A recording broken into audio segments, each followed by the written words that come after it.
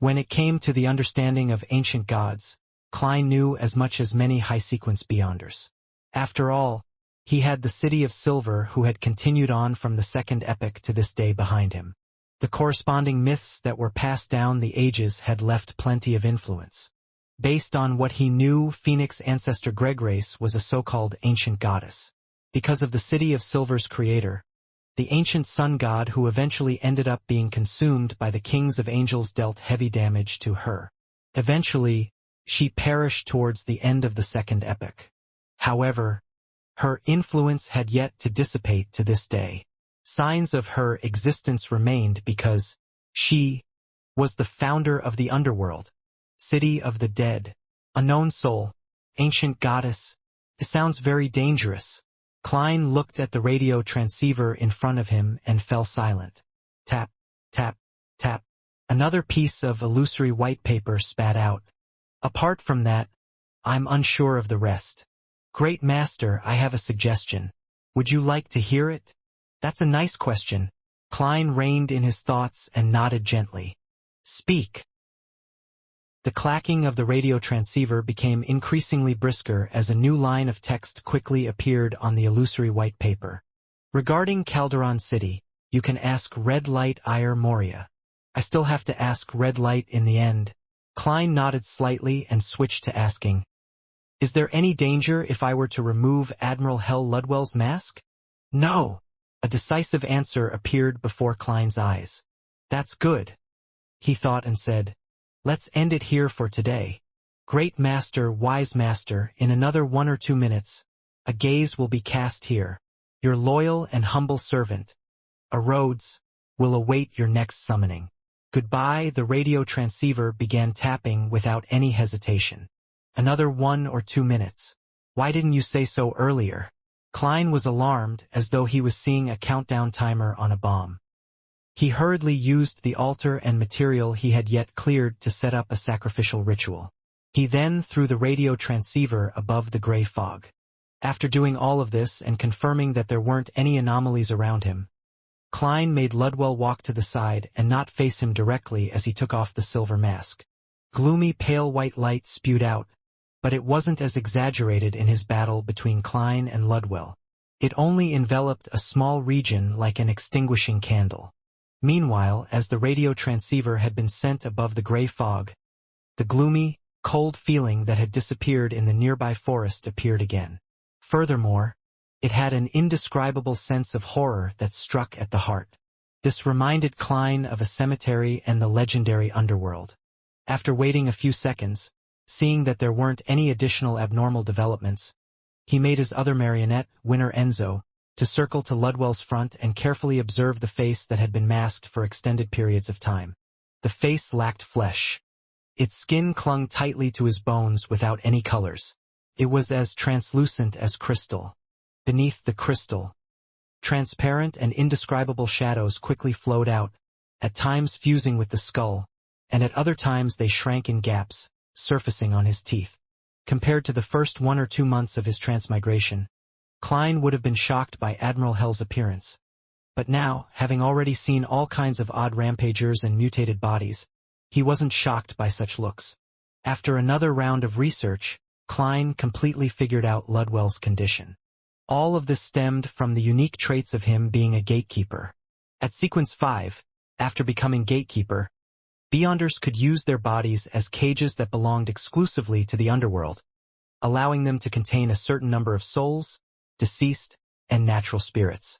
As such, they obtained all kinds of unique powers with powerful helpers.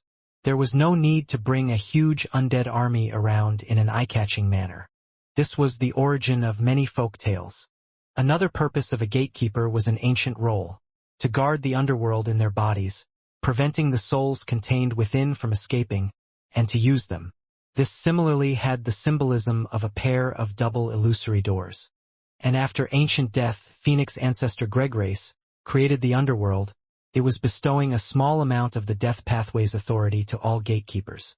This made Beyonders of this sequence receive an enhancement in strength. The reason why Ludwell kept wearing the mask was because he had contained a powerful underworld creature in him. On the one hand, this creature could be used by him, and on the other hand it was eroding his body, turning him into a half-human, half-dead existence. At the same time, ultimately, this creature was innately connected to the underworld. It was attempting to open the door and return. This was a combination of a gatekeeper's own powers and authority, and with the augmentation from Death's Ring, it allowed Admiral Hell Ludwell to enlarge the door to the underworld, allowing him to steer the Black Tulip directly inside. Half-human and half-dead form. No wonder Ludwell dares to enter the underworld. A real living person probably can't survive a second inside. Yes, that underworld creature gives his body some traits of a dead soul, allowing him to extract the spirit bodies of others remotely. I had suffered from that back then.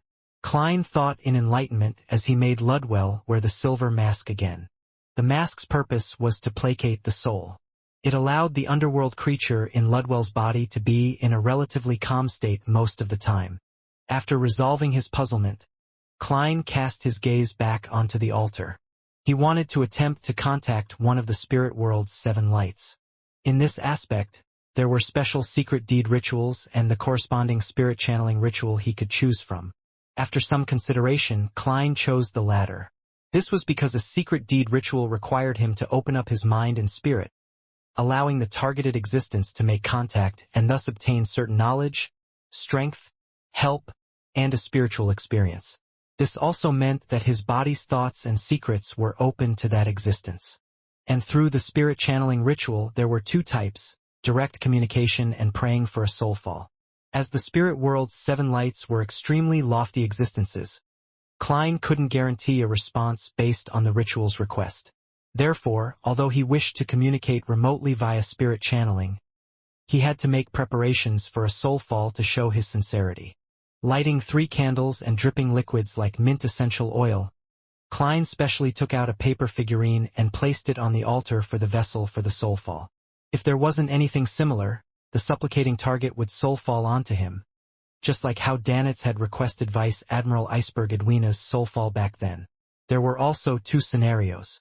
First, the possessed body would lose all their senses, and they would have the corresponding existence control a certain part of their body so as to facilitate providing a question and answer. The simplest example was one using the mouth to speak while the other controlled a hand to write. Klein quickly completed the first part of the ritual before he took a step back, opened his mouth, and chanted in ancient Hermes, I summon in my name. I pray to communicate with the inextinguishable light of the spirit world, the embodiment of infinite knowledge, the red who wields authority and will. The biggest difference between this spirit channeling ritual and ordinary ones was that it couldn't be directed to deities, be it the Evernight goddess or the god of knowledge and wisdom. Their honorific names couldn't appear in the ritual or else it was bound to fail. From a mysticism angle, this meant that the spirit world's 7 lights didn't serve any deity. As the words that facilitated the communication with natural spirits were said, Klein saw the 3 flames burgeon as light splattering sounds connected together as though a door of light was opening. The area around the altar suddenly turned silent and dark as pairs of unknown eyes looked over from different areas. A cold, gloomy air blew past. Apart from the 3 candles, all the items on the altar floated in midair. Among them, the paper figurine staggered straight as its surface was tainted with a thick, clean red that didn't look bloody at all. Greetings. As Klein recalled the description of the spirit world's 7 lights from some mysticism books, he spoke by following the correct way of interacting that he had concluded. He acted like he was facing a teacher.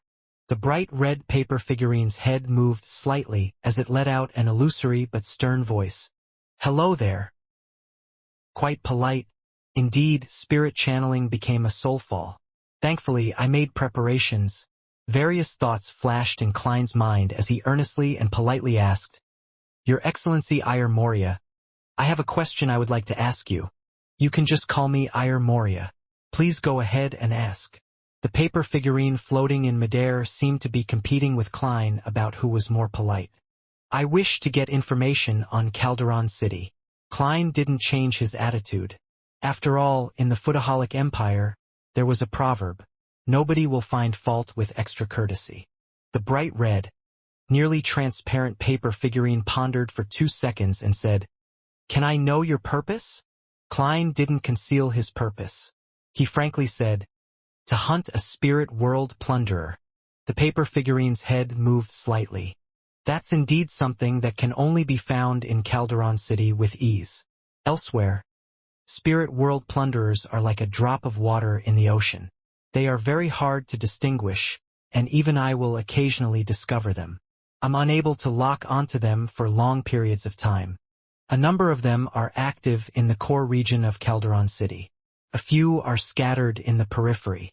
As long as you don't attempt to go too deep inside, it's actually not too dangerous. Unfortunately, due to special reasons, us Seven Lights are prohibited from entering. Otherwise, we could still provide you with some actual help." "That's formerly the divine kingdom of the ancient goddess, Gregrace?" Klein's heart settled down as he asked as a form of confirming the answers. The bright red paper figurine said, "Yes, the ancient death wished to revive herself, using this city of the dead. But she failed completely. The authority was taken by Balaam's death. However, this also makes Calderon City more dangerous, because the setup left by the ancient goddess underwent an anomaly after the failure. As for what it has turned into, I'm not too sure." "Is that so?" Klein nodded indiscernibly. He raised a few questions about other matters and received a rather satisfactory answer. Biam, outside a house near the harbor. Alger and Katlia were patiently waiting for the people inside to finish their dinner. Looking at the lights that emitted out of the oriel window, the hooded and masked Alger was just about to ask about the details of the operation when he suddenly saw a shadow grow out of the rich darkness. It materialized as a lanky, pale, sickly young man. Bloodless Heath Doyle. Alger quickly recognized the man to be the second mate of the future. Heath didn't look at him as he directly said to Katlia, "Captain, they didn't notice anything and turned those mushrooms into cream of mushroom soup. They plan to use the prepared pan-fried fish as tonight's main course." "Excellent." Katlia removed the heavy glasses on her nose and used her eyes, which had a mysterious purple hue, to look through the neighboring house's dining hall across the walls. Heath Doyle didn't speak further as his body instantly darkened and returned to the shadows. It was unknown where he had slunk to. After hearing their conversation, and combining it with what Ma'am Hermit had previously mentioned, Alger had a rough idea of the core element to tonight's operation. Mushrooms. Poisonous mushrooms.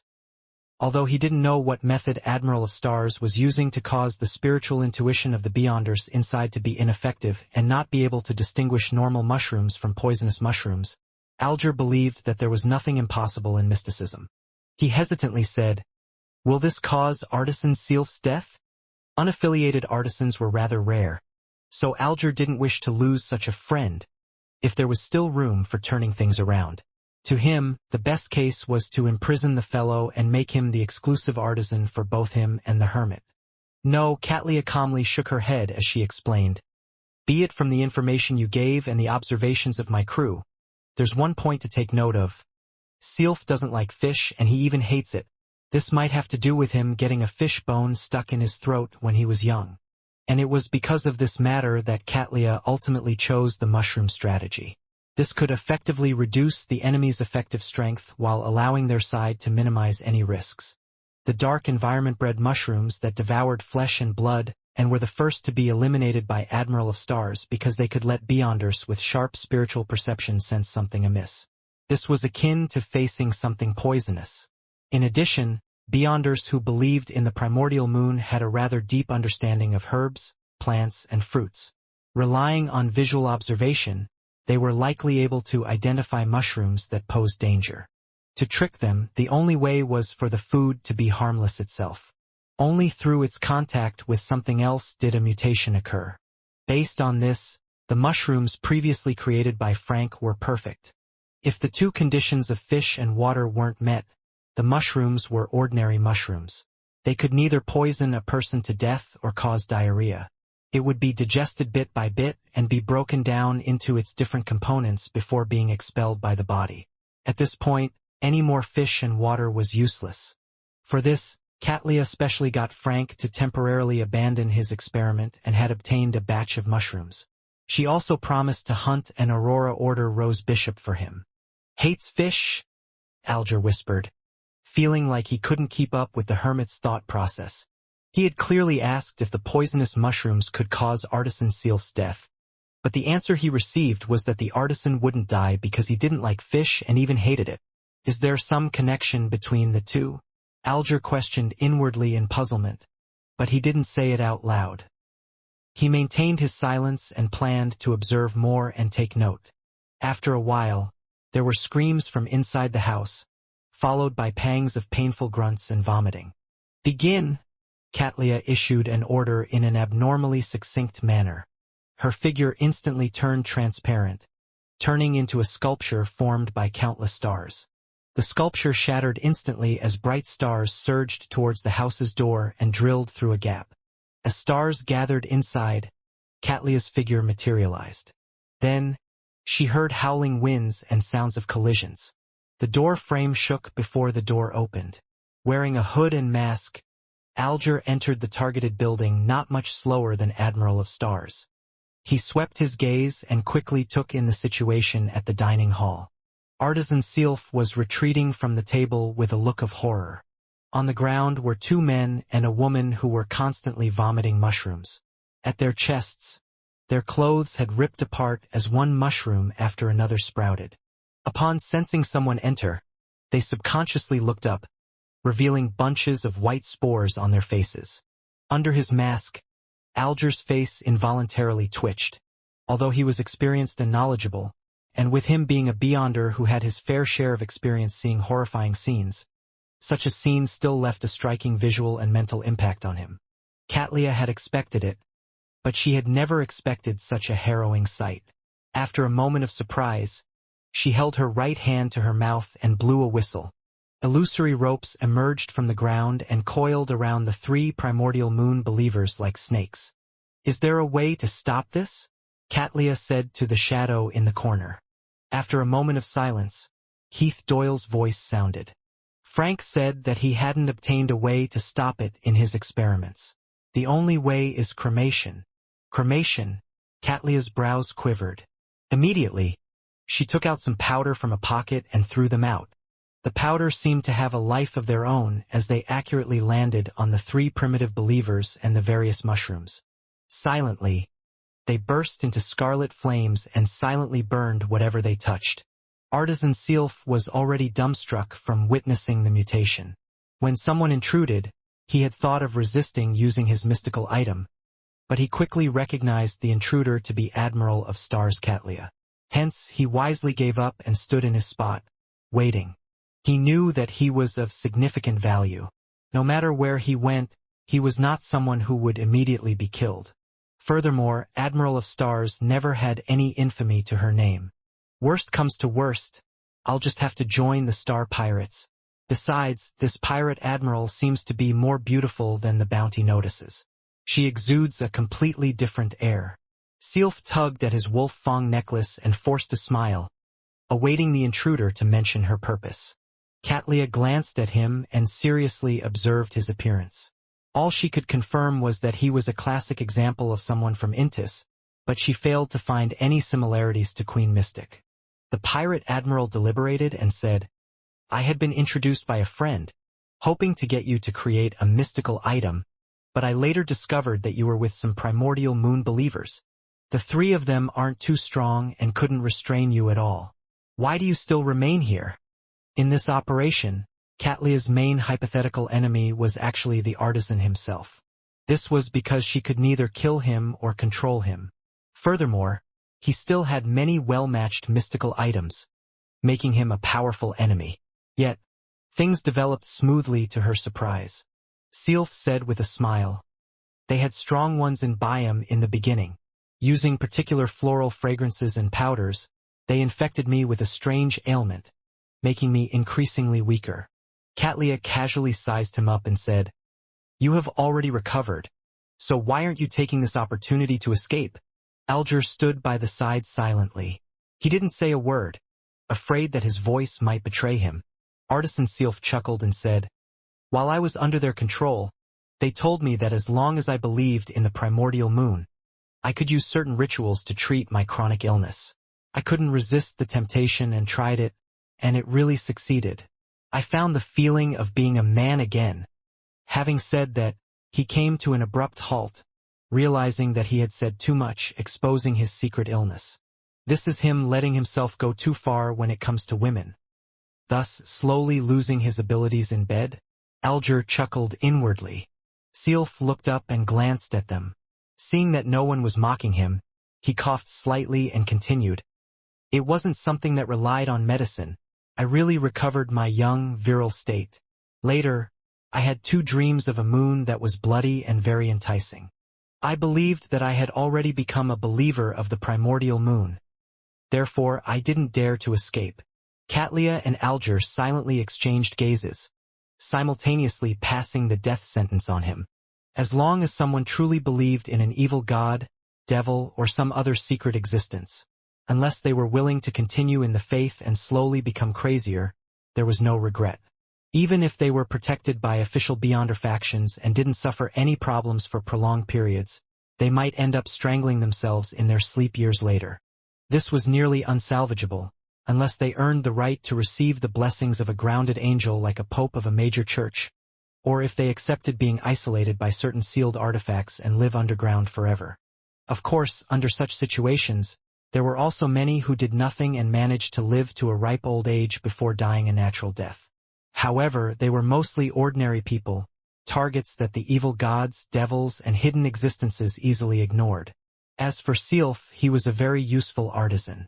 Katlia didn't mention the primordial moon believers again. To her, it wasn't a big problem whether the artisan believed in an evil god. As long as he could be communicated with to reach a deal for cooperation and not go crazy from time to time, the other matters weren't something a pirate needed to be worried about.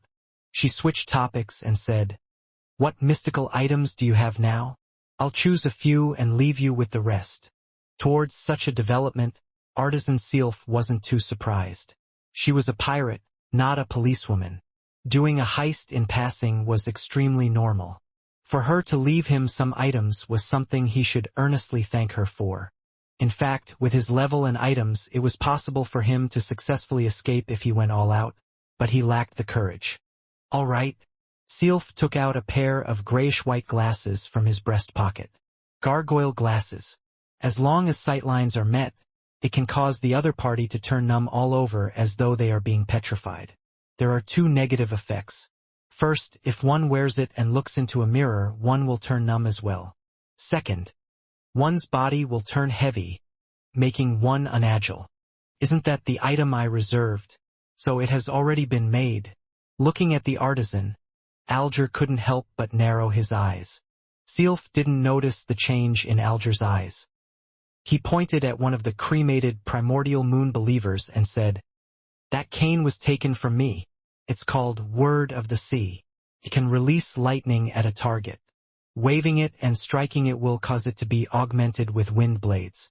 Apart from that, it can also create large water spheres and corrosive rainwater. It can also allow the wielder to not be afraid of deep-sea pressure. They can freely extract oxygen from the water. At the same time, it can also be used as a wand to provide flight. There are 3 negative side effects. First, it enjoys singing. Every 6 hours, it has to belt out a song.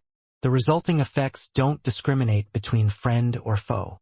Due to the different choices of songs and styles, it can make one's mind go adrift or have one's mind and soul shocked, and at other times, cause one to be irascible and be in a state of lowered reason. Of course, even without waiting 6 hours, it will also be very willing to sing if you so desire. Second, you can probably tell that it's equipped with living characteristics. Furthermore, it's one that is rather testy. It enjoys tripping, beating, or pulling the wielder downstairs when they aren't paying attention. Third, it will cause the wielder to easily be struck by lightning. Therefore, on stormy days, either don't go out or don't bring it along. This is the sealed artifact that was made from Gehrman Sparrow's Ocean Songster Beyonder characteristic. If he were to know that you had already made it and had allowed the primordial moon believer to take it away, you will definitely be sold to someone who is in need of you, in the form of a Beyonder characteristic.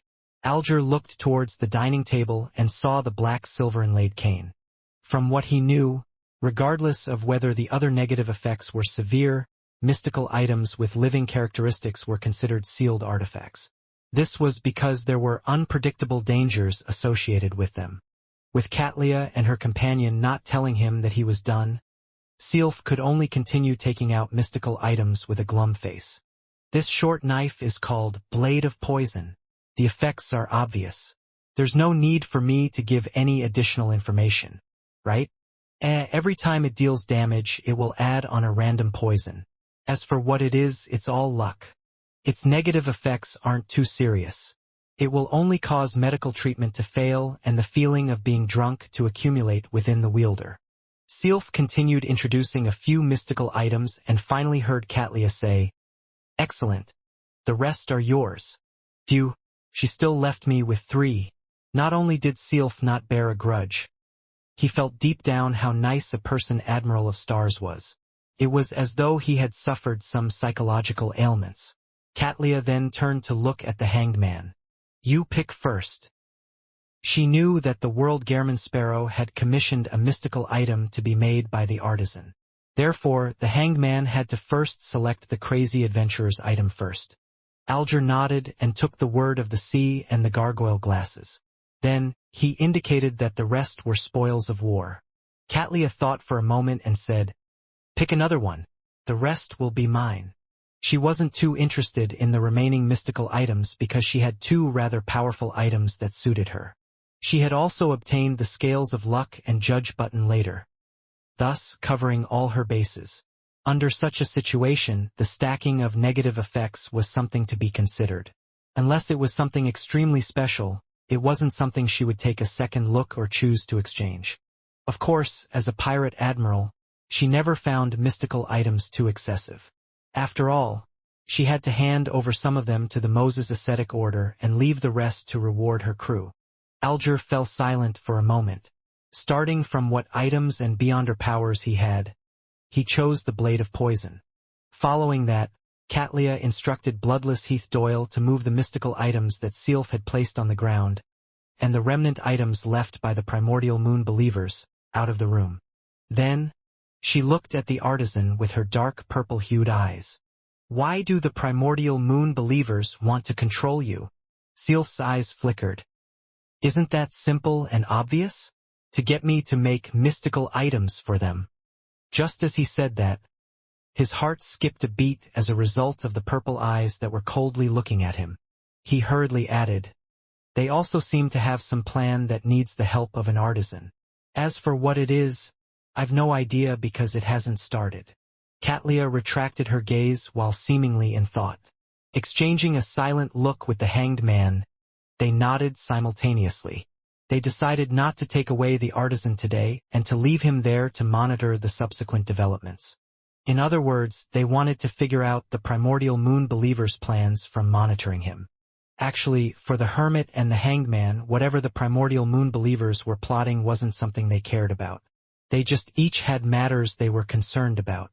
The former used it to communicate with Queen Mystic to provide her reference material for her strategies in the supernatural world. The latter could use this matter to earn contribution points from the Church. Therefore, they had instantly come to a tacit agreement to investigate deeper. Of course, Alger always believed in a principle. The more information he wielded, the more benefits he could obtain from various matters. After a brief silence, Katlia said to Artisan Sylph in the same tone, "Since you're already a Primordial Moon Believer, taking you with me provides me with no benefit." Sylph nodded immediately, agreeing with what she said. Katlia paused for a moment before she said, "However, I wish to establish a long-term working relationship with you. Therefore, I need a few drops of your blood. This will aid me in finding you at any time." Sylph wore a miserable look as his lips quivered, but he was unable to object to it. Phew, he suddenly exhaled and said, "Okay." With that said, he picked up a paper cutter beside him and sliced his forearm, letting a few drops of blood drip out. Katlia immediately raised her right arm and gently flicked her wrist, causing the few drops of blood to float and fly towards her. After observing the blood in her palm, this pirate admiral suddenly asked, "What's your last name?" "June," Sylph replied instinctively. Katlia didn't say a word as she turned around and walked out the door. Alger followed closely behind. The room quickly turned silent as Sylph sat on the sofa. He sat there motionless for quite a while, as though he was deep in thought over the encounter, being unable to extricate himself from it. 10 minutes later, he suddenly stood up and took out a small human-shaped figurine from his inside pocket. The figurine was brass-colored, and its face was empty. Blood slowly seeped out from it and remained on its surface. Sylph hurriedly wiped the figurine's face with a handkerchief before heaving a sigh of relief. He curled the corners of his lips and silently muttered, "Thankfully I have this fate puppet. Humph. Let's see how you can find me with those drops of blood. Don't even think of cursing me." In the poverty-stricken district of Byam, on a street without any street lamps, the masked and hooded Alger looked at the hermit beside him. With a deep voice he said, "After Sylph escaped from the Church of Steam, he has been living safe and sound to this day. This means he's not a fool. For him to so easily give you the blood in such a relaxed manner without putting up any resistance means that he has the means to avoid your tracking. Besides, he didn't mention an explanation of how the primordial moon believers found him. Logically speaking, the believers definitely would have asked him for the origins of the werewolf beyonder characteristic, but Sylph hadn't mentioned Alger at all. As Katlia took out the pair of heavy glasses and wore it, she said without a change in tone, "It isn't used for tracking." Alger nodded in thought before bidding her farewell, turning into a dark alley. He made several detours and found a chance to remove his disguise before leaving Byam. After he returned to the Resistance's private harbor, he boarded the Blue Avenger. His sailors had pretty much spent most of their energy and money over the past few days. So at that moment, they were all on the ship, waiting to set off for the seas again.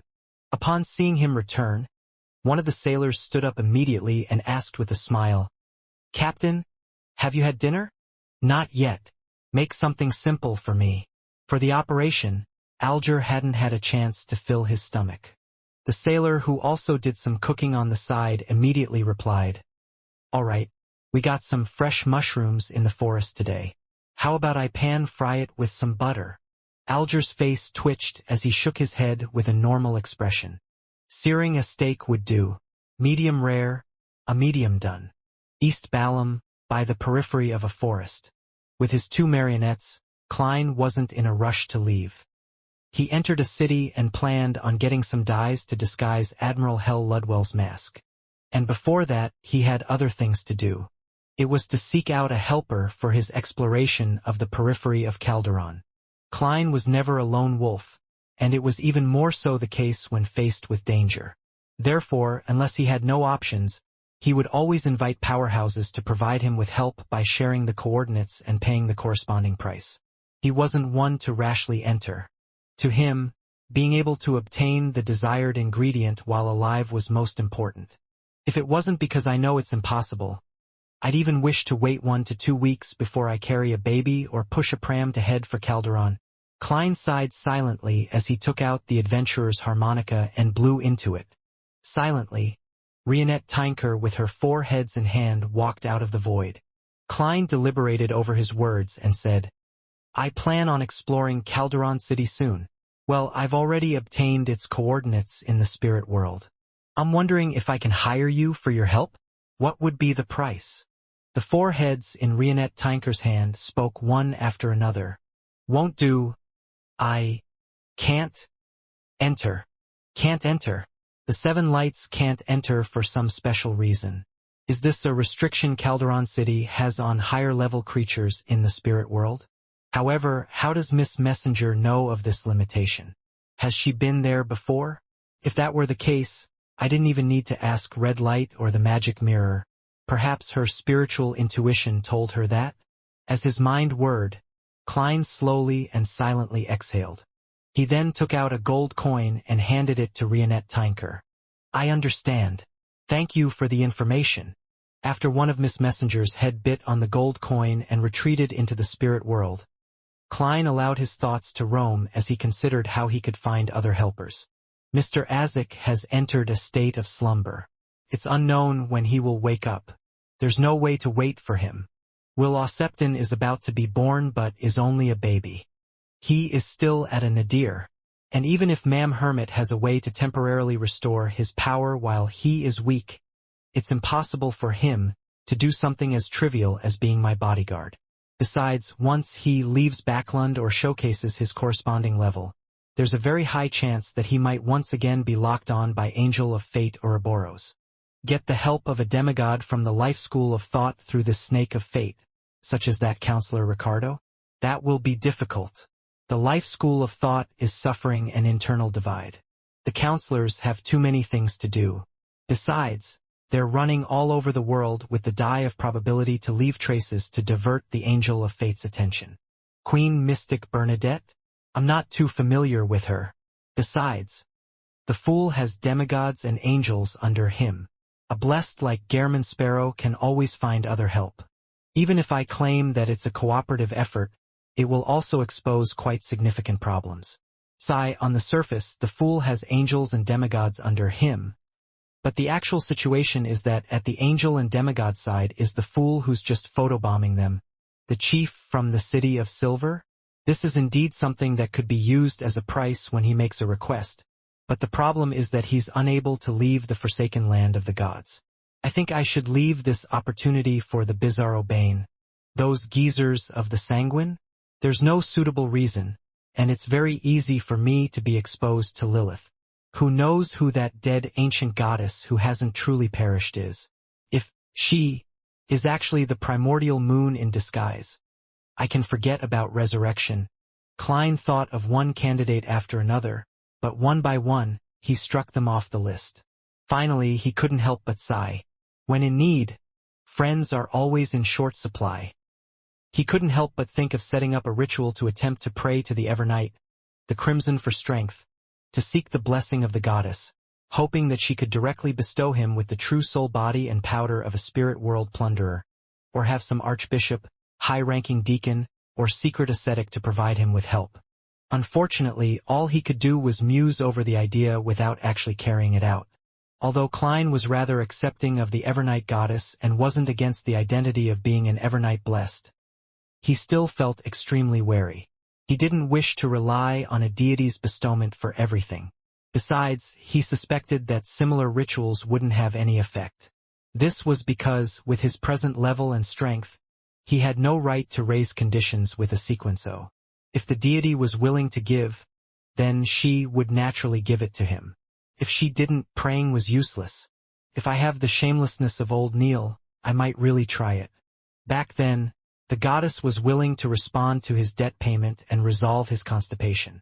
She dotes on her believers pretty well. Of course, there must be certain side effects. Klein recalled the past as he sighed. He decided to change his train of thought. Since he couldn't get help from friends, he considered making use of his enemies.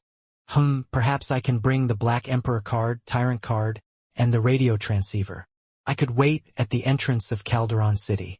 As long as King of the Five Seas Nast, High Sequence Beyonders of the Church of Storms, or leaders of the Rose School of Thought like Sua and the other demigods and angels rushed over, I will immediately enter that city of the dead. No, that's too explicit. King of the Five Seas Nast and the High Sequence Beyonders of the Church of Storms are highly unlikely to follow me into Calderon City. Instead, they will stay outside and wait for me to come out. Abomination Sua might chase after me, but he is an angel. He wouldn't be impeded by anything in the periphery of Calderon City. I'll only be inviting trouble to myself.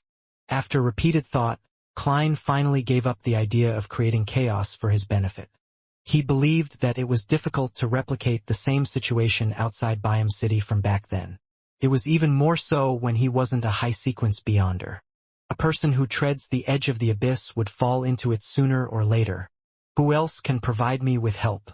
Klein's gaze swept past his two marionettes as friend after friend flashed past his mind, including the members of the Tarot Club. Suddenly, he recalled something. Miss Sharon once told me that the Tutmosis II mummy is one of the keys to her advancement ritual and is very important to her. This also means that she's about to become a demigod. Sequence 4 puppet of the mutant pathway. If she succeeds, I can get her to help. We have had a good partnership. Thankfully, I chose to help her. Otherwise, I wouldn't have any hope today. As Klein reeled in poignancy, he took out paper and a fountain pen. Placing the paper on Enzo's back, he scribbled, "It's been a while since we last met. I wonder how you've been recently." As he wrote, Klein suddenly stopped. He felt the opening was too off and hypocritical. Miss Sharon is a person who restrains herself. When she writes letters, she goes straight to the point without saying anything unnecessary. I have to consider her personality and be more frank. Klein thought for a few seconds before raising the previous slip of paper. Shaking it, he made it become engulfed in scarlet flames. After a few seconds of deliberation, Klein wrote on a new slip of paper, "I've already acquired the spirit world coordinates of Calderon City. If you've already become a demigod, I wish to cooperate again to receive some help. If not, there's no need to force it. I can still find other friends. Sherlock Moriarty." After folding the slip of paper and addressing it to Ma'am Merriam, Klein took out the adventurer's harmonica again and blew it. Reinette Tynker, in her dark and complicated dress, walked out of the void as though she had never left the vicinity, appearing right in front of him. Klein handed her the folded slip of paper and a gold coin before seriously exhorting her. "Send it to Backlund, Hillston, 126 Guard Street. Throw it directly into the mailbox." "All right," one of Reinette Tynker's heads said, while another head but on the letter and gold coin. Upon seeing this, Klein pressed, somewhat worried, "You haven't lost the previous map, right? Do you know which borough Hillston Borough is? Do you know where Guard Street is?" The three other heads which Reinette Tynker held replied, "No, I know. It's very easy to find." Klein immediately heaved a sigh of relief as he politely sent off Miss Messenger. He temporarily threw the matter of Calderon City to the back of his mind and began disguising his marionette, Ludwell. The next morning, a man with brownish skin, light curly hair, and was dressed in a formal loan attire and a silk half-top hat, entered Tnick City that bordered a forest with his two servants. This was a city that mainly produced timber, rubber, and special products from the forest. There was talk in the town that a few hair-growth research centers and the complementing factories were established here. Having disguised himself as a local, wealthy man, Klein quickly found a hotel to stay in. Sitting on a reclining chair made of rattan, he observed his handiwork once again. Winner Enzo's skin was not only bronze, but it was now almost completely black. Together with his thin and soft hair, bushy brows, and dark shadowy facial outline, matched with Ballum-styled baggy, creased pants and a black and white top, he looked like a typical example of a local servant that hailed from a particular plantation manor. Admiral Hell Ludwell's rather resplendent clothes had become the same style as Enzo's. His exposed skin had clear burn marks, and his silver mask was now dyed with a uniform iron-black color. This made it look as though he had been disfigured due to a fire accident and that he was wearing a mask to hide his face, lest he scared any passers-by. After having his lunch, which was served to his room, Klein heard stacked illusory prayers. "Mail, Mr. Hanged Man? It's also possible it's Emlyn and Little Sunday. The transaction of the sequence 5 Beyonder characteristic of the vampire pathway is about to begin." Klein was just about to head for the bathroom to take 4 steps counterclockwise and head above the gray fog when his spiritual perception was triggered. He hurried, activated his spirit vision, and saw the headless Reinette Tynker appear out of the spirit world, which overlapped with the real world with a letter in a head's mouth. "Miss Sharon has replied?" Klein first thanked her before receiving the letter and tearing it open to read. "Sorry, I will likely still need another 1 to 2 months of preparation. If you still need my help by then, I'll be fine with it. Sharon. 1 to 2 months. It's not like I can't wait. It's not like I've digested my marionettist potion yet." Klein nodded indiscernibly as he got a pen and some paper to reply simply, "Take your own time. There's no rush. My matter isn't urgent. I can wait. Sherlock Moriarty." After handing the letter and gold coin to Reinette Tynker and getting her to send it to Backlund, Hillston Borough, 126 Guard Street, Klein suddenly thought of a problem. During wars, scouting is necessary. How can I be rash and so careless about exploring a dangerous place like Calderon City? When Miss Sharon advances, I can head there to do some scouting and gather some intelligence without the need to take risks. For example, I can figure out exactly what restrictions there are, what kind of anomalies will happen towards death domain powers, or I can figure out whether I'm only able to enter by a fixed entrance, or if I have any way of directly returning above the gray fog from inside. After confirming all of this, I can formulate a plan and make preparations. Of course, before scouting, divination is necessary. Klein soon made up his mind and walked into the attached bathroom. Above the endless grayish-white fog, in the magnificent ancient hall, Klein didn't rush to do a divination. He first answered the hanged man Alger's sacrificial ritual and got the cane made from the ocean songster Beyonder characteristics to appear in front of him. Word of the Sea. This name, when transliterated to Chinese, does bring back memories. I'll just leave it at that. It's basically a weaker version of Sea God Scepter. It doesn't have demigod-level powers like lightning storm or tsunami either. There are quite a number of negative effects. As Klein recalled the hanged man's descriptions, he stroked the silver inlaid black cane. Perhaps the mysterious space above the gray fog had naturally suppressed it, causing this Beyonder cane to not express its living characteristic. It silently lay there like it was the most common and ordinary piece of wood. Klein nodded slightly and muttered silently to himself, mystical item with living characteristics are really rather troublesome. But from a different angle, it means that they can be communicated with. The die of probability back then was quite a nasty fellow, but didn't it also become obedient after getting schooled? Besides, I can always have my servants hold it most of the time. Yes, winner Enzo will be most suitable. Although he already has 0 passive luck, he is still accumulating luck constantly to make preparations for that critical moment. Releasing a little bit of it wouldn't affect anything. This way, be it being tripped, thrown, or beaten, he would be able to smoothly avoid it and not garner the attention of others. On careful thought, the cane's pranks aren't completely useless. If I were to meet other marionettists, spirit world plunderers, or bizarro banes and lose my initiative and end up being initially controlled, my thoughts and actions would turn sluggish. It would be quite difficult to extricate myself from that state by myself.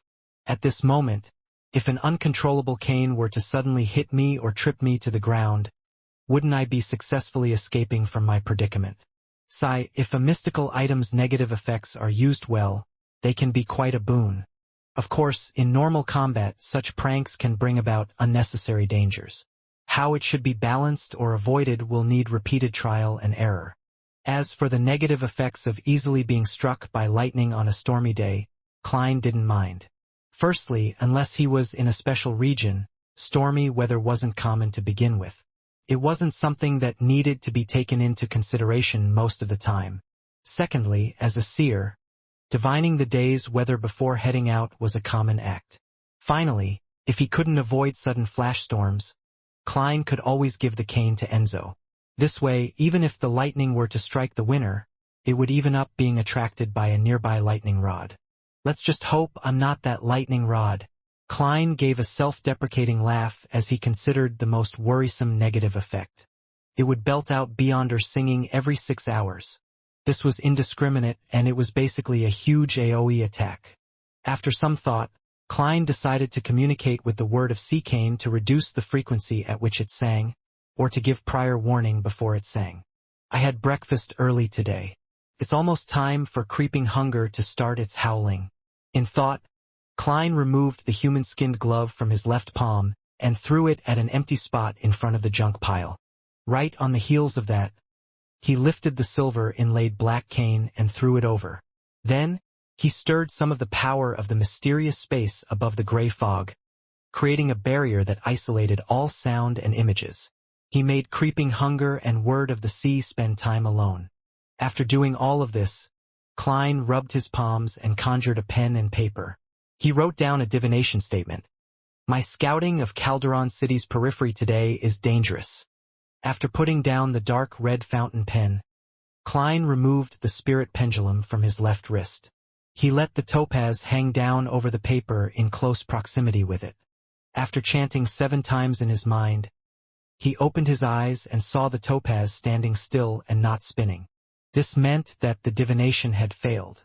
Calderon City's actual situation is a secret to the entire spirit world, and divination lacks a starting point. Besides, that was once a divine kingdom of an ancient goddess. There's a mutated resurrection setup left over there. It can similarly interfere with divination. Klein rolled up his spirit pendulum and deliberated in thought.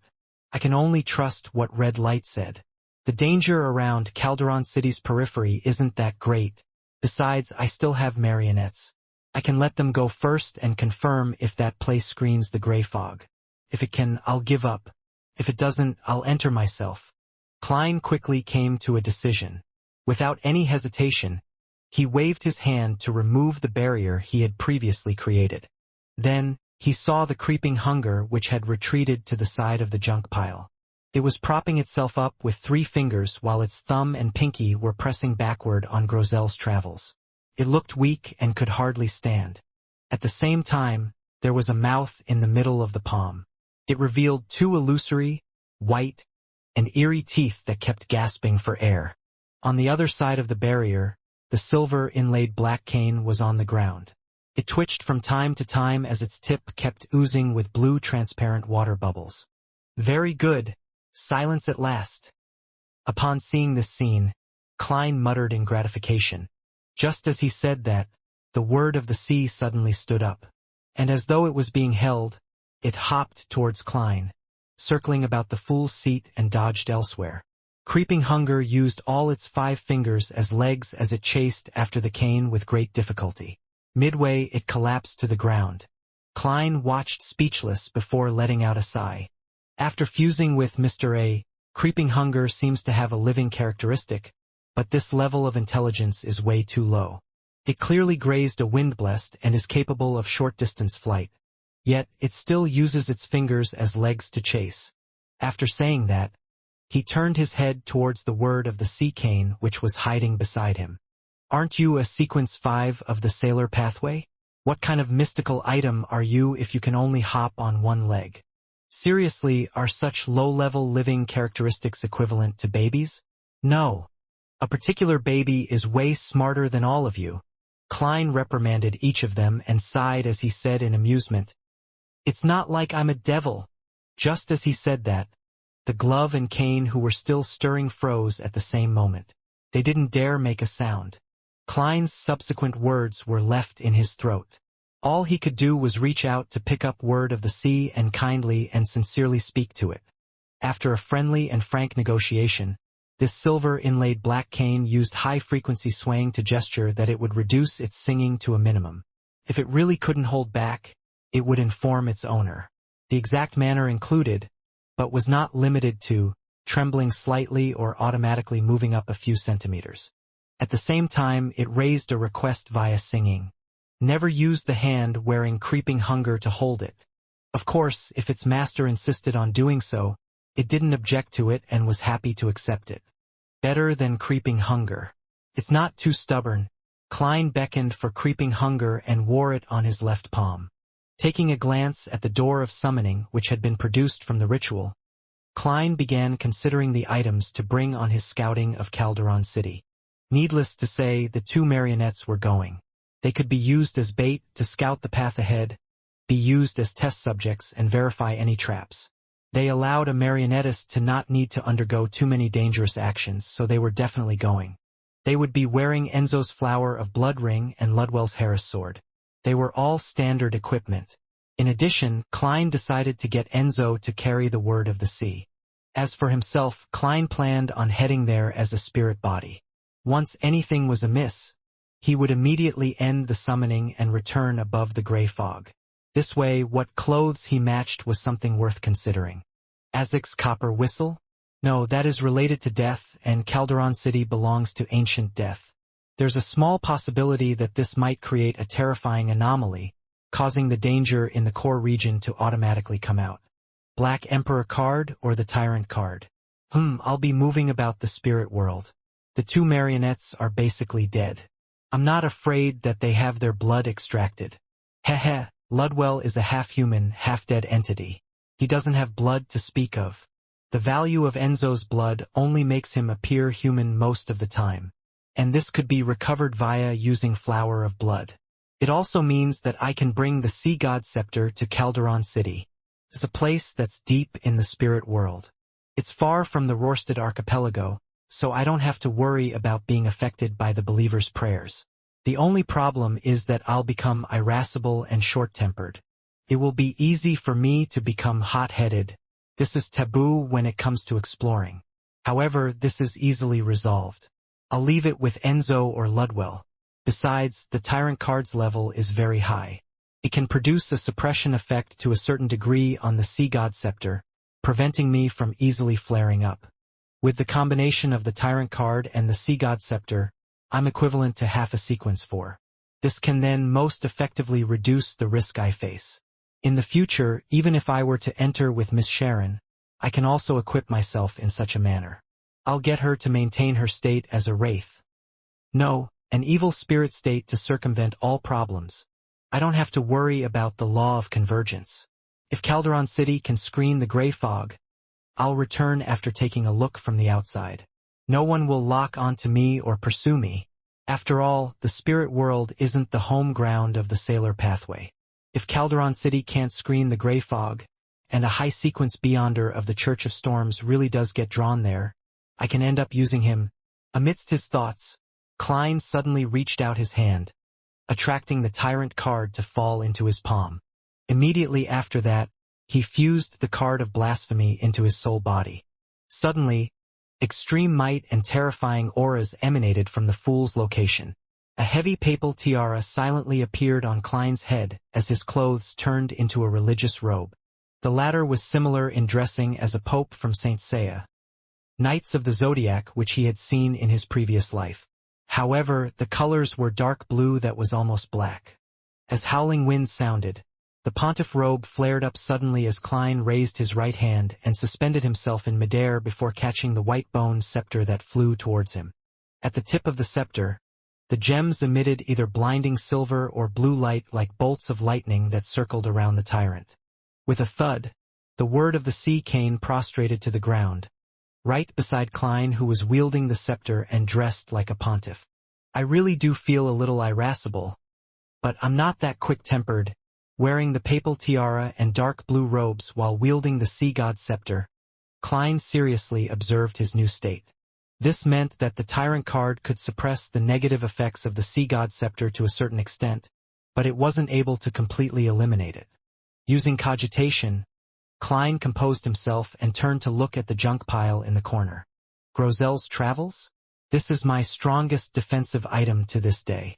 Besides, it also has some magical uses, but the problem is that it was made by another ancient god, Dragon of Imagination Ankwelt. Based on what Little Sun said, this Dragon King was once allies with the owner of Calderon City Ancient Death, Phoenix ancestor Gregrace. Who knows if this book would trigger any unnecessary developments. To be safe, it's best if I don't bring it. And just like Azek's copper whistle, the mutated paper figurine can't be included. It has the remnant aura of artificial death. This might have a shock and awe effect when exploring Calderon City, but it also contains plenty of latent risks. The Priest of Light Beyonder characteristic? This can effectively restrain dead spirits, a natural nemesis for the City of the Dead, but it's only an ingredient that hasn't been made into a mystical item. The effects it has is rather limited. The negative effects are extremely bad. It won't be helpful to my soul state. In addition, lightning can also purify the dead. With the Sea God Scepter and Word of the Sea, there's no need for me to bring the Priest of Light Beyonder characteristic. Thoughts flashed across Klein's mind as he eliminated the remaining items in the junk pile. He wore the human-skinned glove on his left hand, wielded Sea God Scepter, and raised his right hand slightly. He made Word of the Sea fly up and land in his palm. Following that, the papal-dressed Klein changed the appearance of his soul. He hid his facial features within the shadows of the papal tiara. He slowly stood up as the dark blue robes fluttered in the wind, the white-boned scepter dazzling. With just one step, Tyrant Klein passed through the door of summoning and walked out of the candlelight, arriving in the real world. He found himself in the rather spacious bathroom. After adding the Fate Siphon Charm and Death Knell into his body, he opened the door and returned to the living room. He got Enzo to come over to receive Word of the Sea. After some thought, Klein took out Death Knell and handed it to Admiral Hell Ludwell. After doing all of this, he brought his 2 marionettes and relied on traveling to head for the coordinates in the spirit world that were provided by Miss Magician. The trip happened rather smoothly. The tyrant aura made all kinds of strange spirit world creatures not dare to approach him while en route. They didn't even dare look at him directly. Before long, Klein arrived at his destination. The scene in front of him looked no different from anywhere else in the spirit world. The saturated colors were overlapped, and there was some thin fog emanating everywhere. Elsewhere, in the depths, pairs of eyes moved away one after another. The papal robe's cape fluttered gently in the wind as Klein did a rough scan before getting Enzo and Ludwell to enter a blob of fog that appeared very thin and normal. Suddenly, his field of vision widened with the help of his 2 marionettes. A grand city that was of legendary proportions appeared in his eyes. This city was abnormal. It didn't develop in a vertical manner, but instead spiraled deep into the ground. It gave one the feeling of an inverted mausoleum. Its buildings had a myriad of styles, but they were equally strange. Some of them had towering pale white rock columns with a huge single house carved out at the top. Some were long and squarish, with the doors placed at the ceiling with no windows in sight. Some were built in the ground, a tombstone erected at their entrances. Some were built with white bones, messy and scattered. The closer it was to the bottom of the pit, the more completely preserved the buildings were. The closer they were to the top, the more collapsed areas there were, ones filled with the dilapidation and rot that time brought. Klein made his 2 marionettes stop. Despite standing at the edge of the city and overlooking everything, he was unable to identify what was at the bottom of the building. Deep darkness enveloped the area as though no light had been shown inside for thousands and thousands of years. After a brief observation, Enzo lowered his head and chanted using ancient Hermes. The fool that doesn't belong to this era. The mysterious ruler above the gray fog. The king of yellow and black who wields good luck. Just as he finished the statement, Klein, who was still situated outside Calderon City, heard stacked illusory pleas. He also recognized it to be from a man with a deliberately hoarse voice. It's the marionette's prayer from before. Klein heaved a sigh of relief as he silently muttered. This means that Calderon City doesn't screen out the gray fog. At the very least, the outer periphery doesn't. I can enter. Although he said that to himself, he was in no way in a hurry. He subsequently controlled Ludwell to raise his left palm and spread it open. Illusory light was suddenly emitted. Following that, with a point as its origin, the area imploded, forming a pair of double bronze doors. This door was slightly blurry and extremely incorporeal. The surface was covered with countless mysterious patterns that gave one the feeling of indescribable heaviness and silence. With a creak, the mysterious bronze door shifted backward and cracked open a little. Through this crack, Klein saw the deepest and heaviest darkness. Amidst the darkness, pale white colors stirred, swirling up at times and descending at other times. It was like a river that was gushing through a night devoid of light. On its 2 sides, pale white stone columns appeared, looking extremely identical to Calderon City's interior but in a more exaggerated manner. At this moment, pairs of transparent eyes and indescribable faces suddenly appeared. They filled the illusory bronze door's crack, eagerly trying to pass through. Klein's eyes felt a slight stabbing pain as he immediately made Ludwell clench his left palm. Thud! The illusory door covered in mysterious patterns was pushed by an invisible force as it closed, disappearing from Enzo's sight. This mysterious door that separates life from death and leads to the underworld has apparently changed its course. It's no longer the underworld behind the door, but the core region of Calderon City. The deepest point at the bottom of the pit, wearing the papal tiara while wielding the sea god scepter, Klein nodded in thought. This way, many of the powers of the death domain was remade in Calderon City, causing an anomaly. With this knowledge in mind, Klein once again got Ludwell to raise his left arm. The left part of this marionette's body rapidly turned illusory as dark green specks appeared as though he had turned into a wraith or specter. His arm began to stop abiding by the laws of reality as it suddenly extended into the distance. The center of its palm was abnormally white with an illusory face protruding from it. The face had its mouth half open as its tongue was sharp like a snake's. It was covered in white fur. In a completely surreal manner, the tongue flicked out far into the distance. It was as though it could drill directly into a human's body and absorb one's soul. Indeed, the death envoy powers Ludwell gets from the underworld creature inside his body has mutated. Not only has it been enhanced, but it has also gone from remotely extracting spirit bodies to directly consuming them. Klein stood at Calderon City's entrance and made Admiral Hell display all kinds of beyonder powers of the death domain. Through that, he gleaned the differences that there were from the usual outcome. The thing they had in common was that all of them had become more powerful. Then, Klein experimented by making Enzo use the specialness of his body and the various powers from Flower of Blood and Word of the Sea before coming up with a conclusion. Aspects in the fate domain aren't affected. Lightning strike is suppressed, making it much weaker. Unable to fly too high. Powers like wind blades, singing, illusory scales, balance, and water membrane undergo no changes. With the end of these experiments, Klein made Enzo and Ludwell walk down the pale white stairs, clinging closely to the periphery of Calderon City. The buildings there had already completely collapsed. As the 200-meter threshold approached, Klein raised his right hand and pressed down on his face that hid in the shadows of the papal tiara. Then, wielding the sea god's scepter, he stepped into the thin fog. His mind instantly felt a little groggy as the scene before him changed. He had already entered the city of the dead, Calderon City. Enduring the irascible feelings within him, Klein made his left glove turn dark. His body turned illusory as it was tainted by a dark color, turning him into a shadow. Only the sea god's scepter in his hand continued emitting silver or blue beams of light. Using the soul screening and the tyrant card suppression to hide the light, Klein floated diagonally ahead, slinking into the shadows of the collapsed buildings. He followed closely behind the two marionettes, beginning to perform an initial inspection of Calderon City's outer region. As he traversed the area, Klein gradually noticed something amiss. It was too quiet. It was so quiet that it was as though the entire city was dead. Even bugs had failed to survive. Based on what a Rhodes and Red Light Ire Moria had said, Phoenix ancestor Gregrace had uprooted Calderon City and thrown it deep into the spirit world.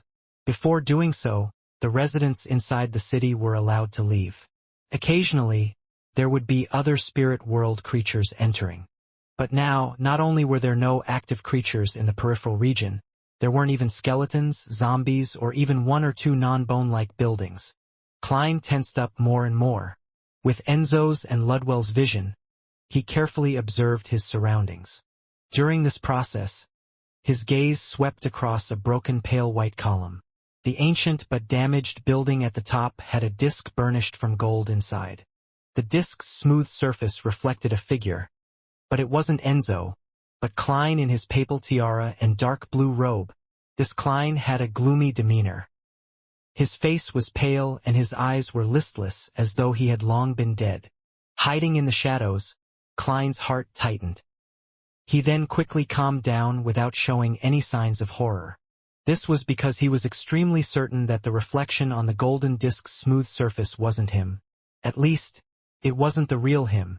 If it really was him, Enzo would have seen the gray fog, seeing magical scenes that resembled a mythical creature form. This would have caused Klein to faint immediately. Since I'm completely fine, it means that the reflection isn't of me. Klein activated his spirit body thread's vision, controlled Enzo, and raised Word of the Sea. He approached the pale white collapsed column and the ancient building which remained in shambles while secretly releasing some of his luck. The swarthy marionette approached the golden disc one step at a time. Bending his back and raising the cane, he carefully observed the area. The disc had two layers, an inner and outer layer. The core region was as smooth as a mirror with very few patterns. The boundaries were engraved with bird-like creatures. Its entirety had an ancient magnificence to it. The figure it reflected remained the same. Despite reflecting Enzo, it reflected the gloomy, pale Klein with listless eyes. Even the sea god scepter, the papal tiara and papal robe that came with the tyrant card weren't missing. If it wasn't because of the lack of the gray fog, Klein definitely would have imagined that the disc could influence himself through a marionette and spirit body threads. Or perhaps it would be like what the Saint of Darkness back at the ruins of the Battle of Gods had encountered, having himself dissociate without realizing it. What does this actually mean? Klein calmly grew out of the shadows, restoring his appearance back when he first stepped into Calderon City. Then, using his Beyonder powers as a clown, he produced his present state in his mind. Holding the white bone scepter with embedded blue gems, he wore a caped papal robe with a papal tiara with different gems dotting it. His face was hidden in the shadows, appearing somewhat blurry. His entire body exhibited a gloomy and cadaveric air, as though he was a zombie that was recently dug out. Klein was alarmed. He never expected to really experience such changes. Apart from the gray fogs mixing with reality, the reflection on the golden disc really was him. Something that it doesn't involve the gray fog. It isn't anything to worry too much about. He hurriedly consoled himself as he calmed his mental state. Normally, with Klein's rich experience and good ability to adapt, there was nothing he needed to do at the moment. But first, considering how he was holding the sea god scepter that easily made him rash, he needed to pay constant attention. Second, he knew that this was once Phoenix ancestor Grigrace's divine kingdom, which contained the setup required for her revival. There was bound to be all kinds of abnormalities. Therefore, he was more nervous than ever before. Getting Ludwell to return, he used his Beyonder powers to do a thorough inspection of himself before gaining a preliminary understanding.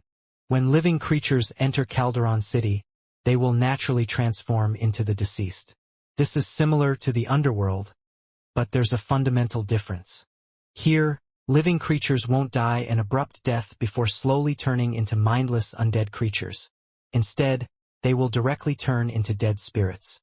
I didn't notice it before because Enzo and Ludwell are essentially dead, so there's no need for them to be converted. Erodes and Red Light Ire Moria didn't mention this because the travelers, spirit world creatures, and angels automatically recovered after leaving alive. This kind of transformation is unable to affect the powers of the gray fog that fuses with reality. And the disc reflects the dead me, not all of me, or the me that has had some interaction with Calderon. Klein was more inclined to believe in the latter, but he wasn't too sure. At this moment, he heard a sound coming from nearby. Clang. Clang. Clang.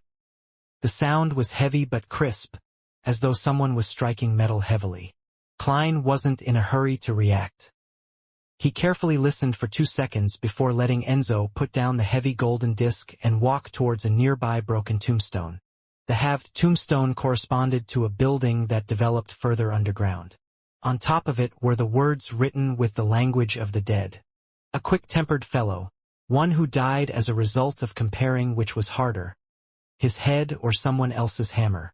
Enzo circled around the damaged tombstone and arrived at the entrance to the tomb. He reached out his left hand and turned the knob, pulling open the door. Amidst the rough, grinding sounds of rust, the heavy door slowly opened. So. Pale white beams of arrow-like light flew out. They brushed past Enzo's face, the top of his head, torso, and inner thighs and flew into the distance, stabbing into the ground before vanishing. However, Winner Enzo was completely unharmed. I have to say that such a marionette is excellent for dangerous explorations. Klein sighed inwardly as he made Enzo cast his gaze down the building. It was a blacksmith giant with bluish-black skin and a head that looked like a ruptured watermelon held onto a hammer as he kept striking an anvil, but there was nothing on it. As the giant with the cracked head had normal spirit body threads and wasn't the sole avatar of someone else, Klein secretly heaved a sigh of relief. Just as he was about to get Enzo to take a more thorough look, his body suddenly turned numb as his thoughts turned sluggish. This feeling was something he had felt before. Back in Tingen, he had been in a similar state when he was under sealed artifact 2-049's influence. Klein didn't know better back then, but after becoming a marionettist, he knew that this meant that his spirit body threads had been controlled by the sealed artifact. This also meant that someone was controlling his spirit-body threads. Furthermore, the difference from before was that not only were his joints rusting, as though someone had infused glue into them, he also felt a strong numbness as if he had been struck by lightning. It made his actions become harder. No good. It's the spirit world plunder. I was guarded against its use of soul avatar. It distracted me, and secretly approached, but I never expected that it not only had a soul avatar, but it also has a partner. That giant blacksmith made me careless, and the marionette's existence made me ignore my own safety. Various thoughts emerged in Klein's mind involuntarily as it disrupted his normal thoughts of trying to save himself. At this moment, the giant blacksmith with a ruptured head raised his hammer and rushed over to Enzo, hoping to smash him into a pulp. And by Klein's neck, there was a cold wind blowing at it, pricking his hair up one by one. The surroundings were abnormally silent before, but now, all kinds of strange creatures emerged from the pale white stone column, run-down houses, and the tombstone's tomb. Some of them only had half a body. Others were transparent and nearly invisible. Some were stretched and soft like noodles. Some had a ruptured chest with bloody innards. Some had dark green faces that resembled that of an evil spirit.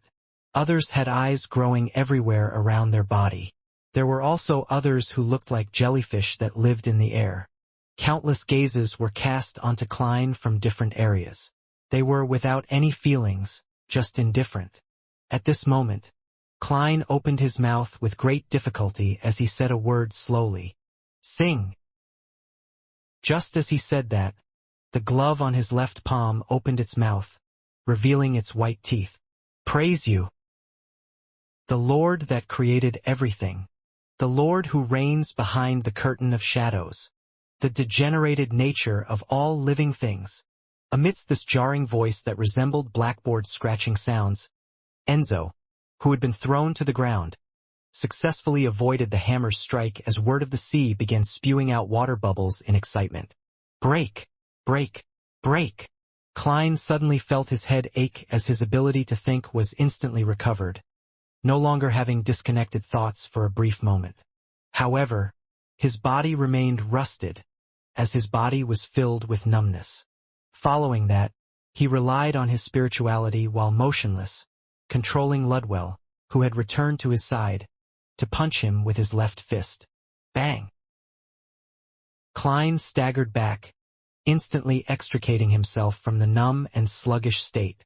Then, wearing the papal tiara, he became hot-headed as he spread his papal cape and raised sea god's scepter. The blue gems lit up one after another as a bright silver bolt of lightning blasted down. The bolt of lightning spread into branches, blanketing Calderon City's periphery for hundreds of meters with a lightning forest. The destructive aura and sense of destruction were brought to the forefront. The strange creatures that had charged out from various spots shattered, evaporated, and completely vanished as a result of the swath of silver. Moments after the silver storm quelled, Tyrant Klein's sea god scepter emitted a blinding light once again. The rapturous bolts of lightning snaked, embroiled the area, smiting down again and again like a huge wave. After 2 repeated casts of lightning storm, Klein was exhausted as he found his calm again. His heart beat suddenly as he recalled something. Lightning storm was indiscriminate when it struck. Apart from the sea god's scepter wielding him and the partner who stood beside him, everything else suffered a decimating blast. This also meant that Ludwell was still fine, but there was a high chance of Enzo being wiped out. Klein instinctively looked over and saw Enzo curled by the side of the halved tombstone. Behind him was the huge metallic hammer which still had tiny bolts of lightning snaking around. Not far from it was 2 non-human charred legs. The tomb corresponding to the tombstone had already collapsed. The iron-black tiles that landed on the ground still had remnant silver bolts of lightning sizzling away. As expected of a winner, he didn't even die despite such an onslaught. The amount of luck he accumulated has probably been passively expended. Klein felt relieved as he activated his spirit-body thread's vision to observe his surroundings. He was searching for the spirit world plunderer. He believed that the range of a spirit world plunderer's controlling of spirit body threads couldn't match that of a lightning storm. The already dilapidated buildings had nearly been leveled. The remaining stone pieces and bones were mostly charred black. Even the heavy golden disc was in shambles. Suddenly, a figure emerged from the rubble more than 100 meters away from Klein. It was wearing a translucent white robe. It didn't have a head or limbs. It appeared like it was being propped up by an invisible person. At that moment, it looked like it was in a sorry state, with wounds and black marks everywhere. This is the spirit world plunderer, I suppose. My rash usage of 2 lightning storms seems to have restrained it. Upon seeing this scene, Klein had such thoughts flash through his mind. At his point, Klein had roughly understood the situation. Due to the law of Beyonder characteristic convergence, he had been targeted by the spirit world plunderer the moment he entered Calderon City, which didn't even have ordinary dead spirits. It first moved the golden disc of unknown origins to the predicted path, allowing his marionette to see it while walking past. As such, his attention was transferred to the transformation effect Calderon City had on the living. Following that, it used the giant blacksmith, which wasn't its sole avatar, to distract him further. Finally, it secretly arrived within control distance and achieved success in one try. If it wasn't because I had seen those deceased bodies that are hung up like wind chimes at the cathedral, thus having an instinctual fear of high-sequence beyonders of the seer pathway, and having prepared several autonomous means to disrupt any exertion of control over me, I might have already been made a sole avatar by the spirit world plunderer. Seriously, I should have thought of the law of Beyonder characteristic convergence before I came in. After carrying the Sea God Scepter, even with the Tyrant card suppressing it, I'm still a little too rash. I nearly missed out on such a crucial detail. On the surface, I did seem as cautious as I usually am, but in fact, I had turned rash without realizing it. Yet, I didn't even believe I was being rash. Klein's thoughts raced before he raised the bone scepter-wielding arm and continued using Lightning Storm. If once wasn't enough, make it twice. If that still wasn't enough, do it a 3rd time. In short, he had to take this opportunity to prevent the spirit world plunderer from escaping from the range of his attacks. This was the safest method, and it was also Klein's fighting style that he looked up to the most. If it wasn't because Lightning Strike had been greatly weakened in Calderon City, he even suspected that he could have gone over to pick up the Beyonder characteristic already. And having already digested most of the Sequence 5 potion, his spirituality was sufficient enough for him to deal out such damage for a while. At this moment, the invisible figure wearing a translucent white robe burst into pale white flames. It appeared in midair several 100 meters away. The spirit world plunderer had used Flaming Jump, which was many times stronger than Klein's version, instantly pulling away from him. At the same time, in the rubble it was hiding in, a 4-meter-tall bluish-black giant staggered to his feet. The giant's chest was open, but there weren't any innards. However, it stood like a castle, standing in between the tyrant and the spirit world plunderer, blocking Klein's line of sight. And in Klein's eyes, its spirit body threads were gathered together, extending far towards the spirit world plunderer. It was obvious that it was a soul avatar. At the tip of the Sea God Scepter, the blue-colored gems lit up.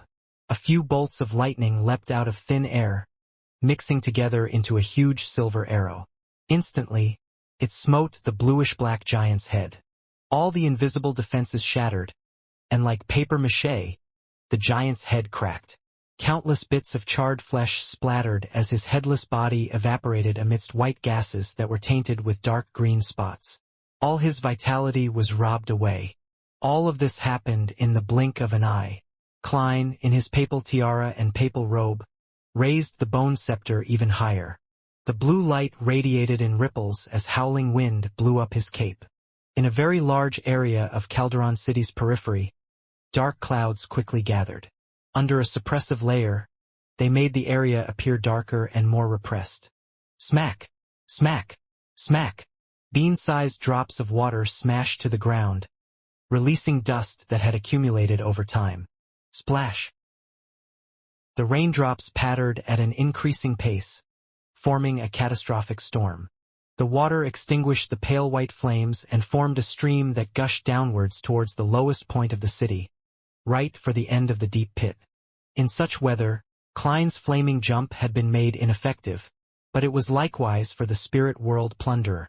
However, to a tyrant, his spirituality could spread through the dark clouds as though he had transformed into a deity that overlooked the land. Every dark cloud, every drop of water had become Klein's eyes. They allowed him to easily find the spirit world plunderer in every area that had its weather change. This invisible figure with the translucent white robe was hiding behind a broken pale white column. It hadn't left the periphery for the core region. Boom! A deafening boom sounded as bolts of lightning meshed to form a silver beam that shot out from the dark clouds, right at the spirit world plunderer. Relying on its potent spiritual premonition, the invisible figure burrowed into the ground half a second early. 3 thick silver beams smote the area one after another, melting the soil away as they sank downwards, producing charred craters. The spirit world plunderer emerged from another spot as it hurriedly dodged, keeping to the right at times and left at other times, as though it was carrying out a snaking dodge maneuver. However, regardless of where it fled to, the silver beams would chase up to it. They even blocked its path ahead of time, preventing it from attempting to leave the stormy region. Boom! Boom! Boom! The deity akin to a tyrant, who looked down from the dark clouds at the spirit world plunderer, waved his scepter and struck down again and again at his target, with success barely eluding him several times. Klein turned more and more anxious, eager to immediately end the hunt. Hence, he unreservedly triggered the sea god scepter to increase the frequency at which bolts of lightning struck down. Suddenly, he felt a strong sense of exhaustion. This alarmed Klein, for he realized that something was amiss. The spirit world plunderer had the chance of retreating deeper into Calderon City at the beginning, so why is it staying around?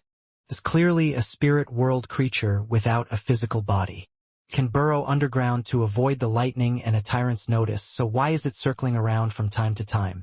It's trying to make me attack. It has noticed that I'm not a demigod through my spirit body threads and my control over my marionettes. It wishes to drain me of my spirituality. Klein was alarmed. Combining it with his original encounter, he came to a realization of how intelligent the spirit world plunderer was. It was a rather crafty creature. At the same time, he also thought of a problem. Could lightning storm and the stormy rain attract the notice of dangerous existences in the core region of Calderon City? I'm too rash. I keep neglecting the critical details. As thoughts flashed through his mind, Klein put away the sea god scepter. The heavy storm stopped as the dark clouds quickly scattered, the weather restoring to normal. Klein made Enzo return to his side with word of the sea, and he got Ludwell to protect him in the middle. Following that, he and his 2 marionettes walked out as though they were trying to leave Calderon City while he still had some spirituality left. During this process, Klein had his spirit body threads vision constantly activated to prevent the spirit world plunderer from approaching him. He noticed that this creature's spirit body threads were somewhat special. A portion of them came out from its body and extended outwards normally. A number materialized externally and were bound together in a thick bundle, right into the translucent white robe. Klein suspected that this was the state when a spirit world plunderer controlled a soul avatar, making it different from a marionettist. As he shifted his gaze, he suddenly saw thin black illusory threads coming out from a collapsed house. A portion of them gathered into a thick bunch with its source in the distance. Klein didn't hesitate to raise his sea god scepter, creating a sonorous thunderclap. Boom!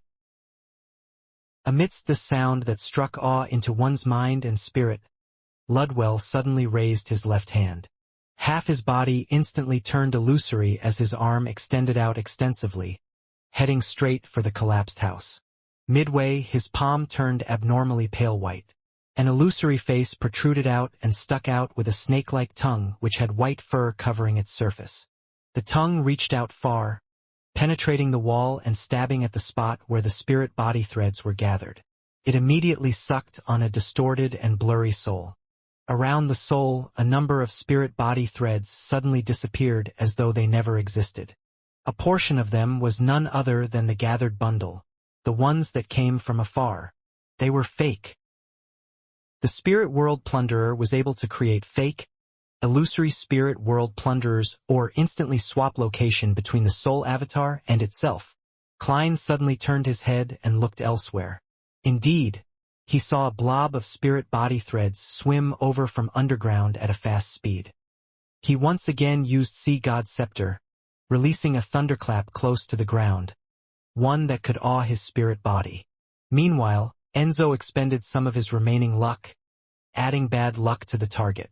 Then, he shot out a silver bolt of lightning from the tip of the Word of the Sea. The bolt of lightning rather luckily passed through a crack and entered the ground, striking the assailant directly. It caused a portion of the spirit body threads to instantly vanish. It was also fake. Just as Klein reacted, his thoughts paused and his body turned numb. Just as he opened his mouth with great difficulty to instruct the mystical item, the invisible figure in the translucent robe descended from above, landing right before him. The spirit world plunderer had been hiding high in the sky, cloaking itself with the grayish-white clouds. The moment this invisible figure appeared, maggots began crawling out of its collar where its head should be. They were maggots with strange patterns covering them. Just one look at them sent his mind reeling. Although he broke out of the control of his spirit body threads, he also lost his ability to think. His face that was shadowed by the papal tiara began to grow meat tendrils. Each tendril was relatively transparent, like squirming worms. If it wasn't for the tyrant card's level supporting him, he would have fallen to the ground while struggling in pain. The spirit world plunderer had a mythical creature form to a certain extent. At this moment, the invisible figure inside the white robe began to control Klein's spirit body threads without any obstacles in the way. In a few seconds it was already close to succeeding. Seeing that its prey was about to become its sole avatar, the spirit world plunderer suddenly saw its target open his mouth with great difficulty and say a word. He had recovered from the state of nearly losing control faster than it had anticipated. And the word was in ancient Hermes, fate. It was the incantation for the fate siphon charm. If Klein really wanted to leave, he would have grabbed his two marionettes and directly ended the summoning to return above the gray fog. He wouldn't have walked to Calderon City's entrance. He was planting a trap for the spirit world plunderer. The reason why he could recover so quickly from the injuries dealt to him by a mythical creature form, and why he was able to chant the relevant word, was because he had experienced such situations too many times. Besides, although he wasn't sure what method his opponent was using, there was definitely a rather well-rounded way to deal with it make his target unlucky. Just as Klein entered a sluggish state, his first reaction wasn't to make the mystical item sing, but to let Enzo expend all his luck, making the spirit world plunderer have enough bad luck. Fate! As the dragged-out and abstruse ancient Hermes term resounded, the spots where the spirit world plunderer and Klein stood suddenly darkened. It wasn't very obvious, as though a cloud had drifted over in midair without stopping. But when this illusionary shadow dissipated, the invisible figure that was donning a translucent white robe stood frozen on the spot. The surface of its clothes showed signs of worms crawling across it. It was sluggish, slow, and in a dire state. Across it, Klein's eyes had their lucidity return. The meat tendrils on the shadowed face beneath the papal tiara vanished. It appeared as though it wasn't the spirit world plunderer who had controlled Klein's spirit body threads and nearly succeeded.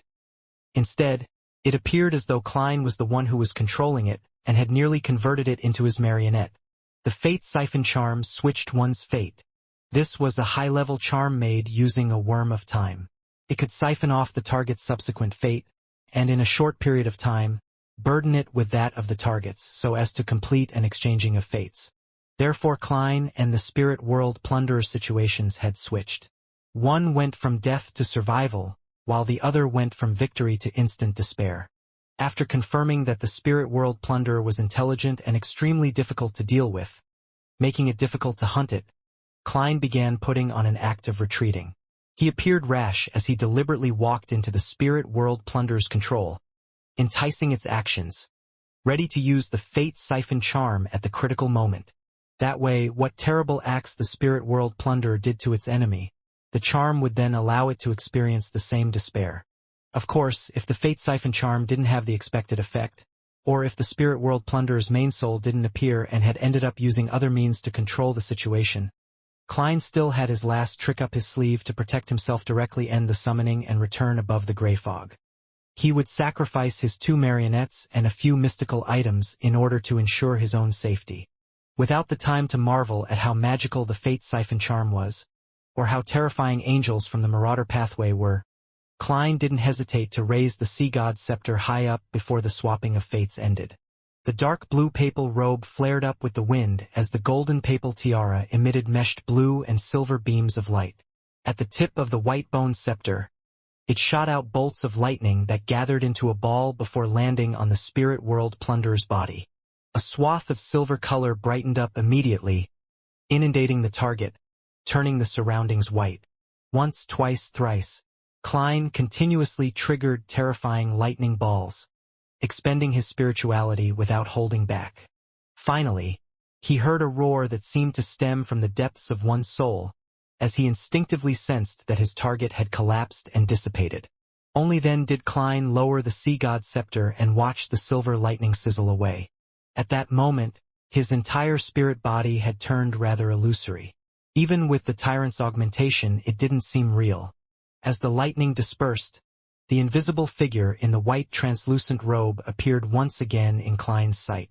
Flickering light emerged from within as the spirit world plunderer's body cracked, turning into countless illusory bubbles that disintegrated bit by bit. The tyrant had succeeded in the hunt. At this moment, deep within Calderon City, there was a sudden quake. It was as though a massive creature had awoken as a result of the spirit world plunderer's death, or that countless dangerous creatures were surging out. The indescribable feeling combined into a swath of illusory grayish-white and, like a tidal wave, rose up from the bottom. Other spirit world plunderers? No, it appears to be a more terrifying and horrible creature. A being that the spirit world plunderer attends to? Also, in Calderon City's core region, at the end of the deep pit, it's still as silent as ever. There's no sound at all, making it more horrifying. Klein pumped himself up as he diverted some attention in order to monitor the situation inside Calderon City, as he anxiously waited for the spirit world plunderer's characteristic to appear to form an ingredient. He wasn't relishing in the delight of a successful hunt but was pacing about anxiously at the edge of the abyss. During this process, Klein got Enzo and Ludwell to stay close to him. He threw the sea god's scepter to the former so as to escape the state of irascibility. He began considering how to deal with the subsequent development with a clear mind, as well as consider whether he had missed out on some other details. As the thoughts flashed in his mind, Klein suddenly recalled something. Back when he made the mystical items sing, Creeping Hunger had praised the true creator and had used his complete honorific name. Although the human skin glove had used Hermes instead of ancient Hermes or other languages that could stir the powers of nature, the former was still usable when it came to sacrifices. This also meant that the true creator might have very well heard Creeping Hunger's praises and noticed the commotion here. Apart from the rising grayish-white tide and the terrifying creature deep down in the city, there are other dangers. Wait, I'm now a spirit body equivalent to a wraith. I'm not in my normal state. Just as Klein's mind thought of something, his spiritual perception was triggered as he instinctively cast his gaze at the entrance to Calderon City. The lights there flickered as a figure entered. The figure was wearing a simple and ordinary linen robe with a head of silver hair. He was a handsome man with soft facial features. His eyes were gentle with some hints of coldness.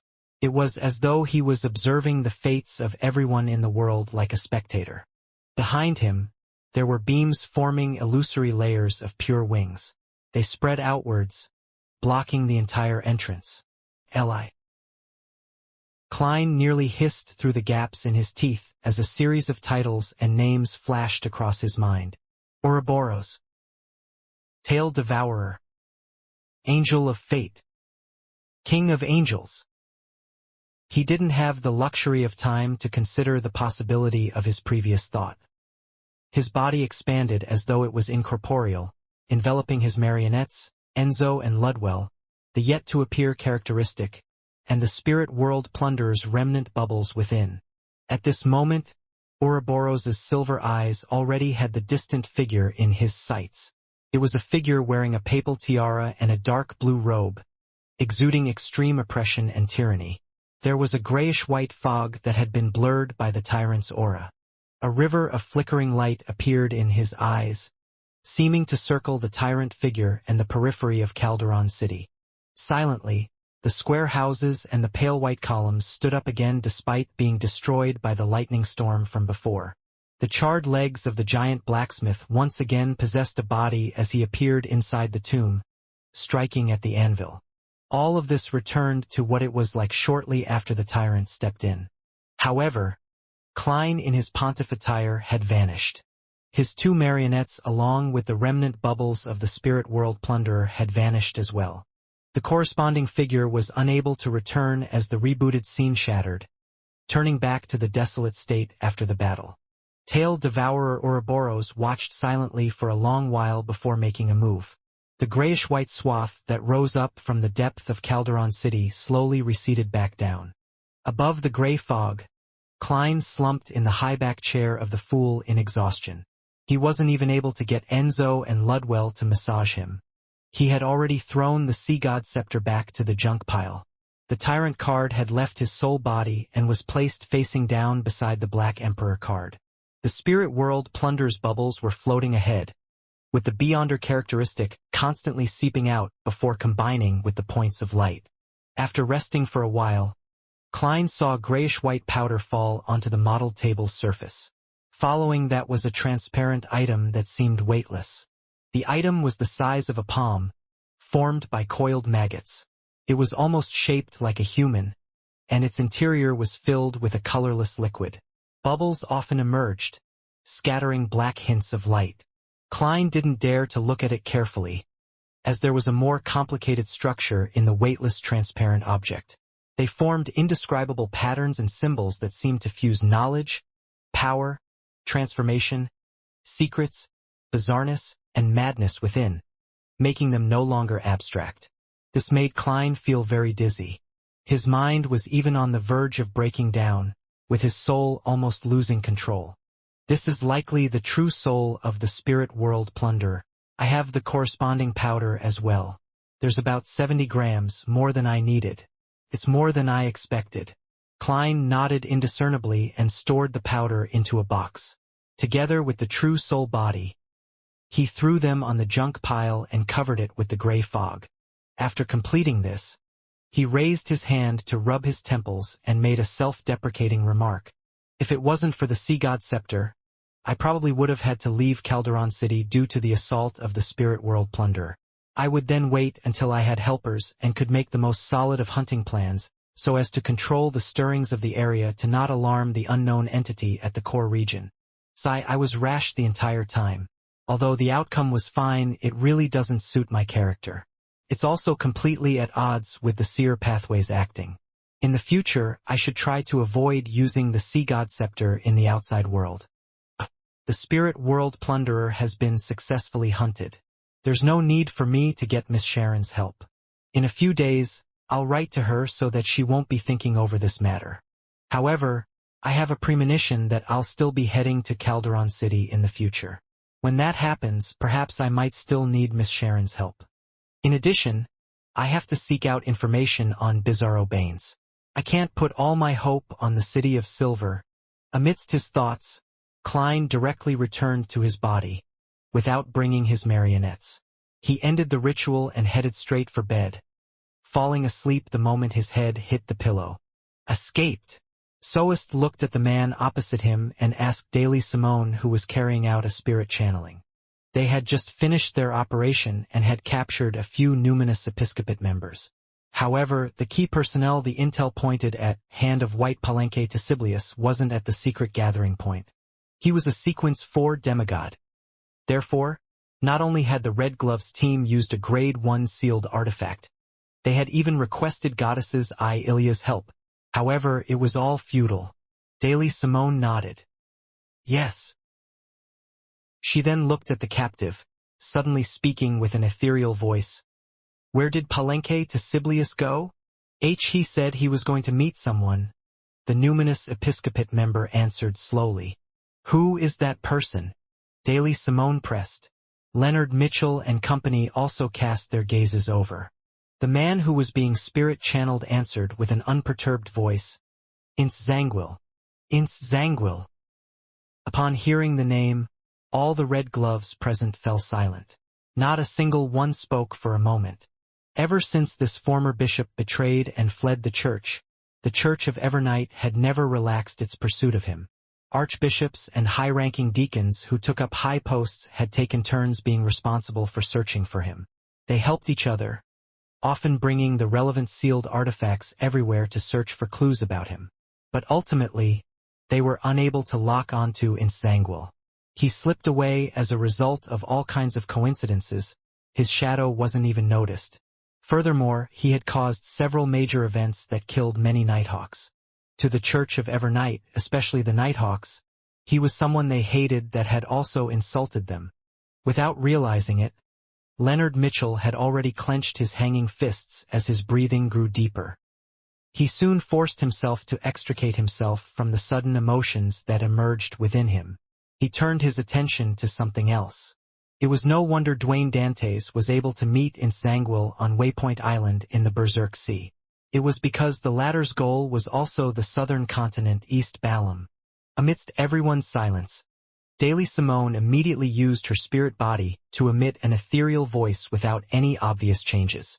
With some coldness, she spoke at a quickened pace. Where are they meeting? The numinous episcopate member shook his head blankly. I don't know. Daly raised a few more questions, but she didn't get an ideal reply. Finally, she took a step back and cast her eyes at the Red Gloves team captain, Soest. Soest sighed and deliberated over his words before saying, First, we need to inform this piece of intel to Her Excellency, Goddess's Eye. We shall leave it to her to contact the Holy Cathedral. Ince, who has 0-08 with him, isn't someone a Red Gloves team can handle. Second, we should continue investigating and follow this clue pertaining to Palenque to Siblius. Let's hope that we can figure out Ince Zangwill's motives. With the situation of us not being able to track him or lock onto him, grasping his motives is more important than knowing where he is. Perhaps it can help us set up a trap that he has no choice but to step into. Finally, from now on, everyone is to take note of any coincidences. Regardless of the reason, they are to be reported to me. Yes, Captain, the Red Glove members replied in unison. Leonard maintained his silence as he turned his head to glance at Daily Simone. He found that this gatekeeper who addressed herself as a spirit medium was similarly silent. Her gaze was dark. At the same time, he heard Pallas Zorost's slightly aged voice resound in his mind. Heh. From the looks of it, I'll be witnessing a play of running and pursuing. What does old man mean? Is he hinting at something? We just decided to start investigations on Ince Zangwill's motives. And it's already known by 0-08? Leonard looked away and suddenly had an idea. If a person who is already dead was to secretly do the relevant investigation, would he be able to avoid 0-08's notice?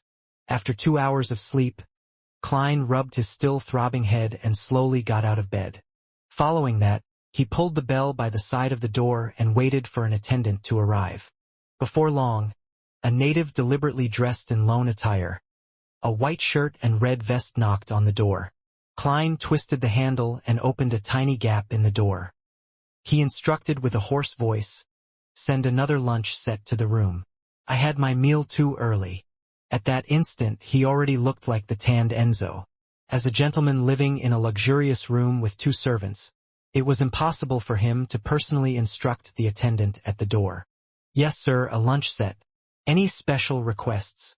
The native attendant took out some paper and a pen and began recording as he asked with a rather strange Loanese accent. Klein used an equally odd Loanese accent. "With braised meat as the main dish. Match it with a cup of sparkling wine with ice and lemon. Do I include 2 servant meals?" the native attendant asked, following the usual procedure. Klein was silent for 2 seconds before saying, "Yes."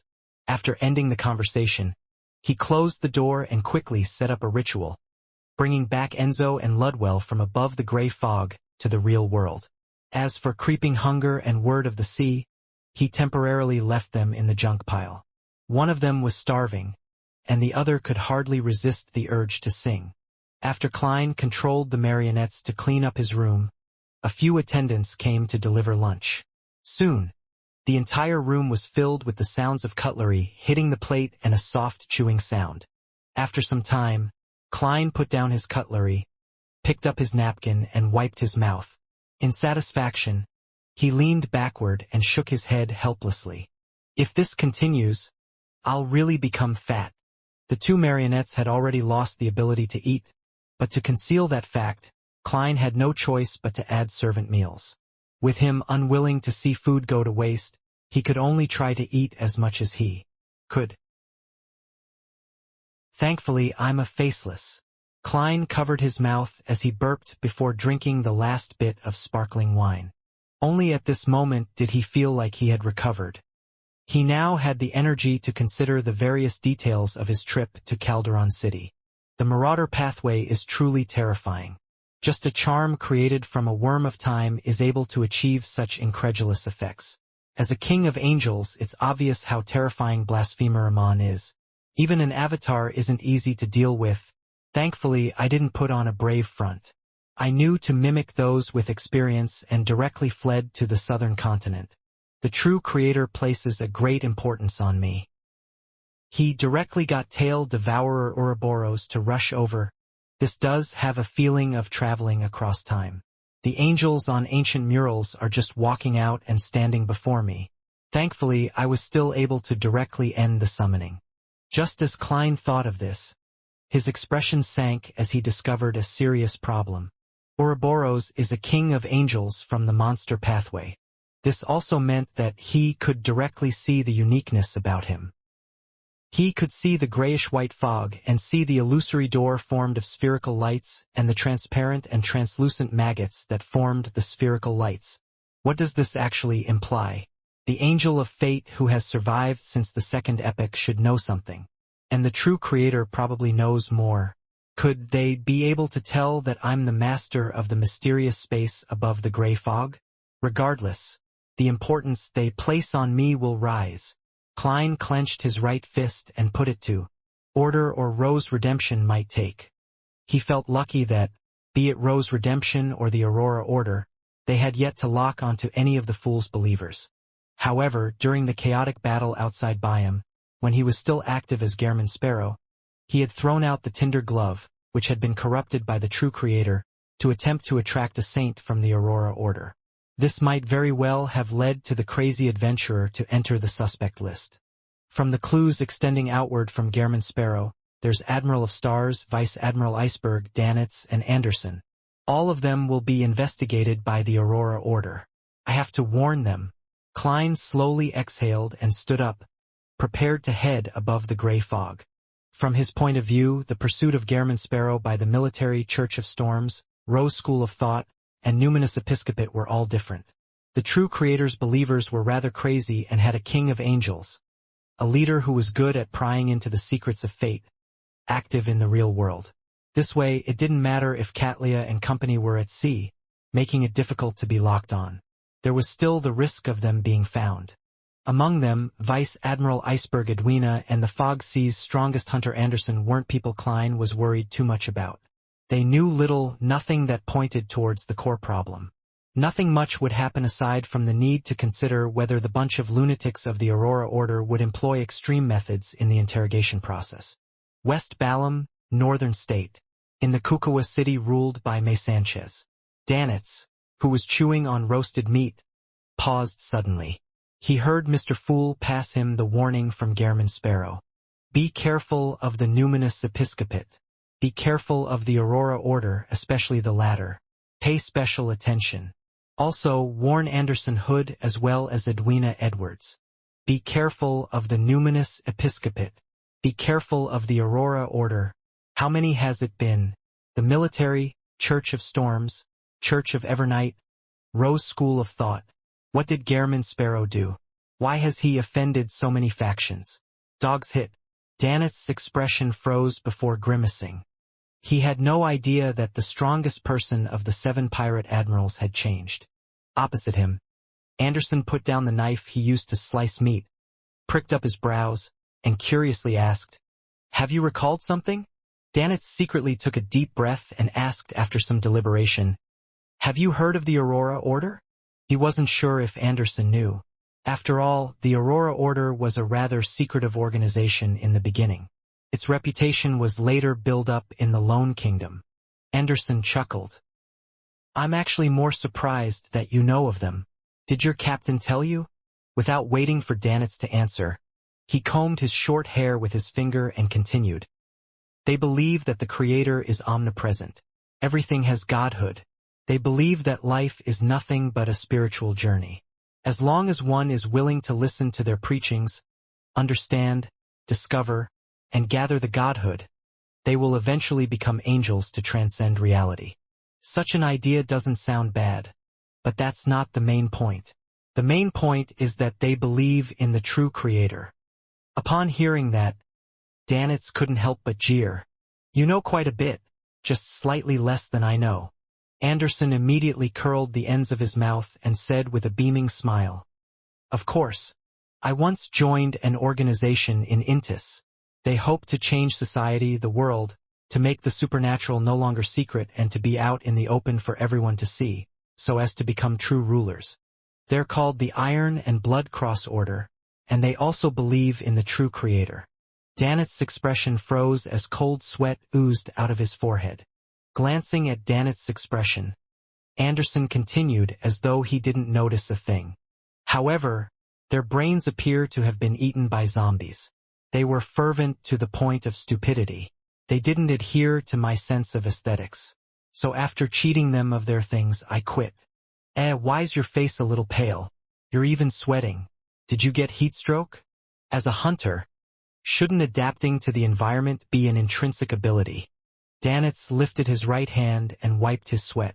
Cursing inwardly, he forced a smile and said, "I've heard that once someone believes in an evil god, it's almost impossible to escape the faith." As he spoke, he raised his chin slightly, wearing a look as though he was musing over the circumstances of his future death. It didn't cross his mind that Gehrman Sparrow had just offended the Aurora Order and was being targeted by the true Creator's believers. He also didn't make the connection that he was believing in a suspected evil god. The fool. "Well said," Anderson replied with a smile that didn't have the slightest hint of gloom. "It's not like I have any true faith. Back then, the incantations I said were lines I modified from the God of knowledge and wisdom. Since they don't really enjoy using their brains, no, they don't even have that. As long as you superficially appear devout, any random excuse can be used to fool them." Without waiting for Daneth to develop the discussion further, he asked, "Why are you suddenly asking about the Aurora Order?" Daneth bit down on his roasted meat and slowly chewed and swallowed. After a deliberate pause of 20 to 30 seconds, he said, "I just recalled something. For some reason, Gehrman Sparrow has been identified by the Aurora Order as a high-priority elimination target. Oh right, there's also the numinous episcopate. And both you and me are known to have relations with him. You want me to be careful against the Aurora Order and the numinous episcopate?" Anderson nodded in enlightenment as he chuckled. "You've recently mentioned something similar. Rose School of Thought, Church of Storms, Lone Military. Man, at times, I even feel that Gehrman Sparrow is more suited to being a hunter than me." Daneth could hardly retort as he nodded heavily in agreement. Anderson thought for a moment when he suddenly changed topics out of the blue. "What do you plan on doing here in West Balam? Helping Gehrman Sparrow with something?" Upon hearing this question, Daneth fell silent for a second. He put down the item in his hand and tidied his clothes in an unhurried manner. "Investigate the faith of the different classes of West Balam." This was determined after his discussion with Vice Admiral Iceberg Edwina. In common parlance, it meant investigating the developments of the various secret organizations and factions in West Balam. Of course, this included some preliminary contact with the local ruling forces, and to figure out if they had any desire to purchase firearms. Investigate the faith of the different classes of West Balam. Anderson repeated Dannett's words as he reflectively raised his right hand to rub his temples as though he had a headache. After the end of the tarot gathering, and warning Admiral of Stars to take note of the Aurora Orders and Numinous Episcopate's investigations. With the best choice being seeking the Moses Ascetic Order's help, Klein busily finished the three-party transaction between the world, the moon, and the sun. He received £5,000 in return. After dinner, he bit on an unlit disguised smoke pipe as he read the papers. Then, he saw Miss Messenger walk out of the void to deliver him a letter. Leonard's. Klein reached out to receive it and noticed that Rionette Tinker didn't stay at all. She had rapidly returned to the spirit world. This also made him determine that Leonard Mitchell had already paid the mailing fee. Hence, he took out his other hand and unfolded the letter. Ince Zangwill has appeared in East Balam.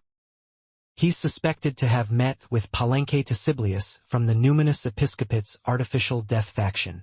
Ince Zangwill. Klein ruminated over the name as he slowly leaned back into his reclining chair.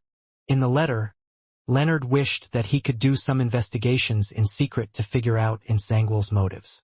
But the problem is that 0-08 has the characteristic of any mention of it will be known. Knowing of it also means being known by it. Besides, it's good at arranging coincidences, making people follow its directions without even realizing it. Under such circumstances, it's very difficult to avoid 0-08's notice while investigating Ince Zangwill. Not only is there no chance of success, it's also easy to expose myself. As Klein thought, he made Enzo walk behind him and begin massaging his shoulder. He read Leonard Mitchell's letter again, hoping to find more clues and incisive points for investigations from those few words. East Balam, Numinous Episcopate, Artificial Death, Palenque Tesiblius. Why is Ince Zangwill looking for them for? Trying to find allies for the true mastermind behind the Great Smog of Backlund. That royal family's faction? Artificial Death. Artificial Death. As Klein thought, he suddenly recalled that there was a matter that no one knew other than himself and Mr. Azek. The Evernight goddess had preliminary gained control of the death pathway's uniqueness, in other words, artificial death. Presently, she was usurping, digesting, and wielding the corresponding authority. In other words, the Numinous Episcopate's artificial death faction's target of belief was, in a way, the Evernight goddess. After the authority was fully transferred and seized, they were bound to suffer a purge before slowly merging with the Church of Evernight. Or they might continue their work, making contact with the other Numinous Episcopate factions and other secret factions while unnoticeably cooperating with the Nighthawks. To Klein, this wasn't anything of importance. What was important was that in an ancient text he found before it mentioned, to artificially create death, a number of Numinous Episcopate members had to pray to the uniqueness daily, as though it was a true deity. It was an attempt to slowly awaken its sentience and allow it to come to life. Of course, this was only one part of the overall plan which wasn't critical. Then, could it be possible that when Palenque Tesiblius prayed to artificial death, he had mentioned Ince Zangwill's motives and had sought blessings? But he will probably never imagine that artificial death has already been controlled by the Evernight goddess. Although it hasn't become part of her manifestation, it has already lost its freedom. From this angle, directly setting up a ritual to pray to the goddess might allow one to obtain Ince Zangwill's motives. That's quite possible. The more Klein thought about it, the more certain he was that his seemingly ridiculous plan would succeed. And as for the reason why this could become a reality, it was because the enemy's leader was their spy. After getting Enzo to stop massaging him, Klein slowly got up and paced about, considering if he should make the attempt, and if so, how. Ince Zangwill is a traitor of the church. He's an insult to all Nighthawks. If there's a chance to wipe him out, the goddess should be very willing to see it happen. She wouldn't mind providing some help, but the goddess is now in a critical stage of seizing the artificial death's authority. She will not be able to provide answers for a long period of time, and she can only provide feedback to normal ritualistic magic. Besides, I also lack the corresponding materials. Also, I've been constantly warning myself to be on guard. I must not fully trust and rely on the goddess. On second thoughts, Directly praying to her to obtain a revelation might not be too good. I hope to maintain a safe distance. Amidst his thoughts, Klein felt a little hesitant. He began letting his thoughts wander in a bid to find a more acceptable plan. Suddenly, he had a more ridiculous idea. Directly pray to artificial death. This actually posed no danger. This was because artificial death wasn't able to respond to prayers and rituals. If there was any feedback, it meant that it was essentially controlled by the Evernight goddess. On the other hand, Klein had the feather produced and left behind from the artificial death project. He also had Azek's copper whistle. He didn't need to spend too much time to gather the ingredients needed to set up a ritual for a revelation. In addition, there's a layer in between us. I'm not directly contacting the goddess. Perhaps this might even help her further seize artificial death's authority. Klein consoled himself as he began busying himself. He first used the sacrificial and bestowment ritual. He brought back the 2 remaining feathers and some full moon essence oil, night vanilla powder, and other items which he had not used in a while to the real world. Then, he modified the sacrificial altar and completed the first part of the preparations. After all, he was essentially praying to the Evernight goddess. He couldn't be bothered to head out to buy ritualistic materials of the death domain. This was essentially the same as other normal ritualistic magic. With great familiarity, Klein lit the candles, dripped some essential oils, and drew the symbols for human and concealment on an artificial goatskin. Then, in the thin fog that spread, he pressed Azek's copper whistle over it. Immediately after that, he placed the white feather stained with pale yellow oil stains inside the silver bowl that had burning herbal powder. He then watched it curl without any signs of it turning black. After exhaling silently, Klein took a step back and chanted in Hermes, "You are the essence of death. You are the Lord of the dead. You are the final home to all living beings. I pray for your help. I pray for you to tell me the motives for Nsangwal's contact with the numinous episcopate." 2. Just as he said those words, the 3 candlelight burgeoned as though they brightened significantly but were tainted with a dark green. The surroundings turned cold and creepy. Klein closed his eyes and entered cogitation for 30 seconds. Feeling uneasy, he walked in front of the altar, picked up the full moon essence oil and dripped 1 drop onto each of the 3 candles. After doing this, he took away Azek's copper whistle, grabbed the artificial goatskin, and moved it close to the candlelight representing himself. When it ignited, he threw it into the silver bowl. With a whoosh, the white feather, which didn't show any signs of damage, soared with pale white flames, covering the entire silver bowl and obstructing Klein's vision. About 3 seconds later, the fire subsided, leaving a mound of powder in the silver bowl. The powder moved without the help of any wind, forming one word after another. Possessed by an evil spirit. Requires exorcism. The goddess really replied. Upon seeing the words formed by the powder, Klein's first reaction had nothing to do with the content. Instead, he was shocked that this seemingly ridiculous thing had happened. Although he was already mentally prepared and had believed that the chance of success was rather high, he still felt conflicting emotions. It took him almost a minute to accept it. After a while, Klein exhaled slowly, raised his right hand, and tapped his chest 4 times in a clockwise manner. Praise the lady! He then ended the ritual, forcing himself to focus his attention on the revelation itself. Possessed by an evil spirit. Requires exorcism. Nsangwal actually got possessed by an evil spirit? He had gone from sequence 9 to sequence 5 of the death pathway. The godhood he obtained at the critical stage is also sequence 4 Nightwatcher of the Evernight pathway, one that is good at dealing with spirit body-type creatures. Evil spirits and wraiths should be afraid of him, so why would he end up being possessed? That's unless the evil spirit's level is extremely high or, at its core, is very special. Unfortunately, I've only met one evil spirit in the truest sense of the word. It's that ancient evil spirit sealed in the underground ruins of Alista Tudor. I know little about such monsters, so it's difficult for me to grasp the details. I can write to ask Miss Sharon. I can also get Little Sun to find out more. That shepherd Elder Lovia had grazed an evil spirit.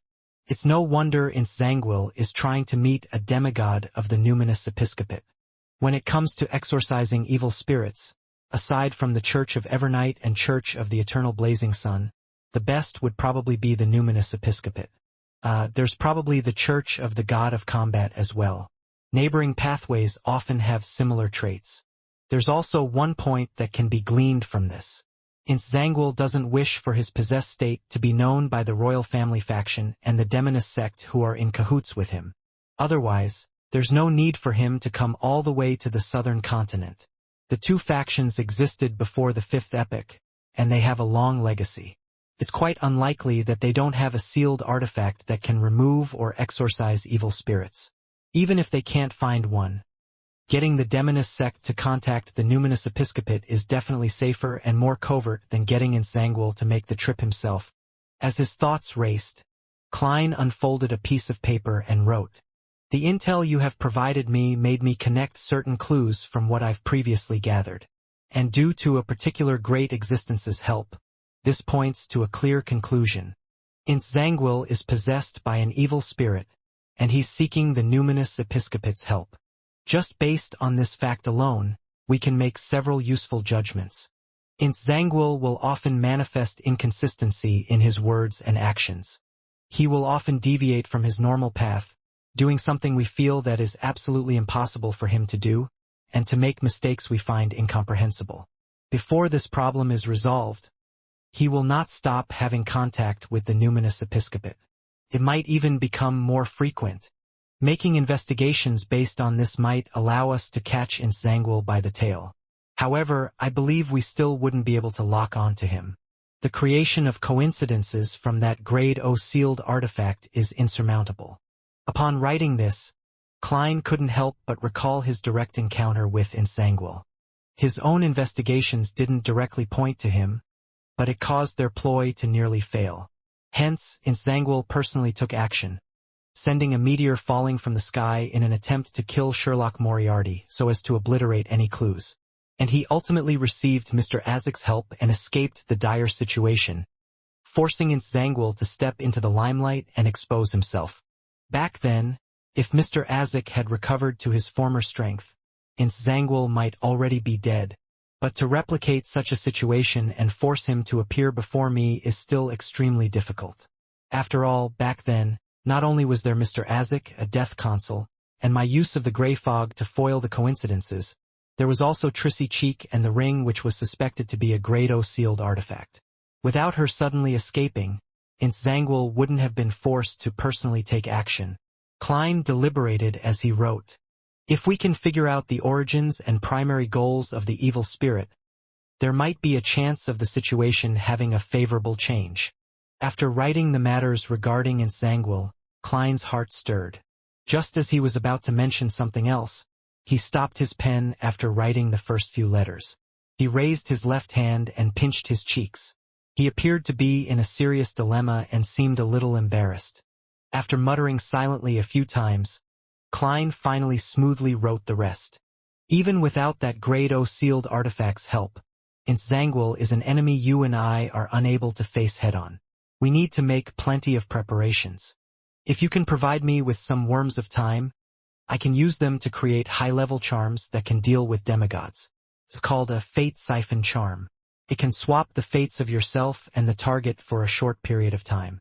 Putting down his fountain pen, Klein didn't take a second look as he quickly folded the letter and seriously sealed it in an envelope. He then took out the adventurer's harmonica and a gold coin before summoning Miss Messenger. He got her to take away the reply letter to Leonard Mitchell, but this time it wasn't addressed to 7 Pinster Street. Instead, it was directly sent to Leonard's present address. With Leonard having just written the letter, Klein didn't believe that he had moved out of Rionette Tinker's detection range. After doing all of this, Klein heaved a sigh of relief as he shook his head slightly. Requesting the help of others is really a difficult task. It's even more so for someone as thin-skinned as me. He quickly retracted his attention and once again modified Enzo's and Ludwell's appearances. After all, they had been seen by Angel of Fate Ouroboros during their exploration of Calderon City. During this process, Klein suddenly had an idea. He planned on sending them above the gray fog and using the spirit world plunderer's true soul body for a disguise. The spirit world plunderer could make its soul avatars take the form of its true soul body, and it could also get them to disguise themselves as other spirit world creatures. The Beyonder ingredient it left behind must have had such abilities. However, it would be difficult to use it with the poor effects and the huge negative side effects. However, this wasn't a problem for Klein, who possessed the mysterious space above the gray fog. After all, he didn't plan on using the Beyonder ingredient for actual combat. Doing some changes to his marionette didn't require too many smooth operations and great effects. Furthermore, this could be slowly adjusted. As for the negative effects that came from the godhood, it wasn't something to consider. Who wasn't obedient when left in the junk pile? After a series of tasks, Klein sat at the high-back chair of the fool. In his hand was the palm-sized spirit world plunderer's true soul body. Without looking down to look at it in detail, he extended his spirituality bit by bit into it. There wasn't much changes to the scene before him. It was still the illusory and dense black spirit body threads. However, when he tried controlling them, he discovered that not only could he control the marionette's spirit body threads, but he could also let his spirit body threads extend out and penetrate into their bodies. When both sides established such a two-way connection, Klein suddenly felt that he and his marionette was one. All his Beyonder powers could be enacted on the other party through the spirit body threads, including his trick for changing his appearance and body. Amidst a slow and difficult process, Klein felt rather groggy as he felt his emotions turned into a mess. He began showing signs of losing control. This was an inevitable outcome from having his spirituality make direct contact with godhood. He hurriedly diverted some attention to stir some of the powers of the mysterious space above the gray fog, and he restored his condition back to its normal state. After enduring the torment, Klein finished his attempt. Enzo had transformed into a southern continent native that looked like he came from a plantation. Ludwell had a mixed blood feel to him. His ghastly face was no longer more bone than flesh. Instead, there was a plumpness to it. As for the silver mask that had the effect of placating the soul, there was no way of removing it for the time being. All Klein could do was let it stick to Ludwell's chest. This still had a certain level of effect, but it was inferior to wearing it on his face. Could barely maintain the status quo. Unfortunately, there's no way to change this mask into other types of accessories. Otherwise, it would save me quite a bit of trouble. As Klein rushed to throw the spirit world plunderer's true soul body back onto the junk pile, he rubbed his temples and allowed his thoughts to wander. Right, I still have a soul assurer Beyonder characteristic here that can be made into a mystical item to replace that mask. No, I've always planned on returning it to the church. I'll mail it to him when Leonard replies. After the discomfort slowly subsided, Klein took out his golden pocket watch and opened it to check the time.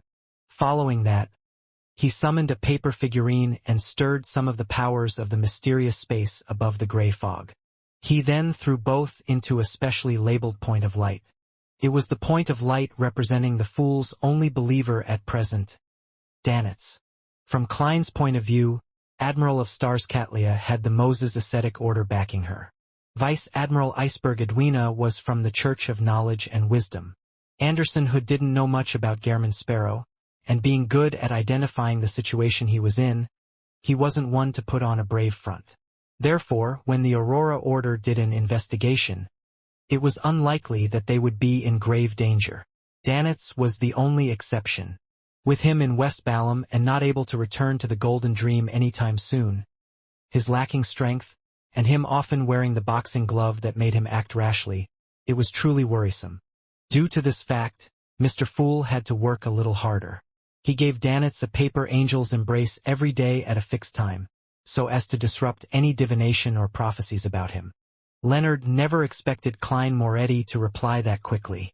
With some level of incredulity, he opened the envelope and read the corresponding content. Due to a particular great existence's help. Is he referring to the Fool? Indeed, Klein's investigations into Insanguil has already reached a significant depth. He has already figured out the truth the moment I mentioned the numinous episcopate Possessed by an evil spirit? How did he end up being possessed by an evil spirit? How do we make use of it? Worms of time. This? Leonard quickly scanned through the last part of the letter as his expression suddenly became complicated. In his mind, Pallas Zoroast maintained his silence without saying a word. After a while, Leonard cleared his throat and wore a smile without realizing it. He said with a suppressed voice, "Old man, Kleins, this suggestion seems pretty good. It's very viable. The effects should be quite substantial. Why don't you consider it? Didn't you mention that you would do your best to help me exact revenge? Haha. I thought Worms of Time could only be used for avatars and act as support." He subconsciously droned on while Pallas Zoroast remained silent the entire time. Only after a while did he sigh lightly and say, "I can only give you a maximum of 2 Worms of Time." Without waiting for Leonard to say a word, he added, "To exact revenge on a demigod who wields a Grade O sealed artifact, the most important thing is still your own level and strength. Otherwise, you won't have a chance of using it even if you have a high-level charm." Leonard wiped away his smile and nodded seriously. "I'll do my best digesting my potion. If you finish digesting it and fail to accumulate enough contribution points, I'll help you seek out the Beyonder ingredients needed for Spirit Warlock." As for only having 2 Worms of Time, he wasn't disappointed at all. It was already a bonus. Just getting 1 was a great boon. Having 2 meant that he and Klein could split it, each of them having 1 Fate Siphon charm. After expressing his attitude, he asked in puzzlement, "Old man, do you think Klein has already used the previous Worm of Time as a charm?" He remembered very clearly that, back when they were figuring out who Emlyn White was supporting, Old Man had parasitized Tinder with a Worm of Time. Later, it lost contact and failed to be of any use. Now, on retrospection, just Emlyn White's and Sherlock Moriarty's close relationship made it easy for him to figure out the truth. The Worm of Time had been eliminated by the upper echelons of the secret organization or even the Fool himself. Furthermore, there was a high chance that it had been bestowed to Klein. Otherwise, his former colleague wouldn't have known of the existence of the Worm of Time. Pallas Zoroast immediately scoffed. If he hasn't already used it and seen its effects, why would he raise the issue and ask for more? All right, I need to separate the Worms of Time. This will make me fall asleep for at least 2 weeks. If you have any questions, find someone to answer them by yourself." With that said, not giving Leonard a chance to raise further questions, he scattered his spirituality and created a blob of light that hung high inside Leonard's mind as though he didn't wish to speak. Leonard's instinctive response was to chuckle dryly. He focused his attention back onto the letter from Klein Moretti as he carefully read it again. Possessed by an evil spirit. The origins and primary goals of the evil spirit. I don't know much about evil spirits. Nothing comes to mind. After a few minutes of thought, Leonard took out a matchbox and burned the letter. Then, he left the room which the local Nighthawks had assigned him at the last minute. He came to a room diagonally opposite his and knocked on the door. Before long, Daly, who hadn't removed her blue eyeshadow and blush, opened the door and pricked up her eyebrows. When did a sleepless have the courage to knock on a lady's door at a time highly associated with a bed? Ahem. I have some questions I'd like to consult you about. Leonard obviously didn't dare respond to Daly's comment as he immediately expressed the reason why he was here. Daly sized him up and chuckled. I'm not responsible for counseling minors. As she spoke, she made way and allowed Leonard to enter her room. Without daring to let his eyes wander, he casually pulled a round stool to sit on. He then went straight to the point. Ma'am, I'd like to know more about evil spirits. You're a sequence 5 of the death pathway. You have higher clearance than me. You should know quite a lot. Why are you asking me this? Daly propped herself with her hands on the edge of the table behind her. Without waiting for him to reply, she continued, most evil spirits are the result of dead high-sequence beyonders. A small number of them are wraiths who break through various restrictions via using various opportunities. The first situation is more common. After high-sequence beyonders consume a potion to obtain godhood, their soul body would have experienced a mutation. It would be a mutation at their core. This allows their soul body to remain even in death or when their powers are dispersed. There will be a certain level of divinity to it, making them rather terrifying. The second situation isn't different on a fundamental level. Normally speaking, evil spirits will weaken with the passage of time until they completely dissipate. However, they can also assimilate into the region where they were born, making the spirit world and even the underworld fuse with it. They then extract power from this to maintain their existence. Therefore, many evil spirits have their own territory and active range. It's not that they do not wish to leave, but they can't.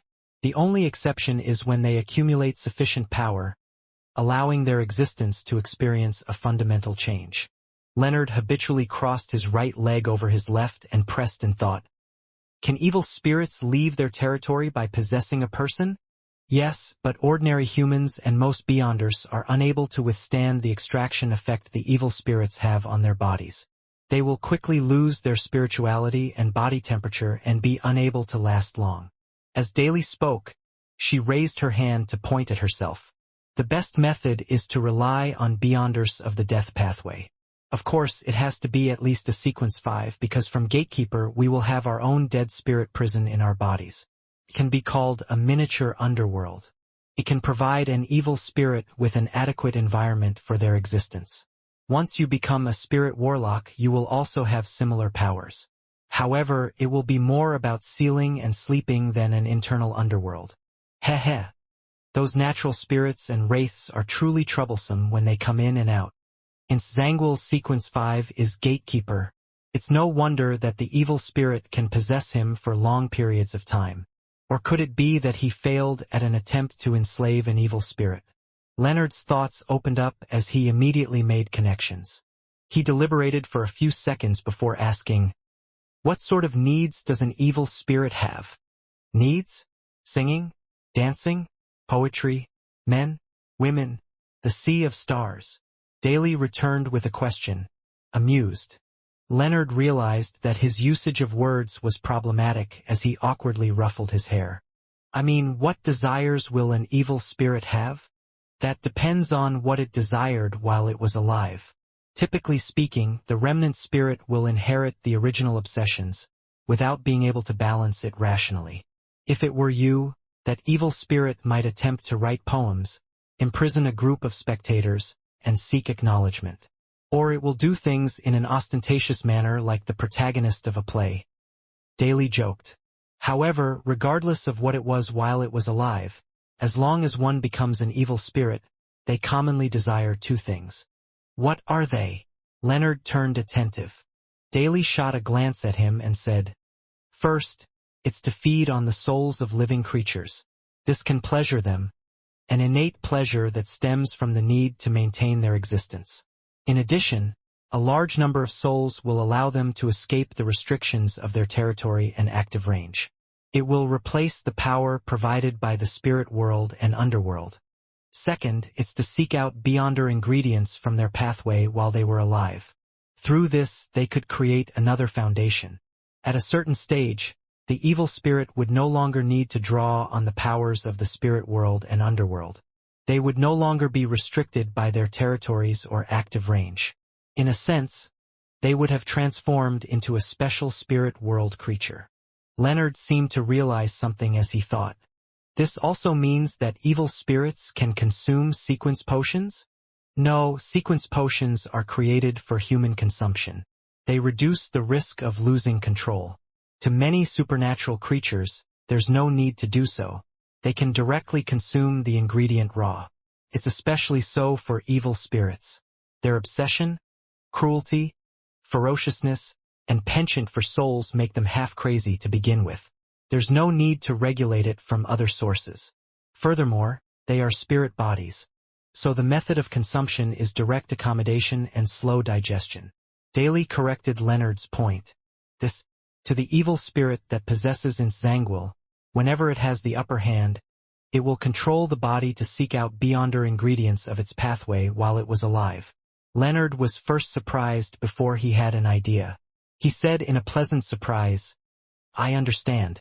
Thank you for answering my questions. With that said, He hesitated for a few seconds and asked after some deliberation, "Ma'am, I believe we shouldn't just figure out the motives behind Nsangwal's meeting with the numinous episcopate demigod, but we also need to track his trajectory since Backlund to East Balam. We need to know what he did midway, what items he found. This might lead us to effective clues." Daly suddenly fell silent before she pricked up her brows and said, "Well said. But what does this have to do with evil spirits?" "Nothing. I raised the question so as to make preparations because I believe that since we are investigating the numinous episcopate, we might encounter evil spirits.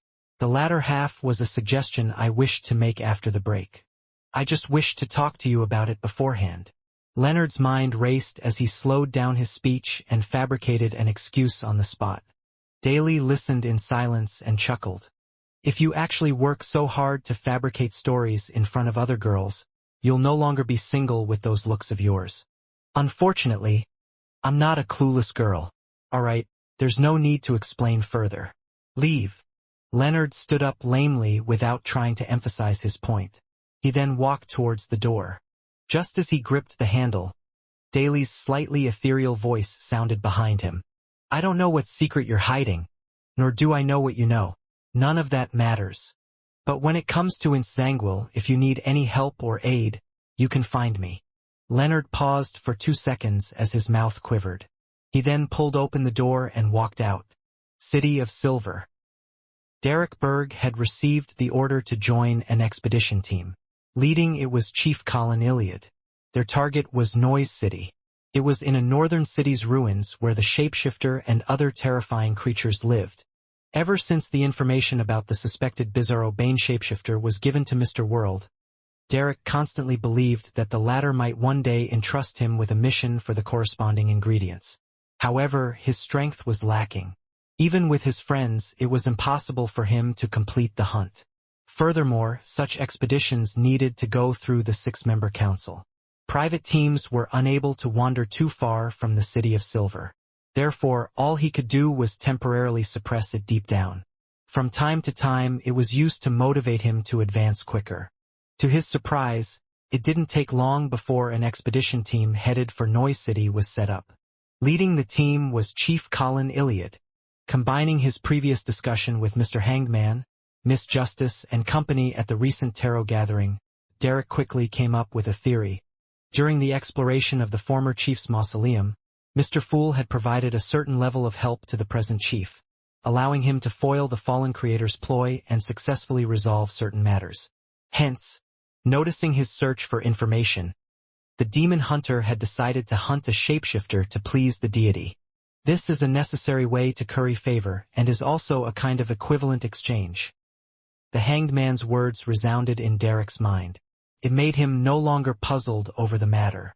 So, taking the opportunity before he set out, he prayed to Mr. Fool and requested him to inform Mr. World of this expedition. He quickly received a response and heard Mr. World say, "If the hunting of the Bizarro Bane is difficult or dangerous, the requirements can be lowered. Attempt to extract its blood. As long as you obtain it, I'll trade for it with the Priest of Light's Beyonder characteristic." Priest of Light's Beyonder characteristics? Mr. World already has the Priest of Light Beyonder characteristic? Or could it be that he has locked onto a target and will quickly be able to obtain it? With the chief's strength and the teamwork of the expedition team, there's a high chance of success if it's just extracting the blood. Derek felt relieved as he held Thunder God's roar and left his residence, heading straight for the training field. Just as he arrived at his destination, he saw Chief Colin Iliad. The latter carried 2 swords on his back. He was tall and staid, leaving anyone who saw him at ease. And beside this demon hunter was another person. She was wearing a black robe with purple patterns, and she had long, curly, silver-gray hair. Shepherd Lovia. Lovia, who was apparently participating in this expedition, turned her head as her pale gray eyes reflected Derek Berg's figure. However, there was only calm in her eyes. Derek felt a baffling sense of alarm as he involuntarily slowed down his pace. East Balam, above the gray fog. Klein deeply approved of the City of Silver's chief's organization of an expedition to Noise City. He also informed Little Sun that there was no need to take risks. All he needed was some blood of the target for the completion of the mission. When the time came, he could smear the blood over Grozel's travels, bring all his gear, and challenge the Bizarro Bane on his turf, thus obtaining the Beyonder ingredients he needed. Klein had also considered the possibility of whether Grozel's travels' ability to swallow people into the book's world was screened by the uniqueness of the Forsaken Land of the Gods. He had also come up with a solution. It was to bestow Little Sun with Grozel's travels. After achieving the goal, he could get Little Sun to sacrifice it back. In addition, he wasn't worried about the Bizarro Bane lacking blood because of its nature as a spirit world creature. This was because the Bizarro Sorcerer Potion formula clearly wrote, supplementary ingredients, 200 milliliters of a Bizarro Bane's blood. There are always more solutions than problems. Klein muttered in satisfaction before returning to the real world. Before sleeping, he received a reply from Leonard Mitchell. It mentioned that it would take another day for the Worm of Time, and he described the monsters known as evil spirits in detail. Another day before it can be provided. And there will be 2 of them. The grandpa in Leonard's body has quite a good attitude, unable to leave the territory, limited in activity range. Their common trait is to devour the souls of living creatures and to desire Beyonder ingredients from their pathway from when they were still alive. This also means that the evil spirit will seek out the corresponding ingredients and Beyonder characteristics when it wields control over Insangwal's body. This is indeed a direction for investigation. Klein held the letter as he read and thought. Suddenly he recalled something. Back when he encountered Insangwal on Waypoint Island in the Berserk Sea, the latter had been pursued by a powerful demigod from the Hunter pathway. Could it be a result of that evil spirit? I previously imagined that Insangwal had received a commission by some faction in the royal family, and did something that targeted the Intis Republic, only to have a mistake happen, thus exposing himself and getting pursued by their powerhouses. From the looks of it, there might be another possibility. That evil spirit desires the Beyonder characteristics of the Hunter pathway, and when it could control Insangwal's body, it attempted to hunt Beyonders of the same pathway. This might have succeeded or failed. In short, the result was that he was targeted by a powerful demigod from the Hunter pathway. He pursued him the entire journey with his intuition as a hunter. The more Klein thought about it, the more convinced he was that his theory was close to reality. This was the only way to explain why Insangwal, who wielded 0-08, was discovered. At this moment, Enzo and Ludwell were kneeling down, massaging Klein's legs. I can guess that it's an evil spirit of the Hunter pathway for now. I'll later write back to Leonard and get him to steer the investigations in this direction. This fellow's acting isn't that great, nor does he have the psychological experience. I wonder if he will end up exposing himself. Perhaps he will explain it away with some non-existent informant. Hunter pathway evil spirit. Hunter pathway evil spirit. Klein's eyes suddenly widened as he suddenly sat up, leaving his 2 marionettes at a loss. There weren't many evil spirits he knew, and he had only seen one. However, that one happened to be from the Hunter pathway. It was Red Angel Medici's main body that had combined with the remnant psyches of the 2 Sequence 1 angel from the Sauron and Einhorn families. When it came to the Hunter pathway, there was no evil spirit that was of an even higher level. That was unless Blood Emperor Alista Tudor still had his psyche remaining. Previously, Insangwal was in Backland. That evil spirit, who I'm not sure if I should call Medici, was also in Backland. Later, that evil spirit escaped the seal, and its whereabouts are unknown. As for Insangwal, he suffered from the possession of an evil spirit. Both sides are evil spirits from the Hunter pathway. Could the one possessing Insangwal be the Red Angel evil spirit? Klein frowned bit by bit, almost finding his theory unbelievable. However, he found it very possible. As his thoughts raced, he found another indirect piece of evidence. The unique trait of 0-08 is that once you know it, it will also know you. And as a king of angels who survived from the second epoch, Red Angel Medici probably knows all kinds of details about 0-08. In other words, as long as the evil spirit attempted to recall anything related to 0-08, 0-08 would know of it and establish a connection. Right, there was that sentence, "Pleasure working with you." No way. But the problem lies in the fact that I previously suspected that evil spirit to have one sequence, one characteristic. There's no need for it to seek any more of it. Could it be that it hasn't digested it? Klein rubbed his temples as his head ached. He stood up, entered his bathroom, and took 4 steps counterclockwise and headed above the gray fog. Just as he sat down, he conjured a pen and paper and wrote the following divination statement. The one possessing Insanguil is the evil spirit back in the underground ruins of Alista Tudor. He scrutinized each word for a few seconds before taking off the topaz pendant on his left wrist and planned to use spirit dowsing for the divination. This time, the scene he saw when he opened his eyes was the topaz pendant stood still. This meant that the divination had failed.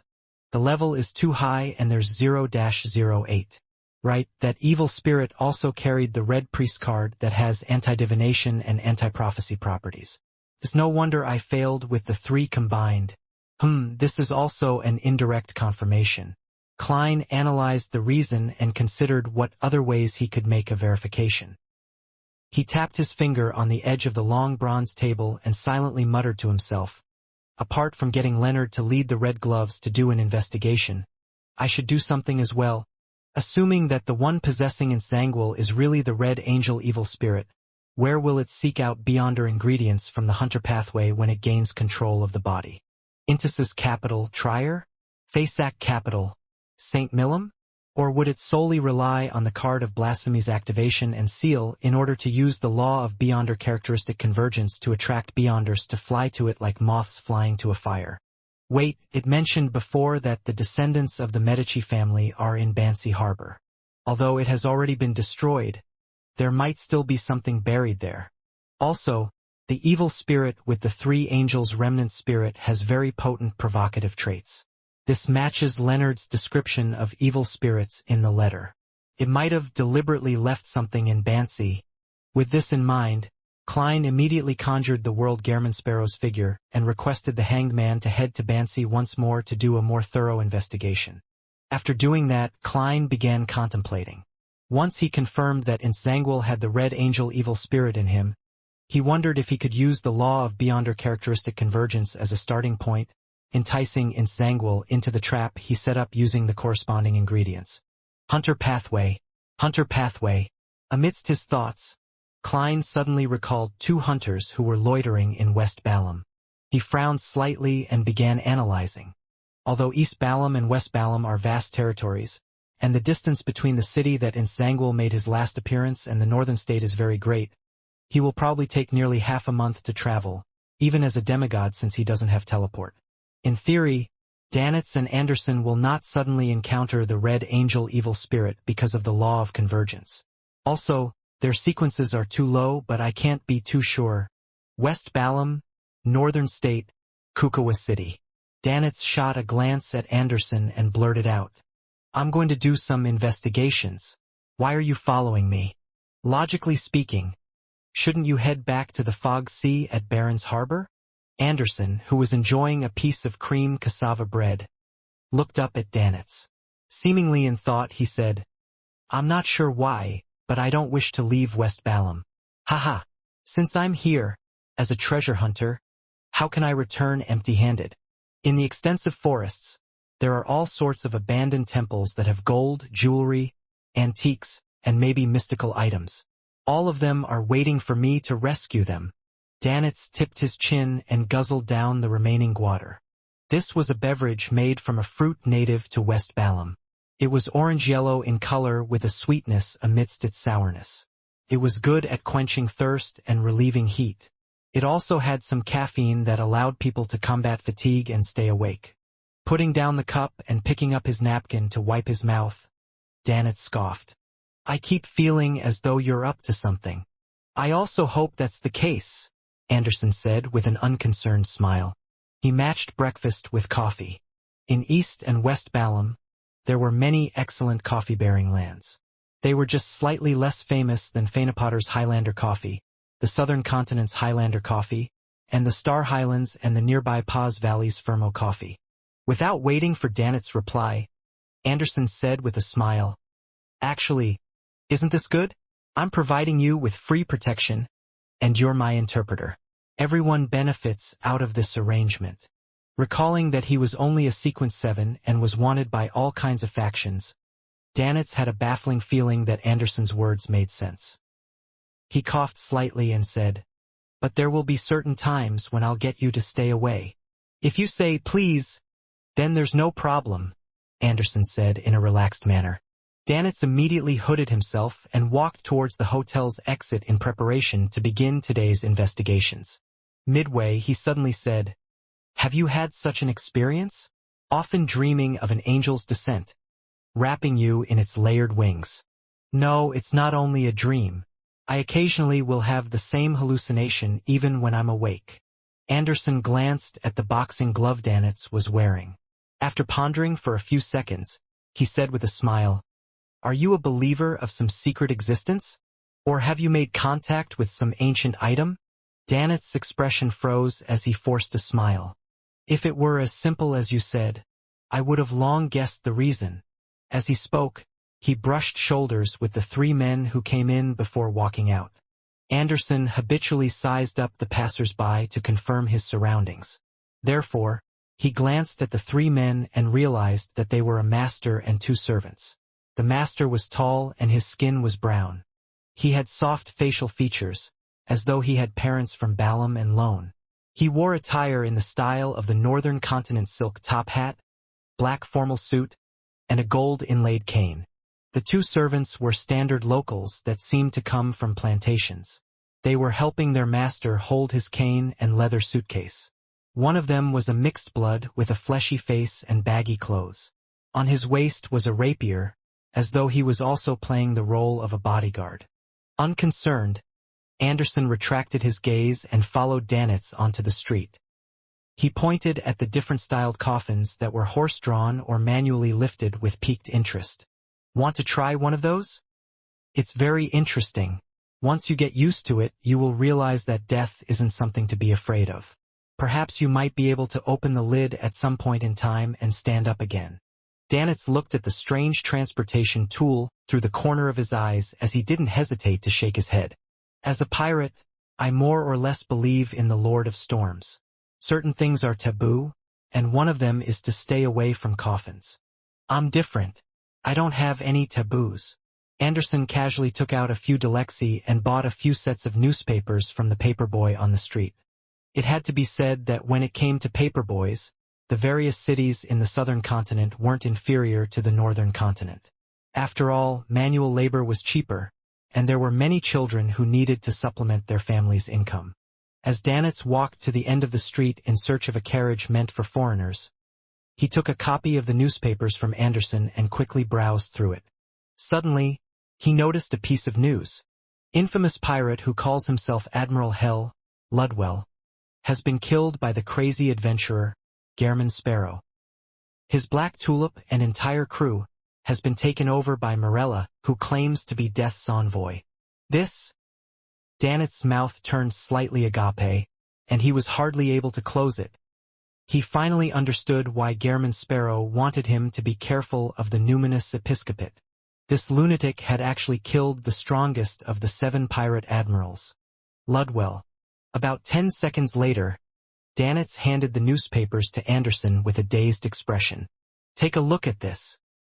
Anderson received the newspaper with a smile and quickly scanned through it. After a brief silence, he whistled and chuckled. "That fellow likely has a new nickname, Pirate Admiral Nemesis." Dannitz didn't dare to nod as he poignantly said, "Back when I first met him, although I already found him terrifying, I never expected him to be this terrifying." At this moment, he recalled his early attempts of recruiting Gehrman Sparrow as a sailor of the Golden Dream. And while they left the hotel, Klein had already taken up residence in a luxurious room. He was standing by the window watching the 2 hunters who were being flippant while walking. Rubbing the cufflink on his sleeves, he unfolded the letter and wrote, I suspect that the evil spirit that possesses Zangwill is from the hunter pathway. You can carry out more investigations in this regard. Along with this letter is a soul assurer's beyonder characteristic. It comes from a pitiful person who was grazed. I liberated him and promised to return his characteristic to the Church of Evernight. In East Balham, having just prepared to join the morning meeting, Leonard suddenly saw the angel messenger who wielded 4 blonde, red-eyed heads appear before him. Already used to this, he received the letter and opened it and gave it a glance. He was surprised to see an item as resplendent as the night sky. Leonard had an inkling as to what the item was. He hurriedly unfolded the letter and read it. 20 seconds later, he slowly sighed and silently said, "As expected, it's a beyonder characteristic. Klein is still very friendly to the church and the Nighthawks." He was rather delighted as he took out 2 transparent dead, ringed worms and placed it in that envelope. He then summoned Gairman Sparrow's messenger, handed it to her, and paid the 1 gold coin. After doing this, Leonard loosened the top buttons of his shirt, walked out the room, and headed underground. On the way, he encountered Daly Simone. Still dressed as a spirit medium, Daly looked forward and asked very normally, "Any new clues?" "It's suspected to be an evil spirit of the hunter pathway." Leonard fell silent for 2 seconds before he decided against concealing the matter. Daly nodded indiscernibly and said after some thought, "Then it might have the instinct of being provocative. It will proactively leave clues for us. Of course, this might also contain some level of misdirection to it." Knock, knock, knock.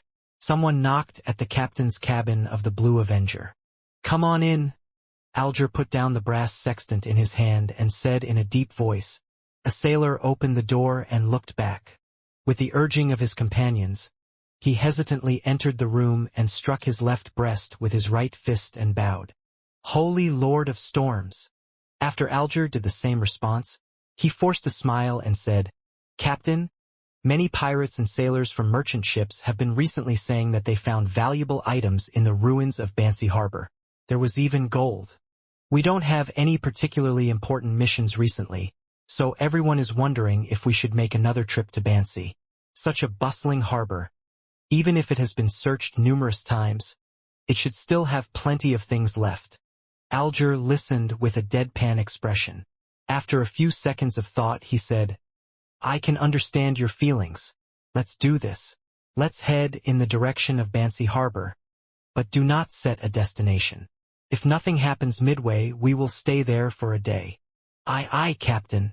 The sailor excitedly clenched his right fist and struck his left breast again. "May the storm be with you." "May the storm be with you." Alger watched as his subordinate left and closed the door. Then, as though nothing had happened, he poured himself a cup of Lanty-proof without any joy or anger as he sipped it slowly. Whatever that had just happened was within his expectations. This was because the news of finding items of value in Bansi Harbor's ruins was something he had spread while disguised. As a captain of the Church of Storms, he was constantly monitored by his sailors. Having been to Bansi once, mentioning it again made it suspicious. Therefore, Alger decided on getting the crew to make the request themselves. That way, even if they discovered anything or encountered something at Bansi Harbor, no one would suspect him, the captain.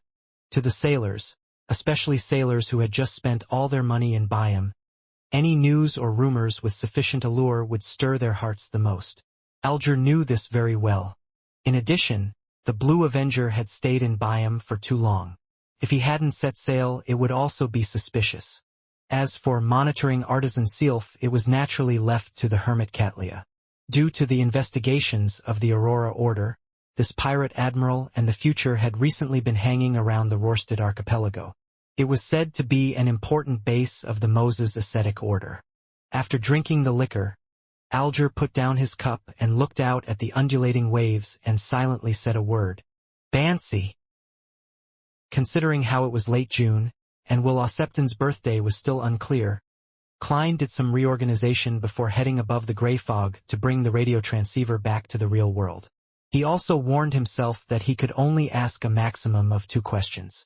In the room that suddenly turned gloomy and cold, the unmanned transceiver began producing clicking voices. Amidst the clacking sounds, a white piece of illusory paper spewed out from the radio transceiver. On it were words composed of Loanese. Exalted Great Master, your puny, loyal, and humble servant, Rhodes, is here to answer your summoning. Did you know? Dr. Aaron Sirius's child was born the night before the last. Thankfully, I contacted the magic mirror in time. Klein nodded slightly and said, "Now I know." Amidst clacking sounds, more of the illusory white paper spewed out. Based on the principle of reciprocity, it's your turn to ask a question. Klein had originally wanted to ask about matters regarding Inzangwil 0-08 and the Red Angel Evil Spirit, but considering how he had failed divining it above the gray fog, it was almost certain that Rhodes was unable to see it. At best, it could provide him more detailed information regarding 0-08, but this way, without the gray fog screening, it would be equivalent to him knowing of 0-08, and it would result in it knowing him. It didn't benefit him when it came to hiding behind the scenes to direct a play. After thinking for 2 seconds, he asked, "What means are there to speed up the digestion of potions? Do a better job acting." On the illusory white paper, black words were produced. Upon seeing the magic mirror's reply, Klein first fell silent before he slowly exhaled. For the present him, Inzangwil's appearance was too early. He still needed about 2 months to completely digest the marionettist potion. When that happened, and with him already gathering the ingredients, he could orchestrate an assassination of the demigod, Inzangwil, placing the sequence advancement with his wish together. Then there was no need for him to consider any room for retreat. However, Inzangwil wouldn't appear until he was done preparing everything. He wouldn't follow the steps that Klein had in mind. Based on Klein's earliest ideas, it was to first gather information, figure out where Inzangwil was, and wait until it was late August or early September before confirming the plan based on the situation. If not for the possession of the evil spirit, Inzangwil wouldn't have exposed himself. If he didn't use Inzangwil's current condition, it was very possible that he couldn't find the ladder again once he exorcised the evil spirit. Coincidences would stand in his way when it came to meeting him. Furthermore, if that were really the Red Angel Evil Spirit, Klein was also worried that Inzangwil might have already died by the time he and Leonard started exacting revenge. The reason behind his death could be due to certain machinations, or from some ridiculously comedic situations, and not because of his sins. Due to these considerations, Klein attempted to digest his potion faster, hoping that he could complete it within a week or 2. However, Rhodes's answer left him depressed. He also knew that this wasn't something he could force. In 2 weeks, or even in the next few days, how was he to create a better opportunity to act? In his silence, Klein had already made up his mind. He didn't plan on tying the 2 matters together, and from the beginning, he wanted revenge against Inzangwil as his primary goal provided there was a chance of success. He didn't wish to miss this opportunity. Although it had only been about 10 months, less than a year since the incident at the Blackthorn Security Company, it felt like a very, very long time, so long that he didn't wish to wait any longer. Catching a glance at the gloomy radio transceiver, Klein thought before wearing a stern look, he asked with a deep voice. "Back when I used the Winter Marionette to look at myself, I learned why Beyonders of the Fate pathway will have such a reaction when facing me. Now, I would like to know what you see when you look at me?" This question was a bolt out of the blue that seemed to echo in the room. The radio transceiver suddenly fell silent, and the clacking sounds sounded after quite a while. A black illusory piece of paper spewed out, and on it were ghastly white words. "I see support and dominance from you. Are you satisfied with such a question?" Support, dominance, what does that mean? Klein had planned on pressing on, but he believed that Rhodes was unlikely to explain it too clearly because it lacked the required knowledge. Realizing that the mother tree of desire was about to find him if he kept this up, he nodded and said, "Acceptable. That shall be all for today. You may return." The clacking of the radio transceiver became increasingly brisker as the paper that appeared was white again. "All right, great master. Goodbye, your loyal and humble servant. Rhodes is constantly at your service." This time, the magic mirror seemed to forget to add a hand-waving drawing. That was quite a quick escape. Klein mumbled and immediately took 4 steps counterclockwise and entered above the gray fog. He conjured the world Gehrman sparrow and informed the hermit Catlia that the mythical creature blood she needed was ready. She was to provide the means to regain a certain amount of strength during one's weak stages as quickly as possible. Before long, Catlia set up a ritual and sacrificed an item to the fool and requested this mighty existence to hand it to the world and tell him that the principle of the item's effect was to temporarily borrow a portion of one's strength from their former self. This sounds familiar. It sounds like the Powers of the Seer Pathways Sequence 3 scholar of your. The fool Klein was surprised as he picked up the item that Ma'am Hermit had sacrificed. It was like the end of a cane with a long transparent gem embedded on it. It was carved with complicated, mysterious, indescribable, 3-dimensional symbols and magic labels. Klein recognized 2 of them. One was the incomplete pupilless eye, and the other was the incomplete contorted lines. Could this be an item that really points towards Sequence O the Fool? But isn't it a little too complicated? This cane feels really familiar. It's like the crystal ball little son had used when he prayed to me. See, could it also correspond to another crimson star? Klein looked out the ancient palace with an odd expression.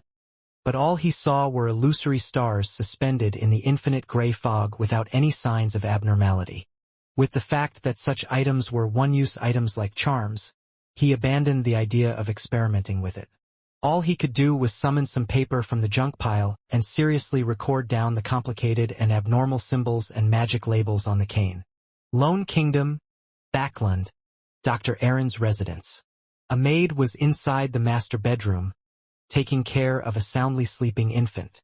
Downstairs, the banquet which had many guests attending had reached the midway mark. Suddenly, in a corner 3 figures quickly materialized. Leading them was a man in a silk top hat, black formal suit. He was none other than Klein Moretti, who hadn't disguised himself. He tossed out a charm and muttered an ancient Hermes term. Crimson. The dark red flames flashed, and amidst a light explosion sound, soothing powers emanated out. The maid fell asleep instantly, collapsing onto the bedside into a deep sleep. Klein made his 2 marionettes stand in their spots as he walked to the infant's cot and cast his gaze inside. It was a child wrapped in silver silk. His skin was very fair, and he was fleshy with layer after layers. This infant showed no fear towards the stranger as he looked straight at Klein with his eyes wide open while sucking his fingers. Ahem! Klein couldn't help but smile as he took off his hat and bowed. Congratulations on being born. You should say that to my parents. The infant pulled out his fingers and spoke with a bright voice that didn't match his age. Klein chuckled and didn't harp on this meaningless topic with the snake of fate. He went straight to the point. I brought the method that allows you to regain a certain amount of strength during your weak stages. You can now give me that drop of placenta blood. Will Ausepton opened up his fleshy palms and said, Let me take a look first. How do you know that the method is an item? Klein couldn't help but ask in puzzlement. Will Ausepton scoffed. An intuition of fate. It's like you didn't say a thing. Klein moved the cane from behind him forward and handed it over. The infant held it tightly and glanced at it twice before raising its voice. This can only be used once. That's right, only once. Is that a problem? Klein deliberated and said, With your level and abilities, you can completely replicate the symbols and magic labels engraved on it, and then prepare the corresponding ingredients to hold the correct ritual. Wouldn't that allow you to use it multiple times? Will Ausepton suddenly cut him off. All right, I accept it. Remember, you were the one who suggested it. Klein was momentarily a little dumbfounded, but he also seemed to realize something. He had a vague feeling that, despite him being here to take advantage of a baby, it ended up as the baby taking advantage of him. Yes, I was the one who suggested it. He finally drew a breath and nodded earnestly. The baby's plump face revealed a smile as he spread open his other hand. I've already prepared it for you. A total of 2 drops. 1 drop is for the transaction, and the other drop is your commission for facilitating this transaction. There's a commission? Klein was delighted as he hurriedly looked at Will Ossepton's palm. There were 2 drops of silver blood there. Each drop appeared to have countless, aloof, illusory wheels spinning. They formed a belt that had its head connected to its tail. Just one look at it made Klein seem to lose his ability to think. He felt all his thoughts repeatedly appearing in his mind. He hurriedly shook his head and took out the iron cigar case which contained Azek's copper whistle. He then placed the 2 drops of snake of fate blood, which had clearly been sealed, inside. "Thank you for your generosity," Klein said sincerely before asking, "Can this be used to make a charm?" The baby sucked his fingers and said, "Of course. As for the exact symbols needed to be carved, you have already seen those. You are free to choose a combination. Whatever you get will all depend on your luck." Klein nodded and asked again, "Who should I pray to?" "You're probably unable to respond to relatively high-level rituals for the time being, and praying to Ouroboros is bordering on being a provocation. Do I pray to a Sequence 2 Angel of the Fate Pathway? But I don't know their honorific names." Will Ossepton immediately grinned. "There's a more convenient method." "Who?" Klein pressed in delight. The baby replied with a giggle, "Empress of Misfortune and Horror." "Empress of Misfortune and Horror. Isn't that the goddess?" "That's right, misfortune includes bad luck. A part of fate. The goddess has the corresponding authority and can naturally give a response. By giving this suggestion, doesn't it mean that, in Will Ossepton's eyes, he has always suspected that I'm Evernight's blessed? It's just that I didn't notice it myself. It's the same as the answer I received about how I should get the high-sequence Beyonder potion formula of the seer pathway. He is even more certain after what happened at St. Samuel Cathedral." Klein was first taken aback before he became enlightened. As though he was muttering to himself, he said, "If I were to pray to the goddess, no matter what symbols I choose, the final product's effect will likely be inclined towards the domain of bad luck." "That's common sense," the baby wrapped in silver silk shouted. After obtaining confirmation, Klein felt more certain as he said with a smile, "Are you still named Will Ossepton?" He was very curious if he changed his name after being born. "If you like it, you can continue thinking so. However, my full name has already been changed to Will Series," the baby replied indifferently. Klein thought before asking, "If I want to deal with the wielder of 0-08, what suggestions do you have?" "I don't want to know about 0-08. I just wish to know if you have any suggestions." The plump baby looked at him as he suddenly opened his mouth and let out a loud cry. "Wah!" The corners of Klein's lips quivered. Upon seeing the maid about to wake up, he took a few steps back and vanished from the room with his 2 marionettes. Roarsted Sea. On the Future, which was docked in the Biome Resistance's private harbor, Katlia, who was holding a ritual, saw a drop of silver blood fly out of the illusory door that manifested itself from the candlelight. With just one glance at it, she hurriedly closed her eyes, despite wearing her heavy glasses. At that instant, it felt like an aloof and mysterious wheel was spinning in a circle, forming a silver snake that had its head connected to its tail. This made her repeat her previous thoughts as she thanked Mr. Fool 12 consecutive times before returning to normal. It really is the blood of a mythical creature from the fate domain, and its level is higher than an ordinary angel. Katlia ended the ritual in delight, and she took out a container she had prepared ahead of time, placing the drop of silver blood inside. After obtaining some information on the monster pathway from Queen Mystic, and learning the existence of Angel of Fate Ouroboros from Mr. Fool, she quickly came up with a guess as to who the blood belonged to. Perhaps it's the one from the Life School of Thought. Or there might be another Sequence 1 angel. Regardless, Mr. Fool is able to use at least 2 angels in the real world. Along with that ancient bane that I can't be certain of, aside from the lack of sealed artifacts, the faction that believes in Mr. Fool is enough to match that of Orthodox churches.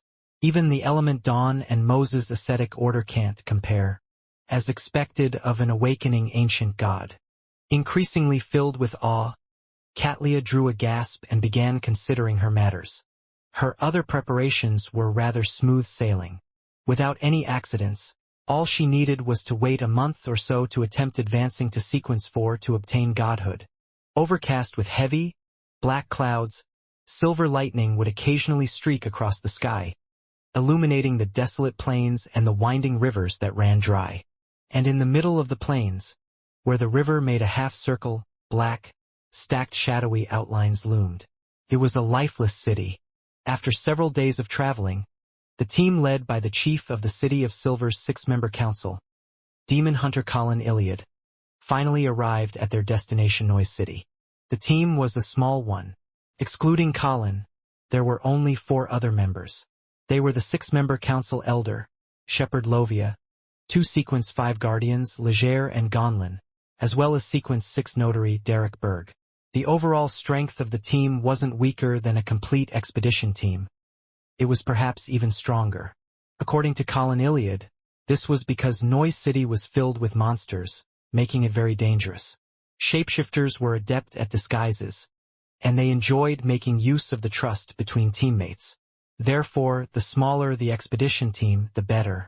And since there were fewer people, there was undoubtedly a need to prepare it with a stronger team.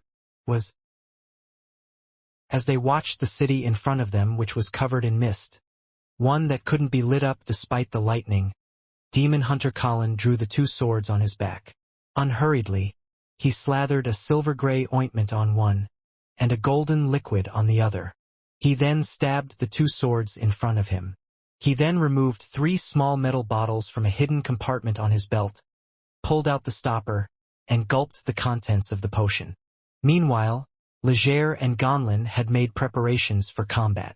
Derek Berg held his hammer with one hand as he opened up his other palm. With a solemn tone, he said in Jotun, "God says it's effective." Silently, Colin Iliad and company felt that the consumed potion, the conjured dawn, and the slathered ointment had been significantly augmented. Right on the heels of that, concentric rings of warm light emanated out, endowing the expedition team with courage and strength. After Derek used Holy Oath to boost his agility, Colin shot a glance at Lovia, who was holding an animal hide lantern and standing silently observing. He then turned his head to point at the perimeter of Noise City, which was more than 10 meters away. He said to the teenager, who was once again a little taller, "Use your ability to light up the streets ahead." After saying that, he surveyed his surroundings and added, "Once we enter Noise City, make sure we do not separate." A few days ago, I had already introduced the more active monsters that hide away in the darkness in this region. All of you should be aware of how separating will be utilized by the shapeshifter. Gonlin was a beautiful female warrior who was 2.4 to 2.5 meters tall. Upon hearing that, she thought and asked, "Then, should we make use of this to hunt the shapeshifter?" "It's best that we do not do so. It's just too dangerous. Also, it's very easy to end up killing our own teammates or end up becoming lost in Noise City forever," the grizzled Colin Iliad seriously warned. Derek looked at the silent city that was cloaked in thin mist as he subconsciously asked, "Your Excellency, was this city also under the giant king's court?" "Yes, but it's very close to a kingdom ruled by another ancient god," Colin answered patiently. Holding 2 iron-black poles, the 2.4-meter-tall Leger pressed with intrigue. "Which ancient god?" "King of demonic wolves, the Annihilator, Phlegria." "Is that so?" Derek remembered the chief's introduction, took a step forward, and extended his arms. Pure, radiant sunlight emitted from his body, illuminating the either collapsed or rotting buildings, the grayish-white stone-paved streets, and the extremely silent city perimeter. Derek and company saw figures appear on the streets. They were either wearing linen robes or animal hides, as though they were busily going on about their day. Upon sensing the sunlight's illumination, they silently turned their heads in unison and looked at the City of Silver expedition team. Bansi Harbor at night would occasionally have ravens or other birds calling out. It accentuated the gloom and deathly silence of the ruins. Even the sounds of crashing waves were unable to wash away that feeling. As believers of the Lord of Storms and crew members of the Blue Avenger, the sailors were bold, especially when they believed that there might be gold or valuables hidden within the collapsed buildings. It spurred them on, sapping away any fear that might exist. The moment they arrived, they rushed down the ship and began searching the area in groups of 2 or 3. Alger didn't follow them as he strolled through the ruins alone, in search of any marks that appeared after Bansi Harbor's destruction. As he walked, with him wearing the Whip of Mind ring and having the blade of poison slung by his waist, he came to a collapsed building with crumbling walls and a door that was only a few pieces of charred wood. If I remember correctly, this was the telegraph office of Bansi Harbor. Alger nodded slightly as he approached and did a slight inspection. He then saw a relatively empty area amidst the rubble. The ground was parched black with 2 blood-red silhouettes. It was as though 2 people had been lying there, only to be squashed flat. And this had been months ago. Yet, the 2 streaks of blood remained fresh, as though they still contained some degree of vitality to it.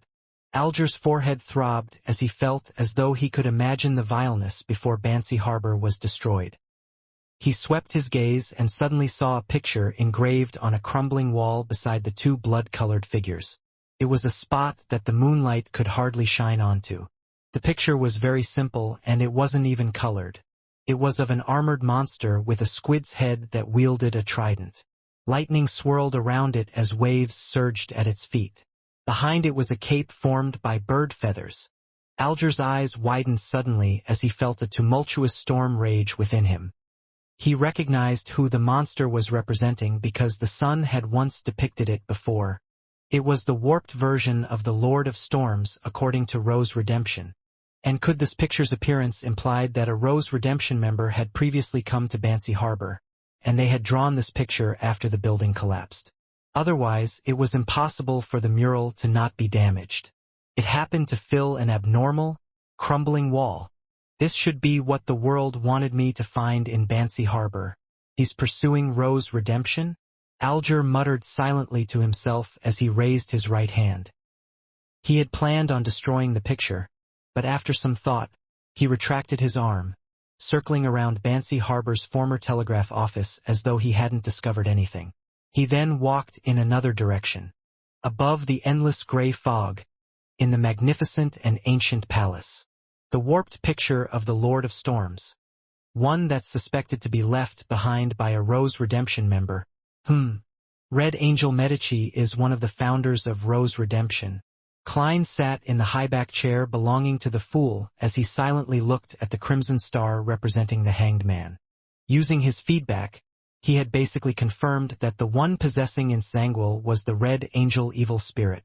In the eternal silence, Klein silently sat at the seat of honor of the modeled table as though he had become a deity's statue. After an unknown period of time, he nodded indiscernibly and slowly exhaled.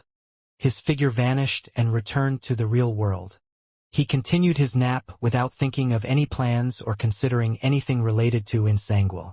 He slept till the next morning and got out of bed. He repeated his habits over the past few days, walking to the window barefooted and drawing the windows. On the streets outside the hotel, Danitz, who had dressed up like a West Balham native with an extra hooded cloak, held his iron-black boxing glove close to his chest before rushing to the square on his right. Based on his previous report, Klein knew that he was meeting one of the local ruling factions today to understand their stance on the arms deal. Anderson didn't follow. He had ruffled his parted short blonde hair in a mess as he leisurely strolled around the perimeter of the square, sat down, and wore a funny-looking puppet over his left black-gloved hand and began putting on a ventriloquist act for the people who walked by. The man and puppet each had different voices as they mocked each other with witty remarks. It was quite good at attracting attention. The only problem was that it was done in the Intis language and not Deutanese. Few people understood it, so after standing around to watch for a moment, they walked off. Klein focused on the Fog Sea's strongest hunter with the same expression as before. His eyes betrayed how deep in thought he was. East Balham, in the temporary office for Soist's Red Gloves. Cindy, who had long, wine-red hair, walked in with a few telegrams as she said excitedly, "New clues!" "What clues?"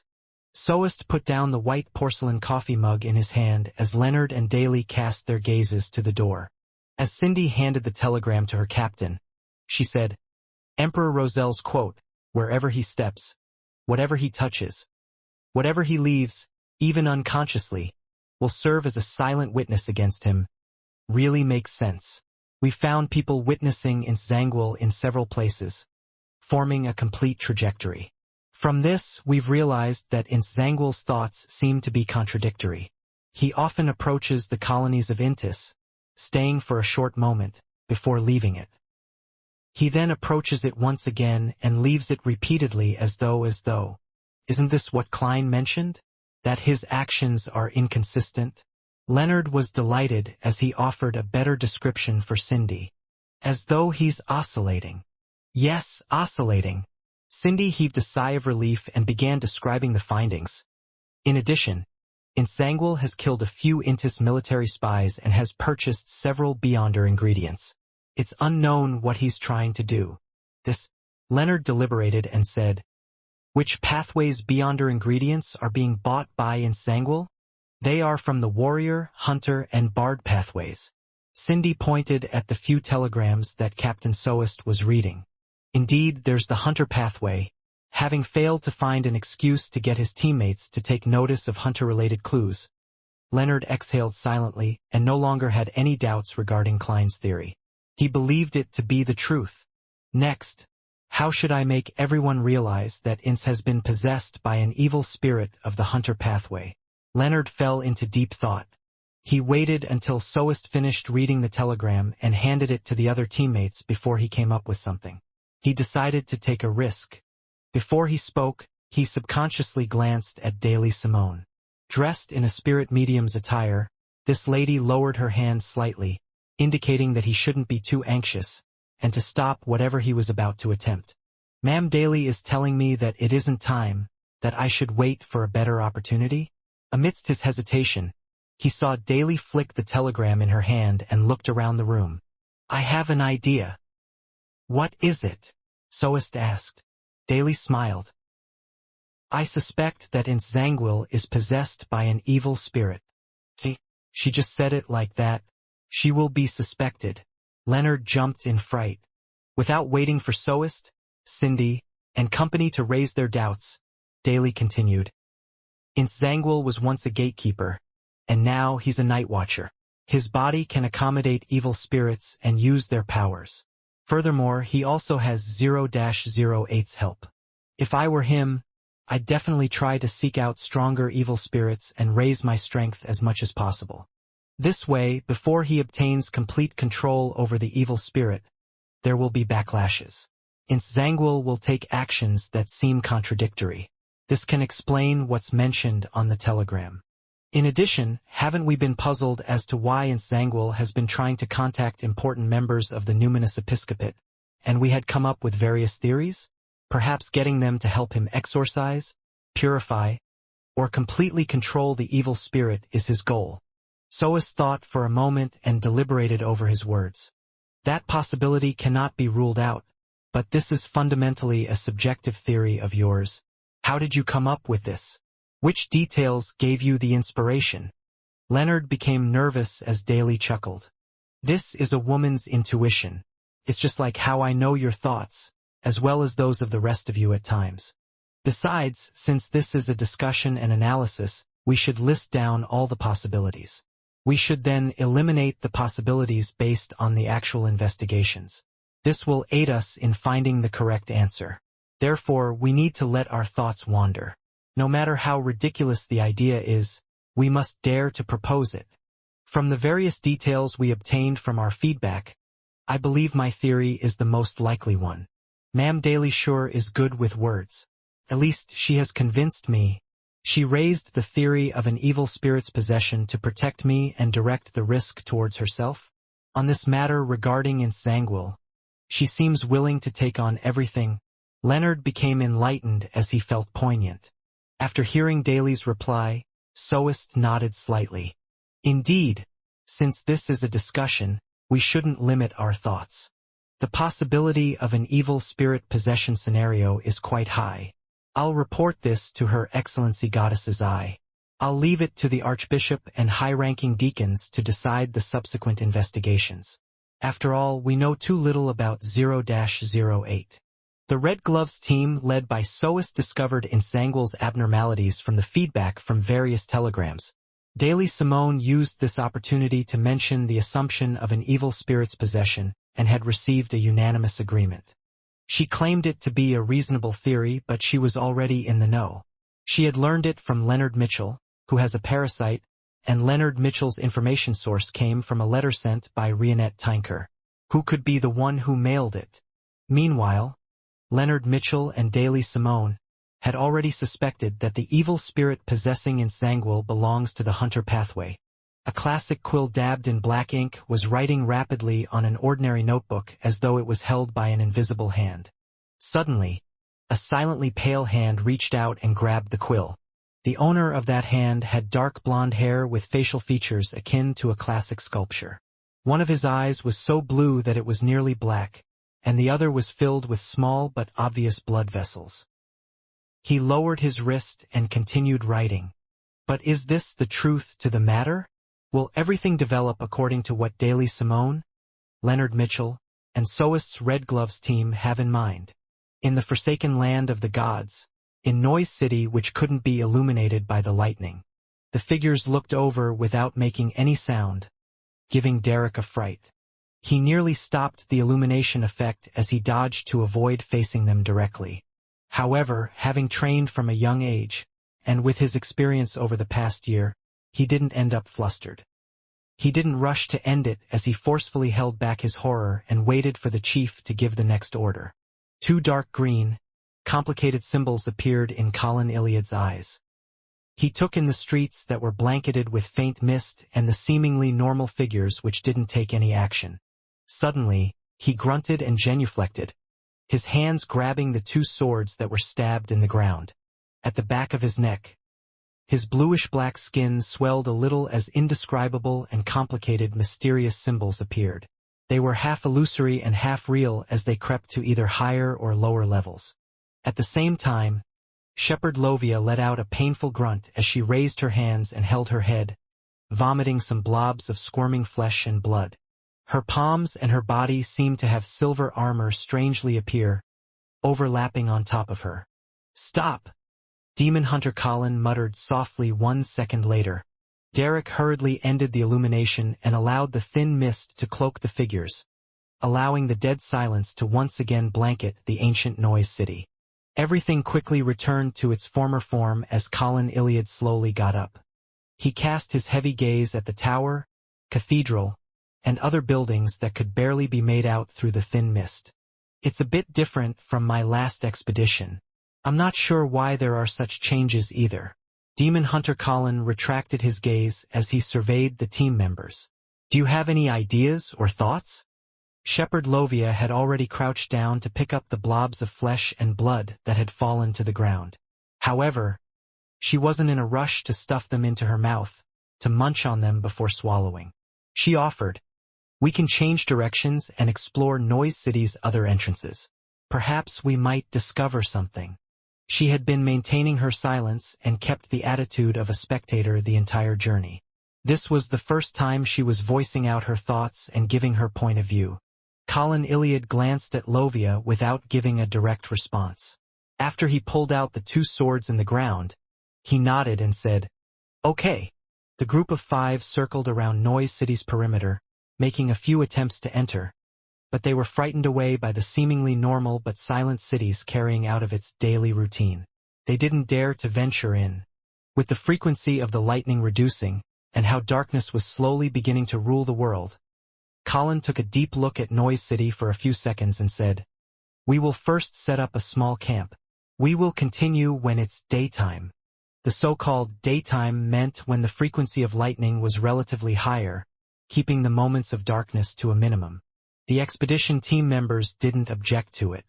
Soon, they set up a simple camp by the riverside amidst a series of rocks. At the extreme end of the camp, there was a huge boulder providing them with shelter, so there weren't any worries about rain. A bonfire was burning with all kinds of strange creature carcasses piled to the side. From time to time, they would be thrown in as timber. Colin, Lovia, and company sat around the fire, eating the rations they had brought and the monster corpses that had been proven to not cause serious harm. As the fat sizzled from the roasting, Chief Colin Iliad from the 6-member council looked at Derek Berg and said, "We shall inspect the camp first. We'll switch when they're done with their meals." If this were any other time, Derek wouldn't have thought otherwise. But now, the first thought that came to mind was, "The chief wishes to speak to me in private." "All right." Derek stuffed the remaining piece of meat into his mouth and lifted the thunder god's roar at his side. The piece of meat was clearly already ready, but it still presented a ghastly green color.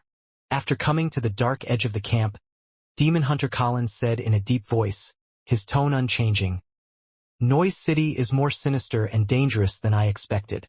I'm wondering if you have any views on what we should do next. I know nothing about this place. I'm also lacking in experience. Why is Chief asking for my views?" Derek was instantly taken aback, wishing to raise his left hand to scratch the back of his head. He then recalled the few times he had spoken with the chief while they were in the City of Silver. He recalled Mr. Hanged Man's analysis of the hidden context in their conversations as he suddenly realized something. "Chief is giving me a hint. He's trying to tell me that Noise City is more sinister and dangerous than he expected. The difficulty of hunting a shapeshifter far exceeds his expectations. He's wondering if there's a possibility of changing the target. He wishes for me to pray to Mr. Fool and receive a revelation so as to get his views? Mr. World really is a wise person.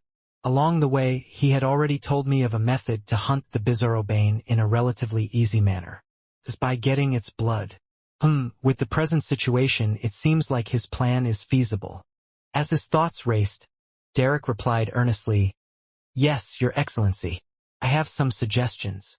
Colin Iliad silently heaved a sigh of relief, holding back the more direct speech he had prepared as he nodded gently. "Go ahead. Since Noise City has changed, it will be very risky for us to enter. Perhaps we can consider luring the shapeshifter out." Derek didn't directly regurgitate the World Gehrman Sparrow's method, but he did make some modifications based on the present situation. Colin didn't directly reject it and said rather seriously, "Then how should we lure the shapeshifter?" Derek didn't hesitate to say, "I have an item that is extremely enticing to shapeshifters. As long as it's placed at the boundary of Noise City, or even further, it will lure a shapeshifter out." The grizzled Colin wasn't surprised by his words. He amiably nodded and said, "What's the item?" He long knew that Derek Berg had secretly held a bestowment ritual at night during his guard duty shift. Furthermore, if he hadn't kept the truth undercover, it was impossible for Derek to keep it from Lovia, and Gonlin. Derek didn't know what its name or description was. He immediately took out an iron-black box which was completely different from the City of Silver style before removing the wall of spirituality. Following that, he didn't lower his head. Instead, he turned his head and opened the box solely using his sense of touch. Inside the box was a palm-sized human-shaped object. A cursory glance allowed one to see the transparent liquid filling the inside. From time to time, it bubbled, emanating a black glow. Upon scrutinizing it, there appeared to be maggots circling around the object. This was the true soul body of the spirit world plunderer which Klein had previously obtained. He believed that, for the Bizarro Bane, this Beyonder ingredient had an unparalleled allure. This wasn't simply a result of the law of Beyonder characteristic convergence, but it was also because once the Bizarro Bane obtained it, it could turn into a complete Bizarro sorcerer. It would break through all kinds of limitations and receive a fundamental improvement in its life's natural order, truly becoming a demigod. Therefore, to make the hunting of the Bizarro Bane simpler and clearer, without wasting any time, Klein took the risk of losing the true soul body of the spirit world plunderer by lending it to Little Sun. Colin Iliad looked at it carefully for a few seconds before retracting his gaze. "It's likely to be effective. Close the box and stop adding a wall of spirituality to it. Just bring it around with you. Let's see if they will be attracted to our camp." "They?" Derek subconsciously asked. Colin, with a few old scars on his face, revealed a smile. "Do you think there's only one shapeshifter in Noise City? If this item's level was lacking, I would even be worried that it might attract more terrifying monsters. Derek wore a look of shame as he scratched the back of his head. Following the chief's instructions, he closed the iron-black square box's lid, stuffing it into a concealed pocket in his clothes. In the patrol that followed, he kept a high level of vigilance, but no shapeshifter attacked. After a while, Lovia, Leger, and Gonlin took over their mission as Derek sat back beside the warm fire.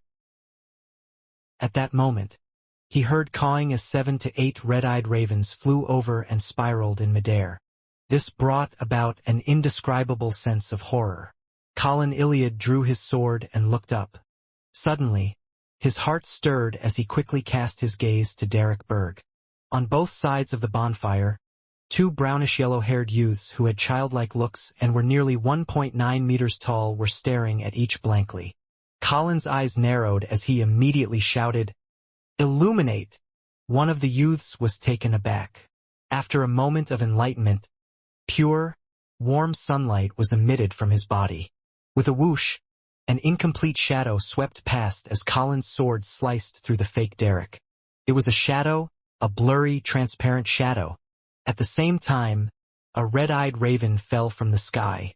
Its body swelled up, turning into a pitch-black shadow. Above this shadow shimmered a transparent, ghostly blue single eye. Around the eye were similar eyes but smaller. Shapeshifter. A shapeshifter that could disguise itself as ravens. Just as this pitch-black shadow landed, Derek's mind turned numb as he could hardly move, as though he was being petrified. All he could do was watch the enemy pounce at him. Pa! The shapeshifter slammed into an invisible wall and failed to take a further step. Beside the bonfire, Colin Iliad stabbed the sword in his hand into the ground and drew the other sword on his back. The surrounding area lit up, and like the legendary dawn, it descended upon this abandoned land. Infinite beams of light reminiscent of dawn erupted, turning into an illusory ocean. It devoured the pitch-black shadows along with all the ravens from the bottom up. At the entrance of the camp, an illusory knight in silver armor, standing more than 5 meters tall, appeared behind Shepherd Lovia. The knight's eyes burned with dark red flames as they instantly locked onto a spot. He suddenly opened up his stride and appeared hundreds of meters away in a flash. Beams of sharp silver light shot out, dicing all the objects around into tiny, neat pieces, including all the different monsters hiding there. It included the shapeshifter that had used some ability to escape the demon hunter's lethal strike. The monster hadn't died as it switched its true body once again, but the pure, bright light of dawn descended once again, completely drowning a huge area. After the light of dawn turned faint, Colin Iliad in his brown coat appeared with 2 swords in hand. He calmly watched as points of light gathered above the ground which was covered with cracks. Black-red blood, which had mostly evaporated, was slowly dispersed. Success. As Derek reeled in delight, he hurriedly sealed the black square box with a wall of spirituality. Colin immediately stabbed the 2 swords into the ground, took out 3 metal bottles that had been emptied of their potions, and filled them with the blood on the ground. While waiting for the ingredient to take form, he said to Lovia and company with his usual expression, "I have a use for the ingredients left by the shapeshifter. I wish to directly make an exchange for them." In the City of Silver, there were typically 2 ways to handle the spoils from such expeditions. First, it was to bring it back and give it to the city and exchange it for the corresponding contribution points. The distribution depended on the amount of effort put in during the expedition. Second, if it wasn't something especially important, and if it had caught the fancy of a member of the expedition, they could directly make an exchange for it with equivalent items or contribution points. "I have no objections," Leger and Gonlin answered in unison. Lovia didn't say a word as a form of tacit consent. After the illusory silver-armored knight returned, she turned her head and looked towards the bonfire where Derek Berg was with a deadpan expression. In East Balam, in the temporary office for the Red Gloves. Sois surveyed the area and said to all the team members, "Her Excellency, Goddess's Eye, has ordered us to investigate the sale of Hunter Pathway ingredients in the local and surrounding cities, as well as any disappearances or deaths of Beyonders of the same pathway. She agrees with Daly's guess, and she suspects from the death of the Intis spies that it's an evil spirit of the Hunter pathway. Of course, we mustn't ignore any abnormalities since it's only one possibility. There's also another thing. We only need to do the gathering of information and to ignore everything else. We will not delve deeper into the investigations. It's an order by Her Excellency, Goddess's Eye. Got that? Yes, Cindy and company replied. Soest looked at Leonard and Daly before retracting his gaze and said heavily, "Move out." After leaving the local Nighthawks' base, which was disguised as a private detective office, Leonard glanced at Daly Simone, who had suggested to team up with him. "Where do we begin? Any suggestions?" Dressed in a spirit medium black robe with her hood pulled over her head, Daly Simone, with an uncanny beauty and mature air, shot Leonard Mitchell a glance. This is when a gentleman's decisiveness and style should be showcased. Leonard looked at his left hand, which was wearing a red glove. He deliberated and said, "If we begin by following Captain Soest's arrangements, that might allow us to find some clues, but it's not necessarily useful. I suspect that Her Excellency Goddess's Eye knows that. She's only giving us something to do in order to confuse Insangual." "Why do you say that?" Daly wasn't joking as her expression wore a rare, solemn look. Leonard glanced to his sides as he said in a heavy voice without realizing it. "Based on what I know, 0-08 has the characteristic of once you know it, it will also know you. We shouldn't be influenced while staying on the periphery of its perception since we aren't sure of its real name or powers, and only use the codename we gave it.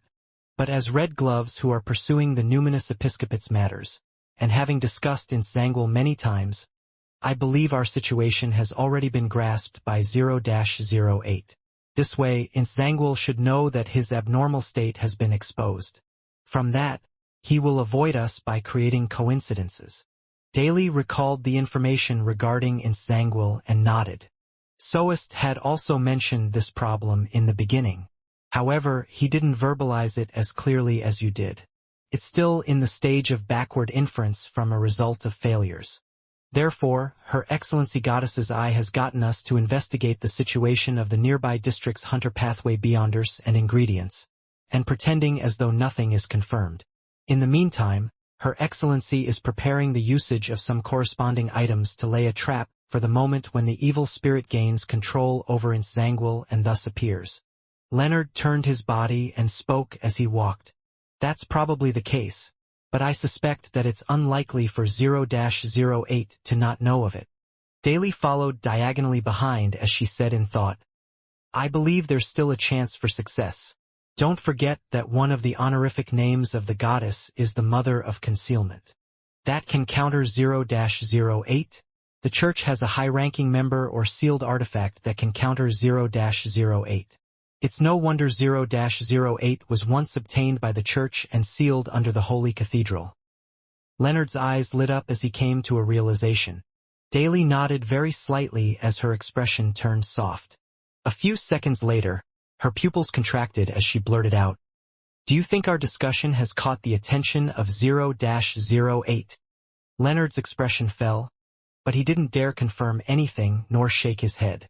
He and Daly looked at each other, looking back and forth as they fell silent for a moment. In a particular room, a slightly pale hand flipped a notebook to its very first page. Then it flipped one page after another. After leaving Bansi Harbor, Sauron Einhorn Medici, who had obtained a certain object, was no longer only stubborn or only capable of instinctively conspiring. After repeated struggles and resisting, Insangual and he had obtained a truce and had even decided on having a limited cooperative effort so as to achieve each other's goals.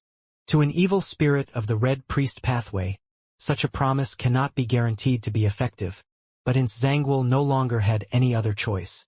From his point of view, this series of matters had many coincidences, but fundamentally, this was inevitable. At the very least, Sauron Einhorn Medici was many times better at creating stories than him. After confirming the destination to be the southern continent's East Balam, Insangual boarded a ship to the Berserk Sea. Every time, he would enter the Intis colonial islands, irrationally provoking the official Beyonders and hunting Beyonders from the Hunter pathway. Then, before danger arrived, he would quickly regain lucidity, cover his tracks, and flee far away. This might seem like a coincidence, but the problem is when it's the same coincidence every time. Is it too much of a coincidence? From the perspective of logic and reason, too many coincidences imply that certain elements or rules were secretly in existence. The reason why Ince was able to do that was because he had written the words above. Using the quill of Alzahad, he naturally allowed himself to switch between the two states of being possessed by an evil spirit and self-autonomy. What a scheming fellow. This wasn't only directed at Insangwil, but also at Sauron Einhorn Medici. They were clearly already coexisting in peace, but they acted out to be in conflict as though they were relying on an external force to achieve some semblance of balance. Insangwil's purchase of additional bard and warrior pathway beyonder ingredients was very reasonable. This was because he was hiding the clues that the evil spirit was using him to seek out various items of the hunter pathway, and to prevent others from realizing that all of this was under his tacit agreement, disguising it as his attempts to resist. In addition, the bard and warrior pathways had the ability to resist the dead and exorcise evil spirits. As long as a clever person were to think it over carefully, they would undoubtedly notice this and verify that Insangwil was being possessed. After numerous provocations, the Iron and Blood Cross orders Tony Down finally locked onto Insangwil and began pursuing him. During this process, this war bishop, who had made his goal to become a conqueror, showed off his powers without any restraint. When a storm happened to stop his pursuit, he appeared on a ship filled with ordinary people in an eye-catching manner before pulling out the fellow disguised as Insangwil. This was a little coincidental, but it was nothing surprising. This was because the Iron and Blood Cross Order's belief is for the supernatural to be known to all, and to be placed above all ordinary people.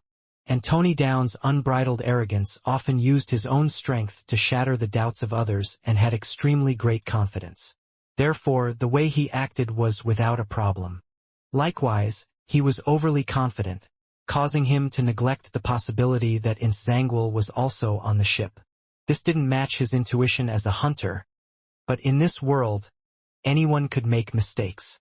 When Insangwil disembarked on Waypoint Island, he sensed someone observing him from a first-class cabin, but he didn't mind it.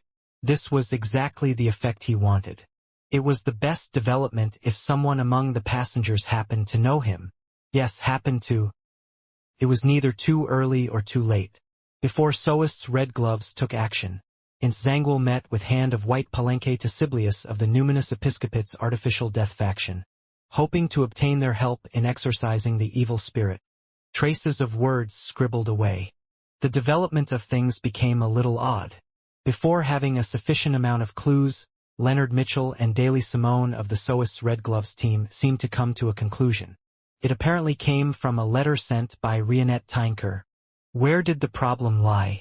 Insangwil was rather puzzled by this. From his point of view, unless one could directly capture Palenque to Siblius or other key personnel of the Numinous Episcopate, no one could come up with such a conclusion so quickly. This made his preparations a little hasty, but thankfully, this was an outcome he wanted. The Red Gloves team, led by Soist, discovered Insangwil's abnormalities from the feedback from various telegrams. Daly Simone used this opportunity to mention the assumption of an evil spirit's possession and had received a unanimous agreement. She claimed it to be a reasonable theory, but she was already in the know. She had learned it from Leonard Mitchell, who has a parasite, and Leonard Mitchell's information source came from a letter sent by Rionette Tynker, who could be the one who mailed it. Meanwhile, Leonard Mitchell and Daly Simone had already suspected that the evil spirit possessing Insangwil belongs to the hunter pathway. But is this the truth to the matter? Will everything develop according to what Daly Simone, Leonard Mitchell, and Soist's Red Gloves team have in mind? After the discussion with that person in the Cathedral of Serenity, the Cathedral of Serenity's high-ranking deacon, Ilya, believed Daly's theory and decided to use a Grade 1 Hunter Pathway sealed artifact as bait, so as to allow Insangwil to fall into a trap while the evil spirit was possessing him. To conceal this goal, she got Soist's Red Gloves team to continue investigating the relevant clues. Unfortunately, their premise was wrong. Although Insangwil was possessed by an evil spirit, his actions had never been affected. All he had done before was an act. It was done in accordance with Sauron Einhorn Medici's suggestions, with the aim to confuse the Church of Evernight and to make Ilya blindly attack. And a red angel evil spirit that was willing to help and cooperate was enough to change the battlefield situation. Zangwill's true motive for coming to the southern continent is hunt the high-ranking deacon Ilya of the Church of Evernight. It was for his advancement preparations by obtaining her Beyonder characteristic. He wanted to prove to everyone that the Church of Evernight had made a foolish mistake to abandon him back then. Of course, before beginning this operation, Zangwill had to first satisfy Sauron Einhorn Medici's thirst for mid- and high-sequence Beyonder characteristics of the hunter pathway. To keep it a secret, he didn't plan on hunting locally, and he had prepared to do it further away. When the evil spirit's undying nature, red angel's level, and the uniqueness of a gatekeeper combined, Zangwill possessed the relatively high sequence ability of spirit world traversal of the death pathway. He was able to head to remote areas and return in short periods of time. He had deliberately kept this under wraps before. After satisfying Sauron Einhorn Medici, Zangwill decided to first kill Daly Simone and Leonard Mitchell and pretend to vaguely sense the Church of Evernight's trap. He would forcefully counterattack only to lose his rationality and head for the trap. He didn't plan on leaving any unstable elements. All Avengers that survived Tinjin had to die. The notebook flipped to an empty spot as a pale white hand grabbed a quill and added the words, "Today, everything will go smoothly. West Balam, Northern State, Kukawa City." "You aren't done with your investigations?" Anderson asked in boredom as he walked beside Danitz. "Soon," Danitz replied as he found it a little difficult to focus. "Do you have something to do?" At this moment, Anderson took out a map and a stack of information. He said with a chuckle, "I've already figured out the rough location of an ancient mausoleum. Based on the traditions of East and West Balam, there's definitely plenty of treasure in it. Here, death doesn't mean an end but a new beginning. That's why they have tons of burial items." Danitz was taken aback as he asked in surprise, "I thought you aren't proficient in Deutonese?" How did he gather the information?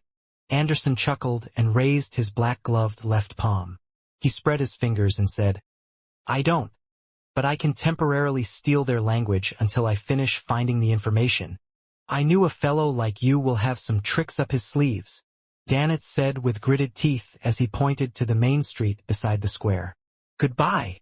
Anderson didn't stop him as he smilingly watched him walk away with large strides. At this moment, the two simultaneously noticed a figure walking over. The figure held a classic quill and wore a black clergyman's robe. He had dark blonde hair with facial features akin to a classic sculpture. One of his eyes was so blue that it was nearly black, and the other was filled with small but obvious blood vessels. He was approaching Anderson and Danitz. Anderson didn't know the middle-aged man, but his body couldn't help but tremble as though he was facing his nemesis. Warning signs of danger flashed in his mind as his pupils rapidly dilated. Suddenly, he heard a warm voice by his ears. "Don't be nervous." "Who?" Anderson blankly turned his head and saw a figure strangely appear beside him despite there not being anyone there in the first place. This figure had apparently been there all this time, but he had always been ignored. He wore a strangely simple white robe. He had a pale gold beard that covered half his face.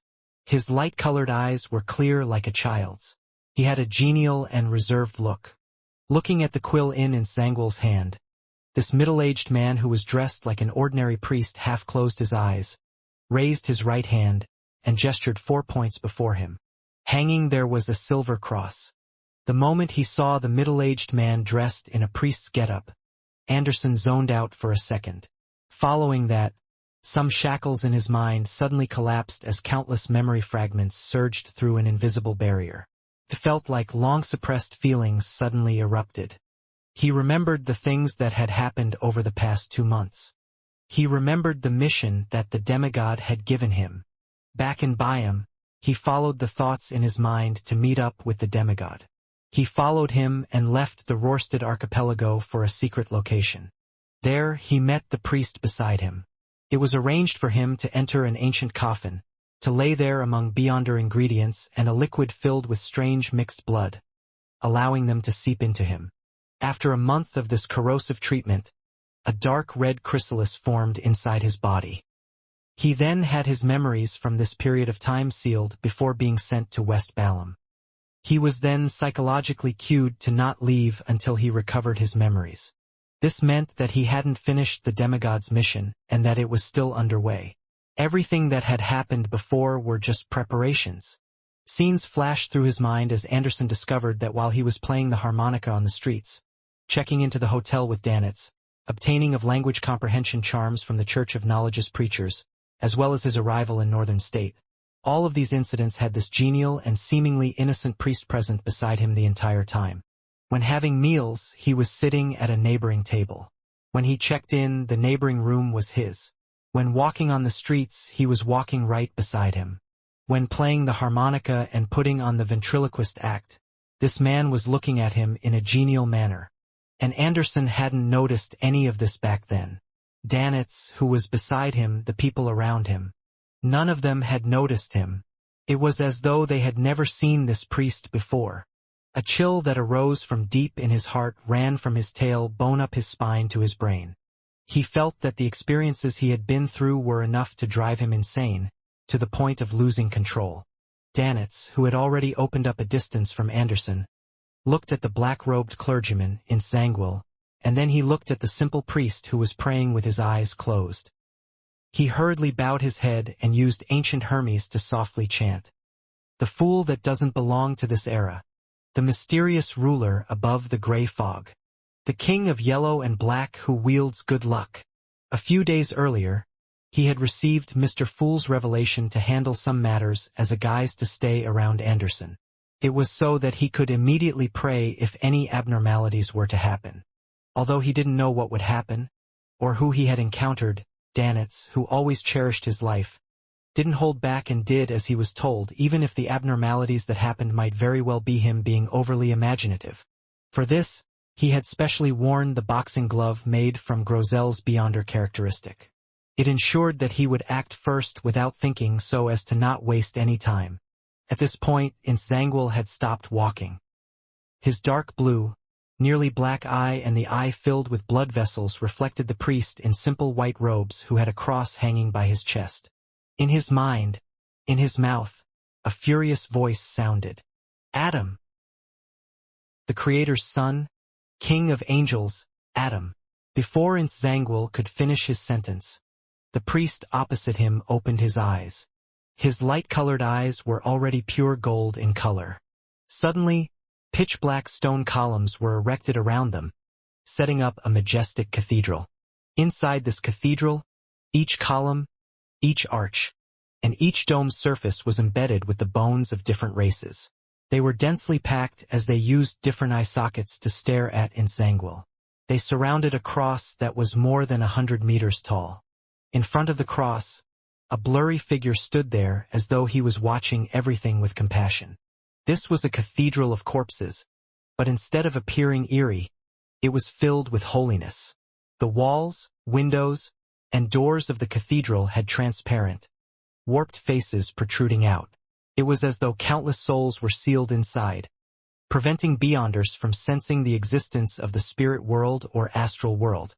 The square and pedestrians from before had vanished. They were kept outside the corpse cathedral that had suddenly appeared.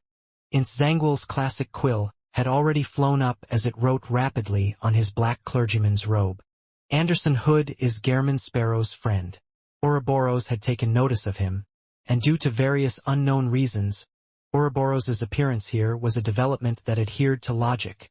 Just as the quill wrote the exclamation mark, light beams shone in from the colored windows of the corpse cathedral, forming stacked illusory pure feathers.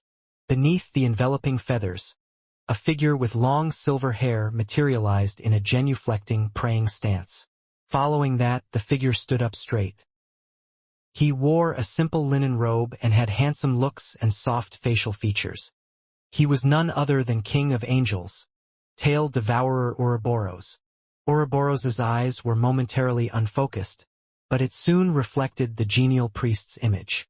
In his eyes, at his feet, and on the stacked feathers of light behind him, a supernatural, mysterious circle was accentuated, forming an illusory river like a snake that had its head connected to its tail. The corpse cathedral once again reverted to the point when the pitch-black stone columns erected with the surrounding square were still on the border of existence.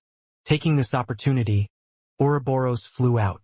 Zangwill didn't hesitate as he made the surrounding colors saturate and overlap against each other. Just as this night watcher was about to step into the spirit world, he suddenly saw a cross spanning more than 100 meters in size plummet down from high above. This cross impaled the middle of the unformed corpse cathedral as the blurry figure that carried the cross raised its head. Infinite light spewed out, drowning Ouroboros and the quill holding Zangwill within. The corpse cathedral filled with bones of different races and the countless warped souls took form once again. Upon hearing the stacked, illusory pleas, Klein was inside his hotel and thinking about his daily miscellaneous matters and lampooning in boredom. He suddenly stood up, went straight to the window and looked towards the nearby square. On the square, coffins were coming and going. The fountain was still spewing, and there was reverberating music. Everything seemed normal and even felt idyllic. Here, what seemed most unharmonious was Anderson genuflecting with a stiff expression while a trembling Danitz was closing his eyes praying. Without a second thought, Klein followed the plan he had formulated above the gray fog. He controlled Winner Enzo, who was 100 meters away, to enter the telegraph office. He had instructed Danitz to live beside a telegraph office. At the same time, he took out his adventurer's harmonica and blew into it. Rionette Tynker walked out of the void with the 4 blonde, red-eyed heads in hand. All 8 eyes turned to the square. For Leonard, Miss Messenger. He likely hasn't left your detection range. Klein took out a letter he had already prepared and a gold coin before handing it to Miss Messenger. What he said and did was akin to a marionette. He only followed the instructions he had prepared in advance. If he couldn't help think of something else, he would immediately use cogitation to divert his attention. This was the method he figured out from Will Ossepton on how to deal with 0-08. By doing the thinking above the gray fog, all he did was act according to plan in the real world. And in a particular prayer from Danitz, Klein had used the scene that appeared to observe Anderson, who was nearby. In the end, he discovered an unfamiliar priest who also felt familiar by his side. Thinking back to the psychology alchemists and the Twilight Hermit Order's hidden connection, and making the connection to the content in Emperor Roselle's diary, Klein immediately realized something. He was certain about what would happen next. The master of the Twilight Hermit Order, the son of the creator, Angel of Imagination Adam, was conspiring to obtain 0-08. This also meant that there was a high chance for Zangwill to appear with Anderson as the target. Then, Klein redid his plan above the gray fog, pretending as though he had never noticed anything. He continued his state as a marionette in reality. One of Rionette Tynker's heads bit onto the letter as the 8 eyes looked deeply at Klein for 2 seconds. Klein nodded indiscernibly without a word, watching Miss Messenger return to the spirit world. In the Kukawa telegraph office, Winner Enzo handed over the telegram, address, and Verl gold he had already prepared for the staff, urging them to send it immediately. West Balam, Northern State, Kukawa. Zangwill has appeared. The radio waves quickly spread, sending the message to the major bases of the Church of Evernight in West Balam and East Balam. East Balam. Why are you always active around the cathedral? Why don't you go further to carry out the investigations? Daly asked Leonard. Leonard thought and said frankly and seriously, awaiting news. Daly nodded in thought without prying further. She turned silent, no longer playing jokes on Leonard. It was as though she was waiting for something as well. Suddenly, Leonard's spiritual perception was triggered as he turned to look left. As a gatekeeper, Daly had already cast her eyes in that direction. A letter had appeared at some point in time, landing underneath a gas street lamp. Leonard didn't avoid Daly as he hurriedly picked up the envelope and opened it. The content of the letter was very simple. There was only one line. West Balam, Northern State, Kukawa, Revival Square. Coordinates, Leonard's expression turned heavy as he turned to Daly and said, "Ma'am, please help me to cover my tracks." As he spoke, his left glove had turned transparent. He stuffed his right hand into his pocket and grasped the fate siphon charm. Daly fell silent for a second and said extremely seriously, "Bring me along. Back then, you managed to at least fight, but I didn't have the time to do anything." Leonard's expression changed as his mouth gaped slightly. Finally, without saying a word, he grabbed Daly's shoulder. The two then vanished from the rather empty streets. As he watched Miss Messenger leave, and once he confirmed that the telegraph office had at least sent one telegram, Klein immediately took 4 steps counterclockwise and entered above the gray fog. He directly sat at the high-back chair of the fool and beckoned for the tyrant card, the sea god scepter, and a silver-gray charm. Immediately, he was wearing a papal tiara with a papal robe draped over him with a bone scepter in hand. Amidst silver bolts of lightning, Klein spread his spirituality towards the point of light where Danitz was. With Klein's spirituality making contact, the points of light suddenly expanded into a scene before his eyes. With his shadow cloak up, Danitz was praying with his head bowed in the corner of the square, chanting the fool's honorific name with ancient Hermes. Thanks to this, Klein could see an expanded area around him, and he began searching for Insangual. Through the gray fog, everything he saw was clearly different from what he had previously seen. In the middle of the square, a pitch-black corpse-embedded cathedral had appeared at some point in time. It was dark inside, but there wasn't any signs of activity inside. Using this opportunity, Klein replied Danitz's prayer, "Leave the area. Find a hidden spot to hide in." As he spoke slowly, dressed in the papal tiara and dark robes, Klein raised his left hand and made the blue gems at the tip of the bone scepter light up. Sharp, jarring sounds immediately resounded in Revival Square in the real world as a sudden gale swept the area. It made the people who were spending their leisure time there or the pedestrians to leave quickly to head for shelter from the wind. Even Anderson, who had a frozen expression, recovered his usual insouciant attitude. Holding his abdomen, he quickly rushed out of the dangerous area. In a few seconds, Revival Square became extremely silent. Even the pedestrians who walked slowly without running had experienced the feeling of flying with the nudging of the wind. The empty area entered a brief silence. Then, a flame appeared from the corpse cathedral's window. It grew in size and became increasingly blinding. Silently, the colored glass windows shattered as blinding white light that bordered on blue shot out like a meteor. This flaming light instantly crumbled, materializing into Insangual, who wore a black clergyman's robe and had one dark blue eye and one eye covered with blood vessels. The moment this night watcher appeared, he couldn't help but open his mouth and scoff at the classic quill in his hand.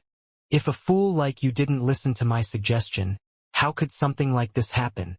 I'm not even sure what you're afraid of. If you had allowed me to pray to the Lord, allowing me to secretly return to the Rose Redemption and join forces with the Serpent, our preparations would allow us to set up a trap. Today, we will be the ones hunting Adam, and not the other way round." The seemingly dark and damaged quill immediately flew up and wrote on an empty spot of Insangual's clothes. Due to a rage stemming from embarrassment, Sauron Einhorn Medici pushed the blame of this development to the quill of Alzahad. But in fact, it was he who was stopping himself from praying to the true creator. Be it Sauron or Einhorn, neither one of them trusted this evil god. Today's development made this evil spirit's psychological dissociation to worsen. This is extremely reasonable. This is the diagnosis by the best, most professional psychiatrist. Insangual immediately frowned as he raised his left hand and pressed it to his head. His dark blue eye rapidly recovered its luster as the classically sculpted face turned extremely stern. At this moment, having escaped the corpse cathedral, he was no longer facing the square. Instead, it was flights of ancient stone stairs. They were leading to the peak of a towering mountain. Erected there was a huge cross with countless angels spiraling around it. At this moment, an exaggerated bolt of silver lightning tore through the overcast sky, smiting right down at Insangual. The sealed and strange space produced cracks. The fountain and its splashes appeared in his dark blue. Zangwill's figure immediately vanished, leaving behind a blurry, transparent spirit. The latter was struck by lightning and was instantly obliterated. This night watcher didn't have the luxury of time to consider what other lurking dangers there were. He took this opportunity to transform into a flame as he penetrated a crack and rushed out. To him, no matter what lay ahead of him, nothing was more terrifying and difficult to deal with than the son of the Creator, King of Angels Adam.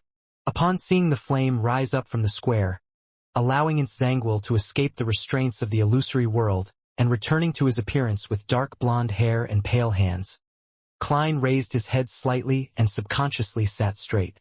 Countless scenes flashed across his mind, him having his heart penetrated, the pair of bright leather boots just before his previous death, Dunn Smith smiling at him with a wink of his left eye, and the Blackthorn Security Company which had been reduced to ruins. The corners of Klein's mouth quickly curled upwards as he revealed a comical smile. He then deeply muttered using ancient Hermes, "Misfortune." The silver-gray charm on his right palm suddenly burst into a gloomy black light. This was a charm of the misfortune domain. Klein made using Snake of Mercury will Osepton's blood and precious metals by praying to the Evernight goddess. This was a present he had prepared for Zangwill. This was an arrow of vengeance. This was a deity's curse. Klein immediately stood up, stretched his shoulders, and threw out his right arm. Fusing the gloomy black light with the little powers he could stir from above the gray fog as he threw them at Zangwill. Just as Zangwill returned to Revival Square, he saw a dark black beam appear out of nowhere. It blanketed the entire sky, making him find himself in an extremely dark environment. Such a change happened in a flash before everything was restored to normal in an instant.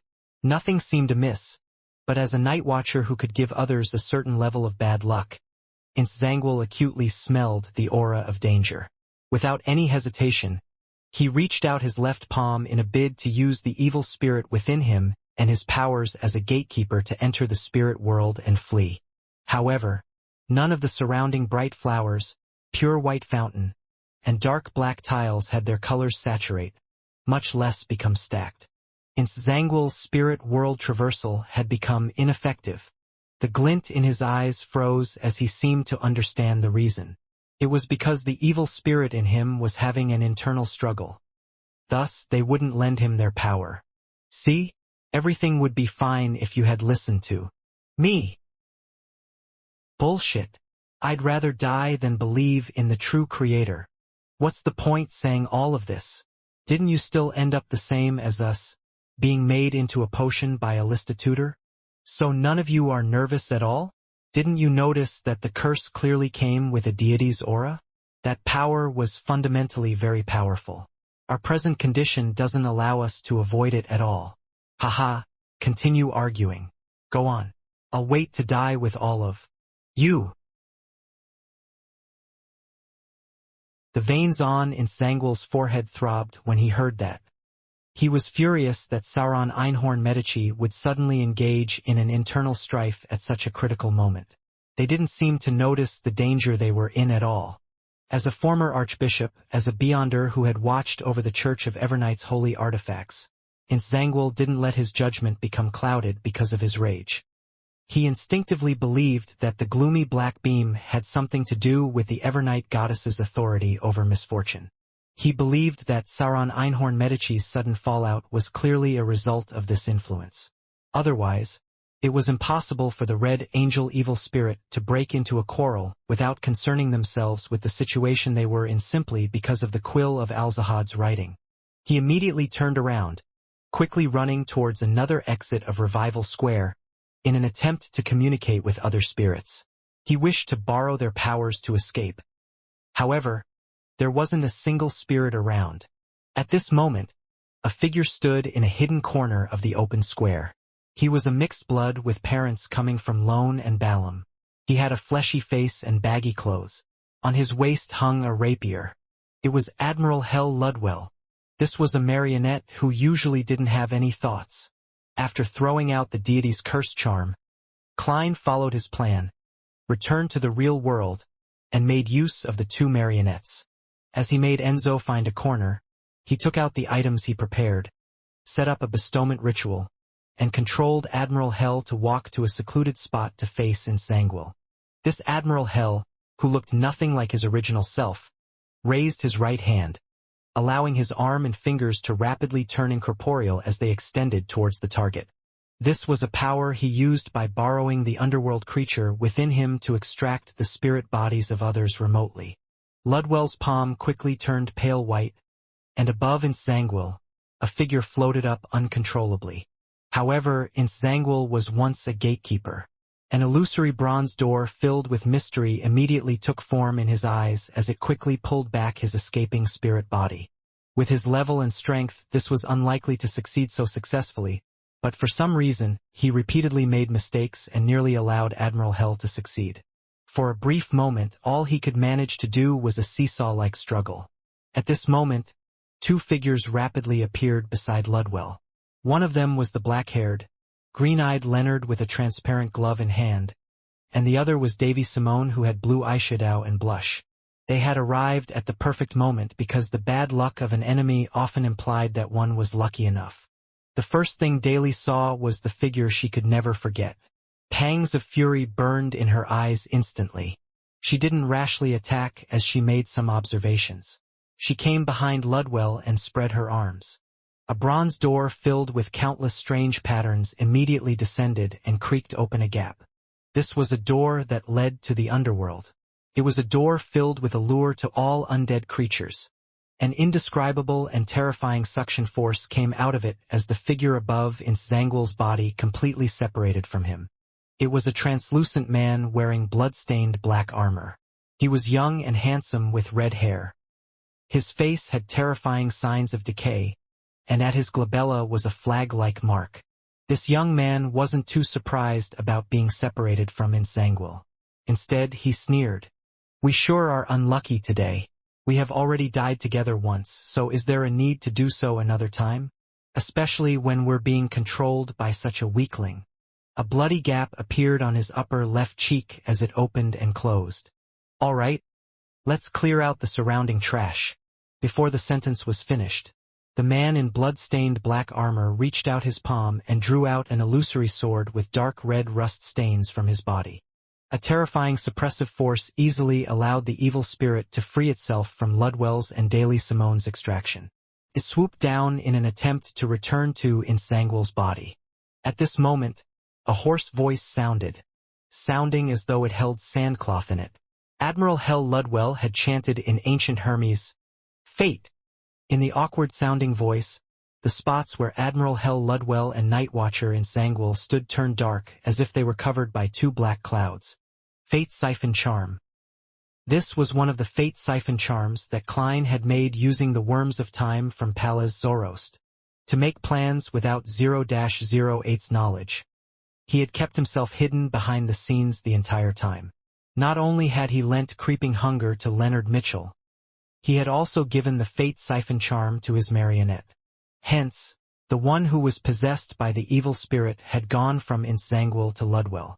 Admiral Hell instantly had Sauron Einhorn Medici's blood-stained, black-armored body plunge into him as his eyes became filled with minute blood vessels. Inside the hotel, Klein calmly controlled the marionette without showing any wavering or hesitation due to the impact the evil spirit had. Ludwell reached out to tear his clothes and raised the soul-soothing mask to cover his face. At the same time, having heard the Red Angel's words, and witnessing his actual condition, Daly Simone, who had suffered immense pressure, seemed to realize something. Not only did she not close the door to the underworld, she even gritted her teeth and used all her might to widen the gap. Bloody, skinless arms, slimy tentacles with teeth, and bluish-black vines with baby faces began emerging from the door to the underworld as they grabbed at Ludwell. This freed up Admiral Hell, who had planned on completing this step alone. Taking advantage of the opportunity that the underworld within his body hadn't yet been destroyed by Sauron Einhorn Medici, with the only negative effects on his body being decaying, he hurriedly turned around and dashed towards the mysterious, illusory bronze door. He was then grabbed on his body and legs by the arms, tentacles, vines, and spirits behind the door. With his running working hand in hand with the scalp-tingling tugs, he instantly leaped through the widened door gap and entered the underworld.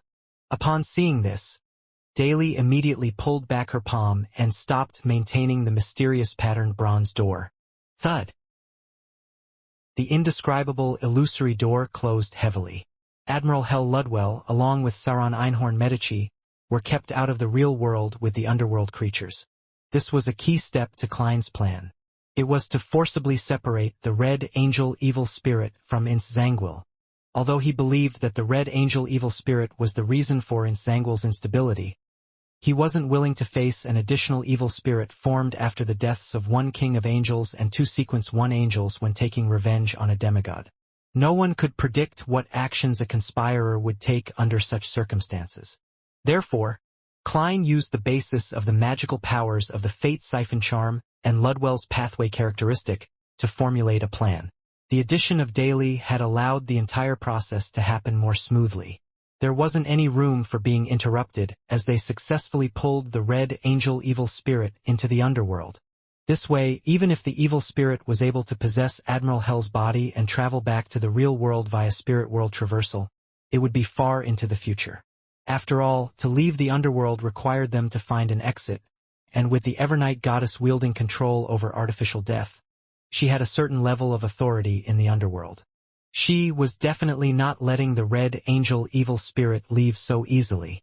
Sacrificing a marionette, a high-level charm, and 2 mystical items in exchange for removing the Red Angel Evil Spirit from the battlefield was heart-wrenching for Klein, but it was definitely worth it. As for the misfortune on Inszangwil, on the one hand, it was a continuous state and not a short-term affliction, and on the other hand, he had suffered from deity's curse. The Fate Siphon Charm could only replace a tiny portion of that and not empty it out. He could soon recover. As for Ludwell, he had Winner Enzo imbuing him with good luck. Nothing would stop his series of actions for a short period of time. Such a change was completely unexpected for Leonard. However, he had become a Red Glove for almost a year. He had plenty of experience dealing with supernatural cases, so he didn't show any hesitation or confusion. He immediately cast his gaze at the still-dazed Inszangwil. When the figure in a black clergyman's robe with one dim eye was reflected in his eyes, his expression immediately warped as though he was facing a trauma of his. It was a trauma where he did his best but had failed to put it to use. It was the trauma of seeing Captain and Klein already dead after regaining consciousness. As Leonard raised his left palm, he pressed the human-skinned glove to his temple and grasped the Fate Siphon Charm in his right hand tightly. With a deep voice he said, "Fate!" The ancient, supernatural language echoed as a transparent book condensed in front of his left glove. Following that, there was the ethereal chant of "I came, I saw, I record." Bolts of bright, blinding silver lightning blasted down one after another as they instantly devoured Leonard. Lightning storm. This was akin to Leonard holding a revolver to his temple before pulling the trigger. He was committing suicide, but at the same time he was using the Fate Siphon Charm. This would transfer such a fate to Inszangwil. This was the best solution he could think of when using the Fate Siphon Charm and creeping hunger. It required immense courage.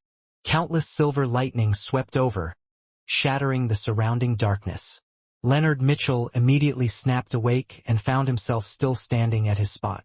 His left hand had yet to rise, and his right hand had just grabbed the Fate Siphon Charm. Whatever he did was just a dream. At this moment, in Inszangwil's dark blue eyes, darkness was slowly swirling. It was as though it was saying, "When did you get the misconception that you aren't dreaming?" In fact, long before Sauron Einhorn Medici had been extracted from his body, he had already created a large-scale dream in an attempt to pull all his enemies in. Unfortunately, the man with a rapier was in no way affected. He easily escaped and ended up destroying the dream, reducing its effects to nothing. As the ability to detect danger which was gained from one's spiritual perception feedback was that obvious, and with the possibility of the conflict between the two kings of angels behind him spilling over at any moment, Inszangwil didn't hesitate to create a large-scale slumber effect while pulling Daly Simone and Leonard Mitchell into a dream. Right on the heels of that, he picked up Quill of Alzahad and rapidly wrote on his sleeve. Inszangwil was in optimal condition today. He could effectively control his mythical creature form. Therefore, He didn't hold back and used all his strength to escape the area. As he finished writing the sentence with the quill, Zangwill's body began transforming. His eyes instantly turned black as though it was tainted with ink. The fine patterns around him began to extend, forming strange and distorted mysterious symbols. At his waist and ribs, his clothes swelled as 4 skinless arms grew out from squirming flesh. They were covered with blood vessels. The arm was rapidly covered with white feathers as a cadaveric aura rippled out. At the same time, Zangwill's teeth grew long, turning sharp. His body seemed to be embedded with numerous blurry, tiny faces. In a blink of an eye, this night watcher was already slumped on the ground, turning into a strange monster with 8 legs and white feathers. Night suddenly fell upon the square as worms in the soil and the bacteria on the floor tiles died one after another, entering an eternal slumber. This was the combination of the powers of Evernight and Death. Just as Daly Simone and Leonard Mitchell were about to lose their lives amidst their slumber, a thunderclap boomed. Bolts of silver lightning struck down, turning into a forest of lightning that blanketed Zangwill's incomplete mythical creature form. After sending away the Red Angel evil spirit, Klein didn't stay any longer. Like a marionette with preset orders, he mechanically took 4 steps counterclockwise and entered above the gray fog. Wearing the papal tiara and papal robe again, he picked up the sea god scepter. This was the 3rd act of the play. With 0-08 exhausted by Adam, and with the Red Angel evil spirit separated from Zangwill thanks to the Fate Siphon charm, he had to face the sea god's wrath as a sequence 4. Klein knew that he didn't have the strength to directly fight a demigod. Therefore, his plan had been to wear off Zangwill's helpers, while smiting him from above the gray fog. It was akin to the sea battle with the demigod Konas Kilgore, who was from the Black Emperor pathway back then. Even if he couldn't complete the kill due to a demigod's potency, he could stall for time until the Church of Evernight's archbishop or high-ranking deacons with sealed artifacts arrived. In this plan, there were 2 uncontrollable parameters. First, it was unpredictable how much influence 0-08 had towards the end. A card up his sleeve was to let Enzo set up a bestowment ritual and be prepared to send Grozel's travels to the real world at any time. By sending it to the edge of the battle, Klein wanted to know if this would lure the quill away from Zangwill. After all, he guessed that the quill was a Grade O sealed artifact of the spectator pathway. It was likely that it was interested in the special book left behind by the Dragon of Imagination. Second, he wasn't sure how strong the son of the creator, Adam, was. Klein had no reference point, and he believed that it wasn't impossible for a king of angels like him to subdue 0-08. Imprison the Red Angel evil spirit, and kill Zangwill alone. Towards such a development, Klein had no means to foil it. All he could do was pray for the goddess's blessings and fate's tenderness as he waited for the outcome. Rumble. The lightning forest smote down, bringing with it intense destructive auras. At this moment, pure darkness surged out of the gaps in the lightning, devouring all of the silver-white swath. Right on the heels of that, Zangwill's 8 legs moved rapidly as he ran out of the area. He couldn't find a target of attack, nor could he lock onto the enemy that had cast lightning storm. Holding back his furious emotions, he ran towards buildings along the perimeter of the square, leaving shadowy afterimages behind. However, amidst booming thunder, terrifying lightning bolts smote down one after another, trapping Zangwill inside the square. Daly and Leonard had already woken up from their dreams, but the light from the lightning affected their vision, allowing them to discover that Zangwill had apparently turned into a monster, but the details were unclear. Mythical creature form. As the two had a solid foundation in mysticism, they immediately realized what was happening and quickly closed their eyes. They then retreated to a spot that provided them shelter. Realizing that he was unable to dodge the lightning strike given the amount of time he had, Zangwill retracted one of his legs, picked up 0-08, and as he ran, he wrote on his body, "An unknown existence is attracted by the combat and feels great pity for Zangwill's experiences before deciding to help him by taking him away via the spirit world."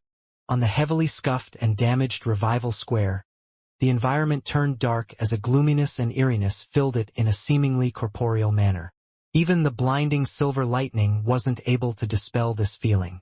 Daily Simone acutely sensed that an unknown creature was crossing the spirit world and approaching. An ominous feeling rose up in her as though she could already see Nsangwil using such an accident to easily escape, never to be found. She felt ice-cold in a manner that couldn't be resisted, just like when she first became a Beyonder. Back then, due to a particular accident as a 19-year-old, she had lost her family and ended up drinking a potion by mistake. She ended up becoming a corpse collector and was placed into a Nighthawks team. The influence of the potion and the wounds from losing her family had made her enjoy gloominess and coldness.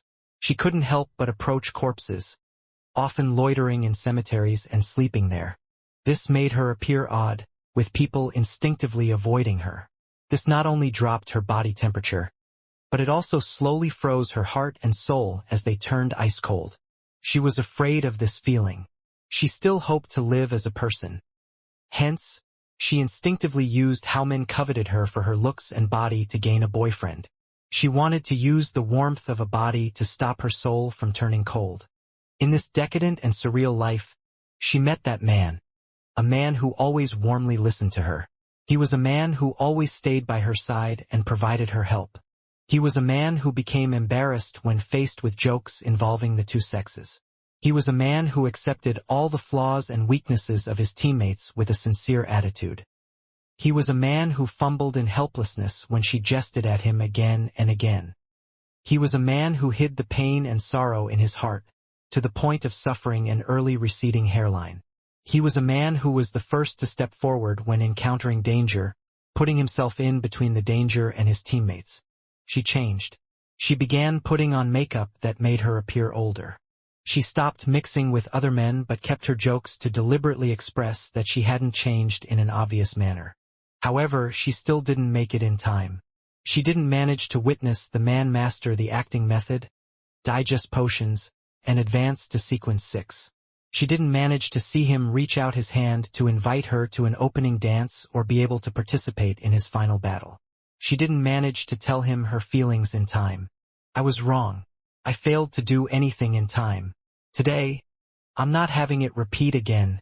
Daly's expression turned sorrowful as the corners of lips curled bit by bit with tenderness and sweetness. With her eyes closed, she suddenly pulled out a small metal bottle from a hidden compartment. She threw the stopper and gulped the liquid inside. Her blue eyeshadow and blush instantly brightened, and even her skin turned slightly translucent. Her coiled-up hair was instantly released, pushing her hood back as they fluttered. Spirit wandering the void, higher-order creature that leave one with awe, the unforeseeable creature. Daily chanted with simple and forceful ancient Hermes. I shall sign a contract with you in my name. Pray that you leave this place. Behind the 8-legged, the white-feathered Nsangwil, a figure appeared. It was a blood-colored piece of flesh with countless eyes on it and arms of different races. Just as it was about to grab Nsangwil and drag him into the spirit world, it suddenly paused. It then turned its gaze towards Daily Simone. Pitch-black snake-like scales instantly appeared on Daly's skin, and within the gaps of the scales, white feathers grew. Her knees buckled as she knelt down in pain, but she ultimately maintained her spirit-channeling posture. That quill began writing autonomously on Nsangwil's body. The unknown existence descended upon Revival Square and was just about to take Nsangwil away, but no, it was attracted by Daily Simone. Its sense of aesthetics was inclined towards humans. Oh no, it abandoned Nsangwil. It decided to listen to Daily Simone's suggestion and ended up leaving.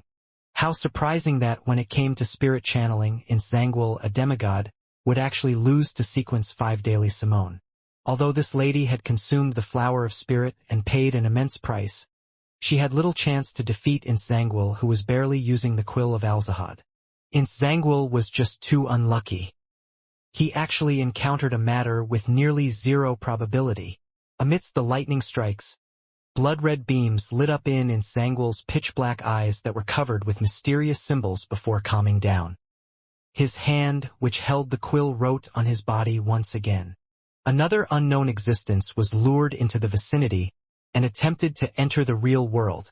Just as he wrote that, the quill suddenly paused as it continued writing. Incoming. Incoming. No. She was Reinette Tinker. No, Reinette Tinker chased away all the surrounding creatures in the spirit world. She gave Zangwil a glance, looked away, and left, continuing her patrol of the surroundings. Zangwil is too unlucky, just too unlucky. Zangwil's rapidly moving body suddenly paused as though he had suffered a terrible blow. Boom! A thick bolt of silver-white lightning smote the eight-legged monster. It sent Zangwil flying up as he let out an inhuman cry. In his pitch-black eyes, the blood-red beam spread out like an explosion, turning into two bloodthirsty, cruel and maniacal blobs of light. Zangwil could no longer control his emotions and maintain a good state of mind. He lost most of his reason. The more the slightly damaged quill wrote, the darker it became until it slowly stopped. With a scream that left one with goosebumps, an endless darkness blanketed the area, pulling Daily Simone and Leonard Mitchell into a dream. However, the thunder booms and lightning snapped the dreamers awake. Zangwil took a step back with his 8 legs, leaving behind an afterimage in his spot. He rapidly ran towards Daily Simone, who was on the brink of losing control, hoping to rip apart the Nighthawk who had foiled his plans for escaping. Boom! Boom! Ridiculous bolts of lightning blasted down, stopping his attempts to escape. Boom! Boom! The 8 legs that were covered with white feathers, which now had signs of being charred, moved one after another as he kept his body low while he circled the square, dodging the lightning in search for an opportunity to kill Leonard and Daly. With time, he realized there was a problem with the remaining reason that he had. The frequency of the lightning was dropping. The person that kept casting lightning strike had apparently reached his limit, and his spirituality was almost drained. Zangwil's heart stirred as a cruel smile was plastered across his face. He ran at high speeds as he muttered in ancient Fasak, "All of you will die." He had apparently forgotten of his need to escape. All of you will die. Leonard Mitchell could do nothing despite hearing that sentence. It was because he couldn't even open his eyes. He couldn't determine where Zangwil was, nor use his spirituality to lock onto him. At this moment, he felt as if he had returned to Tingen, back to the Blackthorn Security Company, back to the day where they engaged Megos in an intense battle. He had returned to the time when he was weak and helpless, unable to stop anything himself. Back then, he clearly wanted to help Captain and Klein. Despite overcoming his horror, despite having Old Man to provide him with help, he quickly fainted due to his low sequence and lacking strength, thus failing to participate in the subsequent battle. All he could do was wake up to see 2 corpses and use the pain of meeting family members to resolve the blame he placed on himself. He always cherished his leisurely life in Tingen City, the feeling of not needing to take any responsibility as if he was the protagonist. However, the more he cherished those memories, the more he hated his former self, wondering why he hadn't worked harder. With his eyes tightly closed, figures of light were darting around, and all he could do was ball his hands into a fist as he hurriedly shouted, "Old man! Old man!" This time there wasn't any response in his mind. No one provided him any help, as Pallas Zoroast was still in a deep sleep. Leonard's breathing turned heavy as he couldn't help but move his head from side to side with the darting of the light. Then, with a slightly hoarse voice, he shouted in clear anxiety, "Old man! Old man! Old man!" His voice gradually softened, drowned by the thunder. Leonard hung his head bit by bit, his face filled with shame and pain. His lips quivered as he relaxed his hand and gripped it tight again. His entire body froze for several seconds. Suddenly, he wore a firm expression. With a grimace, he opened his mouth and chanted softly in ancient Hermes. "The fool that doesn't belong to this era. The mysterious ruler above the gray fog. The king of yellow and black who wields good luck." Just as he said the prayers, he magically saw a scene in his mind. Insanguil, who had seemingly turned into a spider or some deformed feather wolf, was running frantically and dodging the lightning strikes. From time to time, he attempted to attack him and Daily Simone. And unlike normally, Insanguil's figure appeared rather blurry in this scene. It was almost completely represented by red light, and it could only be used to determine his location. Leonard was first taken aback as he immediately laughed. Teardrops flowed down as he laughed. Without any hesitation, he raised his left palm, pressed the glove to his temple, and then tightly gripped the fate siphon charm with his right hand. Fate!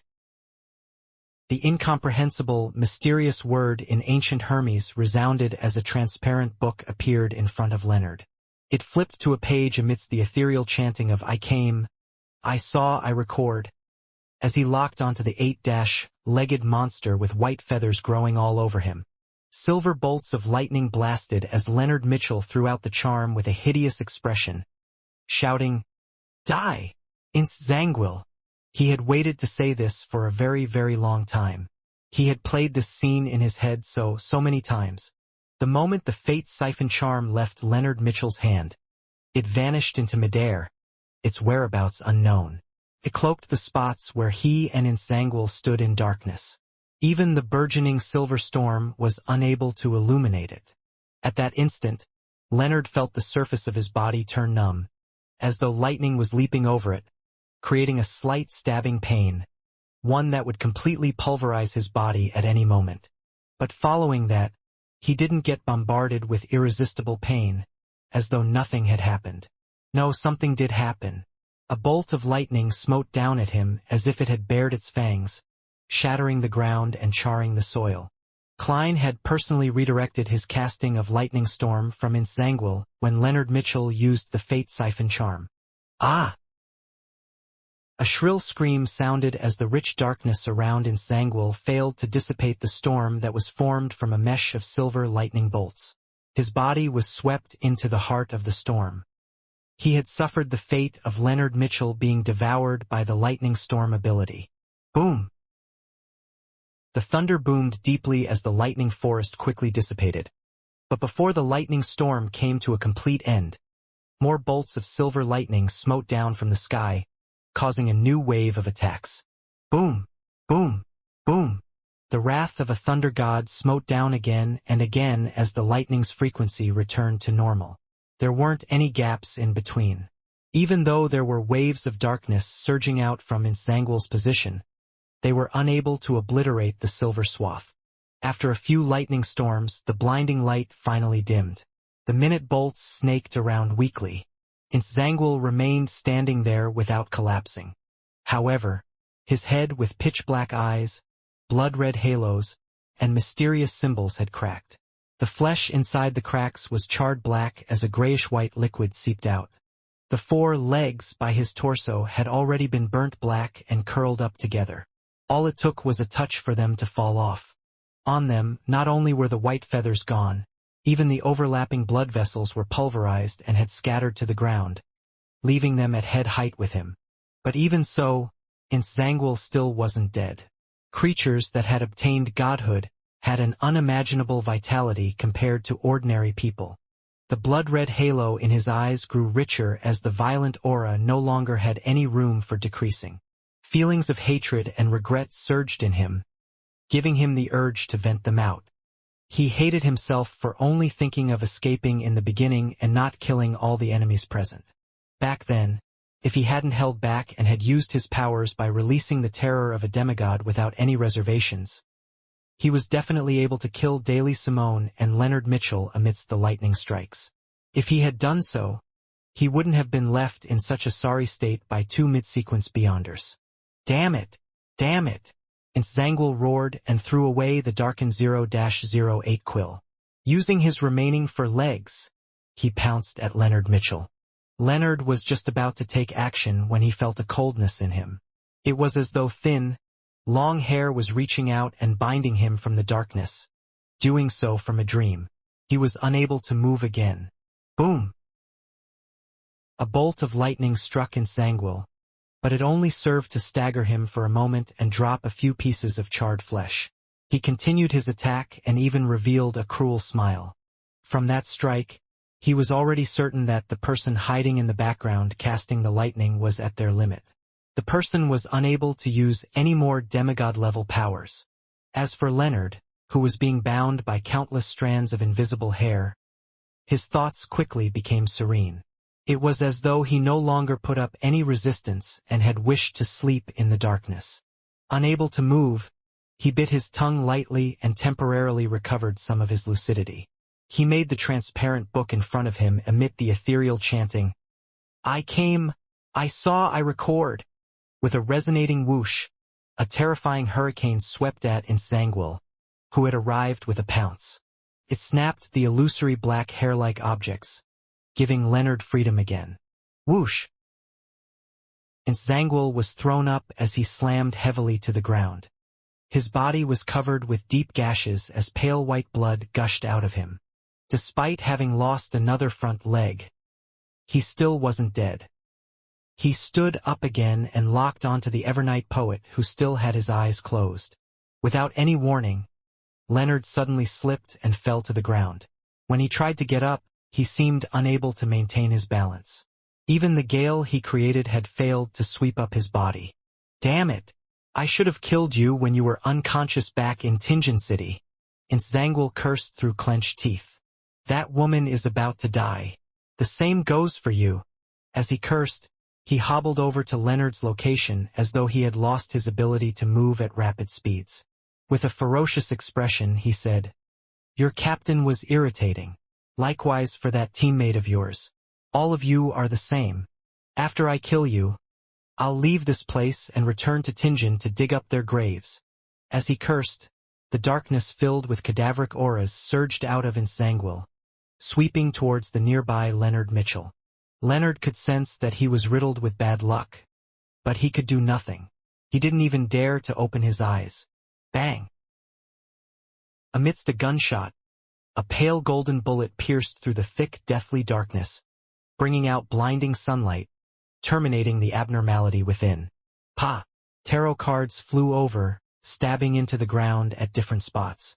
One of the cards landed in front of Leonard as it burst into scarlet flames. Amidst the flames, a figure wearing a half-top hat and black suit walked out with a revolver in hand. With a bookish demeanor, he had black hair and brown eyes with a face with a deep outline. He was none other than Klein Moretti. Unable to use the Sea God Scepter anymore, he had decisively returned to the real world. He had rushed here with Death Knell. It's really you. You really are still alive. Die together with them." Insanguil's movement speed instantly recovered as he circled around Klein, trying to forcefully pull him into a dream. He had been acting. However, Klein was completely unaffected. He didn't show signs of falling asleep as he raised his right hand and pulled the trigger as though he had foreseen it. Bang! Insanguil was thrown to the ground by a powerful impact.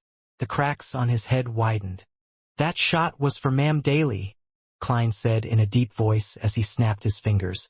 Using the flames that burst up, he flashed to the side of Insanguil. Insanguil's eyes protruded out. As he moved at high speeds, he released bad luck in a bid to influence Klein, but it was completely useless. "This shot is for Leonard." All the tarot cards were ignited at the same time, like bursting fireworks. Klein flashed behind Insanguil, cocked the gun, and relying on his intuition, he pulled the trigger. Bang!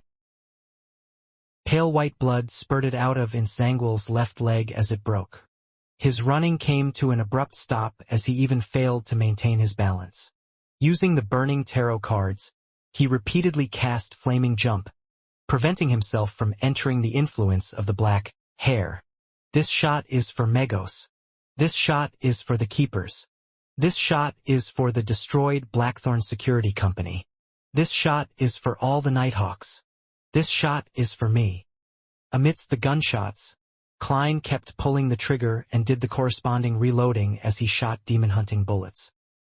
He blew through another of Insanguil's legs, blasting open his forehead, causing his roars to turn into a whimper until he fell onto the ground. Finally, Klein flashed in front of Insanguil. He then held Death Knell to his face. At this moment, Mysterious patterns accentuated in Sangwell's almost cracked head, creating an immense impact. He still had the ability to resist. He was waiting for him to approach and then use his mythical creature form to turn the tables. However, Klein's brown eyes continued looking at him without reflecting anything. He thrust Death Knell forward and pulled the trigger. Bang! In Sangwell's head completely exploded, and like a smashed watermelon, the fragments and the juice splattered everywhere. Death Knell had sounded the knell for him. Klein raised his left hand and rubbed away his two eyes. The real eyes that hid beneath were moved back to their original spots. His brown eyes had blurred up. He curled the corners of his mouth bit by bit and said to the already dead Insangwell softly, "This shot is for Captain." He didn't give Insangwell a chance to leave any last words. He had no wish to know what bitter past the latter had experienced. He then took out one remaining tarot card from his pocket and threw it on Insangwell's corpse. It was an inverted the star card. At this moment, a figure appeared not far from him. He bent down and picked up the darkened quill. This figure wore a simple white robe and had a pale gold beard that covered half his face. On his chest hung a silver cross as though he was the most ordinary priest. But he was the king of angels, Adam. Adam looked at Klein and said with a genial smile, "Unfortunately, I failed to retain the snake." He looked at the quill in his hand and then at the tarot card. He smiled and added, "A price is always exacted for what fate bestows. One, isn't that so?" With that said, he turned around and slowly disappeared from the ruined square with each step he took. He left the following words as though he sang it. Under the witness of a spectator, Klein Moretti completed a grand performance, directing a magical murder. With that, he managed to digest his potion with enough energy left to attempt an advancement before the curtains fell. Klein didn't take in the feeling of his marionettist potion's digestion and the corresponding feedback. With a flaming jump, he arrived in front of Daily Simone. The lady was already on the brink of losing control. She said in a daze, "I don't want to become a monster." "All right." Klein looked at her with a sorrowful gaze as he quickly thought of the means to rescue a rampager. He had considered getting her to chant the fool's honorific name before pulling her spirit body above the gray fog. But with her body already mutating, it was apparently useless. The only way was for Daly to choose to remain there forever. As for the flower of blood, it was also unable to resolve such problems. Daly smiled with great difficulty as she resisted the white feathers and pitch-black scales that kept growing out of her. "So it's you. Didn't you ask me why I didn't take the initiative to confess to Dunn? To throw him in bed?" She gasped for air and said with a bitter smile, "I had indulged myself too much in the past. He was a conservative man. I felt inferior." She couldn't hold out much longer, with the outcome of her becoming a monster happening at any moment. At this moment, she heard Klein Moretti reply, "Captain actually liked you too, very much. Because you were too outstanding and young, he felt inferior as well." Daly smiled as her blurry gaze saw a man in a black trench coat with a receding hairline. He had dark gray eyes. She watched as he pressed his hand to his chest, bent down, and reached out his palm to invite her to a dance. She reached out her hand as her thoughts turned sluggish. The gray-eyed man in a black trench coat pulled up Daly, whose mutation was slowly fading away. Under Leonard's watch, they danced a brisk dance in the destroyed square with the fountain spewing water everywhere. One material after another flew out. There were golden grapevines and a rather ugly rubber mask. Under the guidance of spirituality, they slowly mixed together and entered a small metal bottle. Amidst the beautiful dance, Daly leaned forward gently, resting herself in Dunn's embrace. Klein held the potion bottle, brought it to his mouth and downed it. The ice-cold potion slid down his throat, bringing Klein numbness, one that reached deep into his soul. He had already stopped dancing. His mind seemed to be lifted as though he was high in the air, looking down at the ruined Revival Square, at Kukawa City which had been left in shambles by the repeated lightning strikes. At this moment, He felt his emotions rouse up for some baffling reason, as all the pedestrians below seemed to be connected to him by some invisible threads. They could be happy, angry, or sad, making all kinds of actions based on his directions. Klein often had such feelings recently. He knew that this was the vision of a director. By viewing all participants as marionettes or actors, he attempted to control or guide them into putting on a grand performance. Using that hint of familiarity, Klein hurriedly adjusted his state of mind, completely separating his emotions from it, and viewing everything in a cold, aloof manner, so as to prevent himself from being affected by the play. As a director, he followed the script, referred to reality, and rationally made an analysis to choose according to the circumstances. He allowed emotions to build up, allowing himself to push matters forward and use the clues that had developed. Once his state of mind settled, he felt the potion's power spread across his body, like a sharp threaded net. Suddenly, Klein felt that his soul body was connected to his physical body. They were split into countless parts, and without being able to hold it in any longer, he let out a cry from deep within his soul. No! His thoughts were diced apart, turning into fragments as they fused with different pieces of flesh as he gained his own sentience. These included Klein with pain, Klein with arrogance, Klein with coldness, Klein with gentleness, Klein who could amusement himself, as well as Zhou Mingrue, Sherlock Moriarty, Gehrman Sparrow, and Dwayne Dantes. His entire spirit body seemed to be thrown into a grinding machine. Not far away, Leonard, whose cheeks were streaming with unconscious tears, first saw Captain Dunn, who was embracing Daily Simone, transform back into Klein Moretti. Following that, he noticed his face, neck, and the back of his hands. Pale-colored tendrils protruded out as though they had a life of their own. They kept growing outwards, turning into a transparent maggot. And beneath his clothes, there were also signs of squirming. This made Leonard have the feeling that Klein would collapse into a cluster of transparent maggots the next second as they raced in different directions. Just as he wanted to do something, he felt dizzy. He instinctively closed his eyes and didn't dare to keep watching. The transparent maggots that grew out of Klein's body shimmered under the sunlight, producing three-dimensional layers of mysterious symbols. They connected to higher and lower levels, directly presenting the abstract concepts of bizarreness, madness, change, strength, and wisdom. Amidst howling cold winds, black illusory threads rose up around Klein as they bonded together, forming strange tentacles.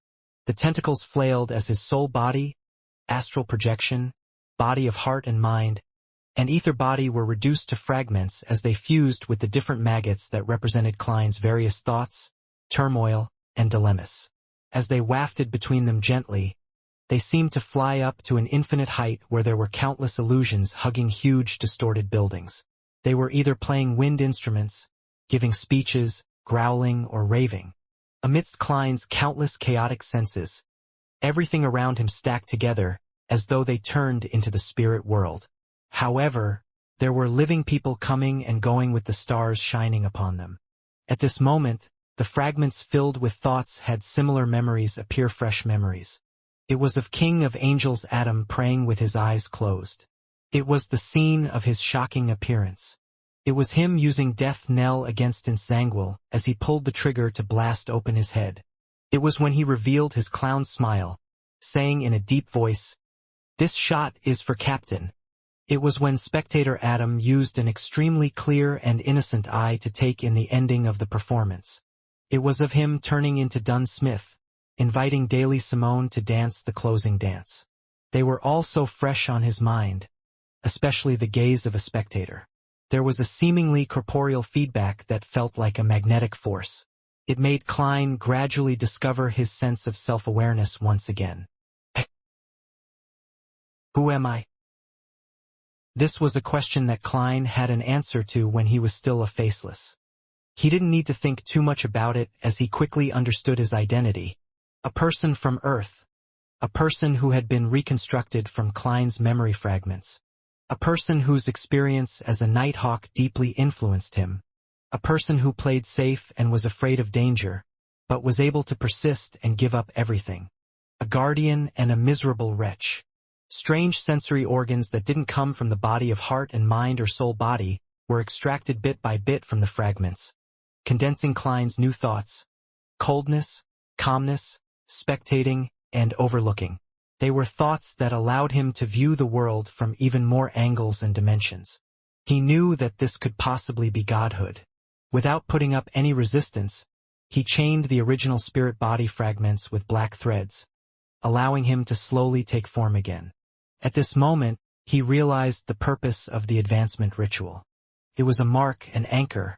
Compared to other pathways, the Bizarro sorcerer, who experienced the fragmentation of their soul bodies, required an anchor much earlier. However, this didn't require the support of any faith. On the contrary, faith was a numerous and jumbled affair with too many personal feelings involved. During the fragmentation during this ritual, it easily wiped away the humanity of the advancer who was only sequence 5, leaving behind godhood. A grand and profound performance under the watch of countless spectators was enough to make up this anchor. Although the spectators were few in number, as the pinnacle existence of the spectator pathway, Adam could match thousands of ordinary spectators. He could even imagine a theater of spectators to create the effect. With his entire body taking form, all kinds of knowledge surged out from the depths of his demigod spirit body, embroiling Klein's mind and giving him an indescribable impact. Felt as though his brain was about to explode. However, with some level of godhood and his rich experience, he could view this in a detached manner and rather easily pass through this stage. The transparent maggots on his face, hands, neck, and beneath his clothes returned into his body, turning back into the black-haired, brown-eyed Klein Moretti. Looking at Daily Simone, who was still in his embrace and slowly turning cold, he lifted her up and walked to Leonard Mitchell. He bent down and placed her on the ground. Daily no longer had pitch-black scales or white feathers. She had been restored to normal and her eyes were closed. The corners of her mouth were curled up like she was having the deepest and sweetest dream.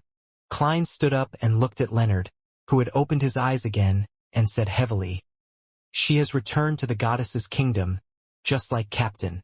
He had turned her into a marionette to reverse Daily's mutation, allowing her to die like a human before releasing his control over her.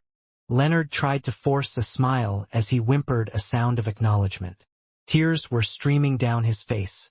Klein gently nodded his head. To her, this might not be the worst outcome. She returned as a human to the embrace of a deity she believes in. And that's where Captain and the others are. As he spoke, he subconsciously and sincerely raised his right hand and tapped his chest 4 times in a clockwise fashion.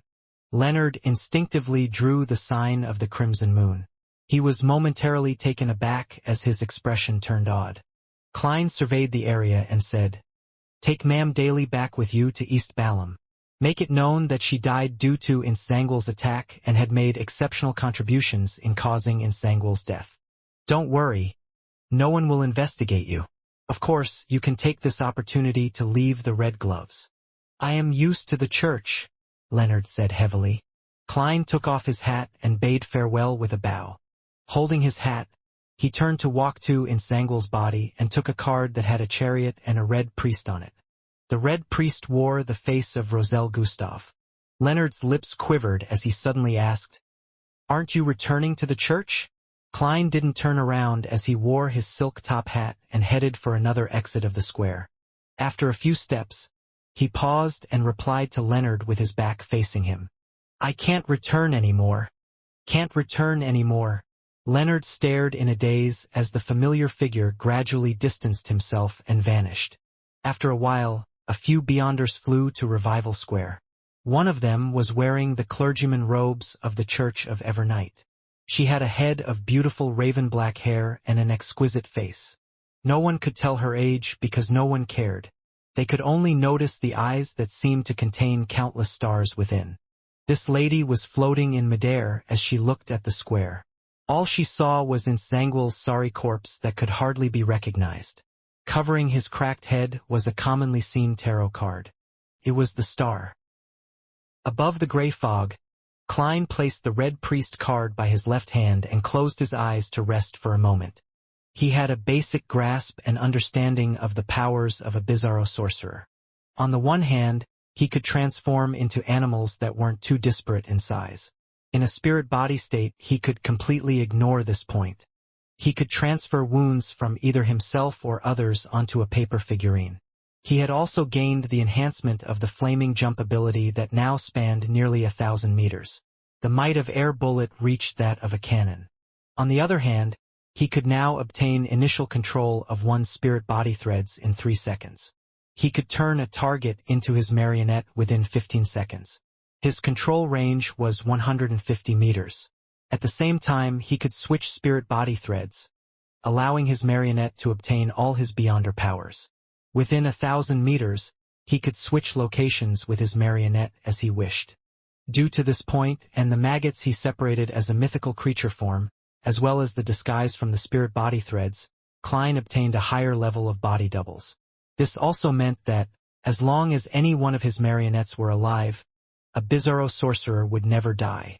The enemy often found it difficult to know if the one killed was the Bizarro sorcerer or his marionette. What was real and what wasn't was difficult to determine. After confirming his state and resting for a moment, Klein immediately walked deep into the mysterious space above the gray fog. He headed for the staircase of light that seemed to lead to heaven.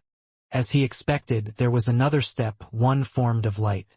This time, Klein believed that he could use this sixth step that resembled a giant's to step onto the condensed gray cloud. 1 step, 2 steps, 3 steps. He came to the end and, with a leap, stepped onto the cloud formed by the gray fog. Reflecting in his eyes was a door of light tainted with a bluish-black luster. It was formed from countless layers of spherical light, and each spherical light enveloped squirming maggots. Some of them were transparent, others translucent. This was the scene Klein saw through Enzo's eyes, but the objects were very blurry, as though something was obstructing his vision.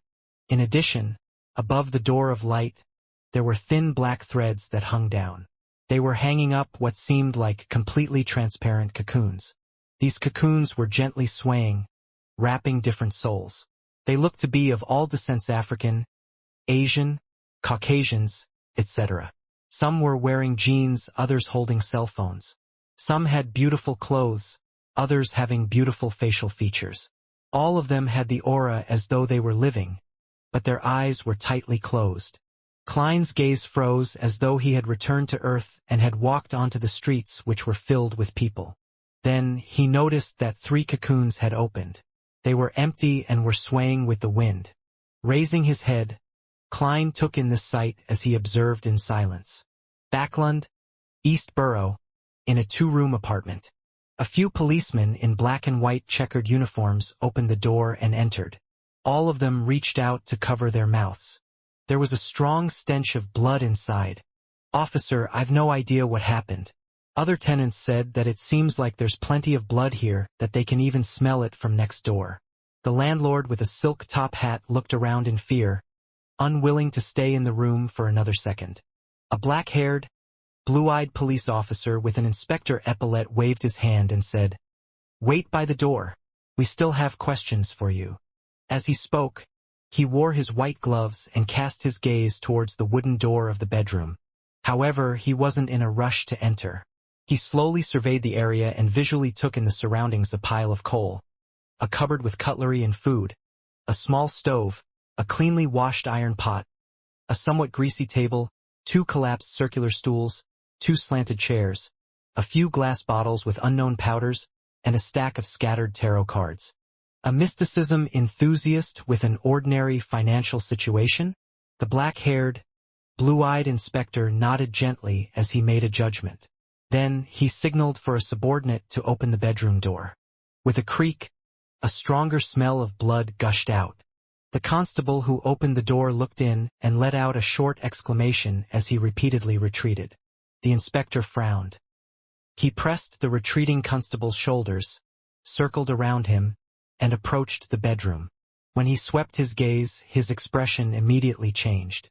In the bedroom, on a wooden bed, there was a man lying there. His hands were tied to the bedpost. He was naked with deep and shallow marks on his body. His blood had long been drained, dyeing the bedsheet and blanket beside him dark red. On a cursory glance, The deceased had apparently been bound by metal wire, cutting into his skin and flesh, right into his bones. This scene still affected the policeman who had seen many murder scenes. Furthermore, it had a diabolical feeling like it was a ritual. As the inspector was about to say something, two people rushed into the room. One of them attempted to take photos while the other bombarded him with questions. Another murder case? Hasn't there been many murder cases in East Borough recently?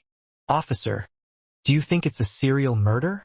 The black-haired, blue-eyed inspector frowned and waved his hand. Do not interfere with the scene. Otherwise, we will view you as the criminal's accomplice. He then said to the constable from before, Kaziz, please escort the two reporters away. Tell them that if they have any questions, ask the news department of Civilau's yard. After the reporters were escorted out of the crime scene, the inspector let out a long sigh. I'm going on the newspapers again. Damn it. In Empress Borough, the opulent villa of Earl Hall. Another murder in East Borough. The victim is suspected to have been abused before being killed. Having had dinner, Audrey was in the activity room casually reading the Backlund Evening News. Upon hearing his daughter's soft muttering, Earl Hall shook his head and sighed. This isn't new in East Borough. The statistics show that there are people dying every day in there. It's far from one person. Audrey didn't pay too much attention to the matter. After a casual chat with her parents and brother, she returned to her room with her golden retriever, Susie. The human and dog could read each other's minds without any exchanging of words. The latter stood by the door as a guard while Audrey locked the door. She sat by her bed and chanted Mr. Fool's honorific name. After a few seconds, she saw a dark red beam of light surge and drown everything. Audrey arrived above the gray fog, coming inside the magnificent and ancient palace. She then saw a small room to the side. The model door was ajar. It's much better than the old confessional from before. However, this doesn't match Mr. World's character. Did something happen to his state of mind? In thought, Audrey entered the room and closed the model door. She had previously had a follow-up appointment with the World Sparrow and concluded that he had fully recovered. To her surprise, she received a request from him for another treatment. This left her puzzled as she felt a little intrigued. In the rather spacious dark room, Audrey leaned against the wall that obviously had another person behind it. Her body slowly slid down as she knelt down with her legs placed diagonally.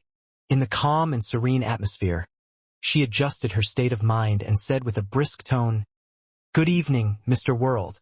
Just as she said that, Audrey's spiritual intuition already knew the situation with his body of heart and mind, or in common parlance, his emotions or mood. Gloomy, disheartened, confused, depressed, and having no interest in anything. Mr. World's current problem is completely different from the last one. What happened this time? Audrey gently bit her lip and calmly made a judgment and used a timely placate. This was the most useful power of a psychiatrist. In ancient times, it was called psychoanalysis. The dark clouds behind the wall scattered significantly. Gairman Sparrow finally hoarsely said, "Good evening, Miss Justice." Leaning against the wall, Audrey thought and cancelled her original plan. She maintained her brisk tone and said, "I'm very curious about your recent experiences. It seems you have had too many encounters. There's no need to think about anything else.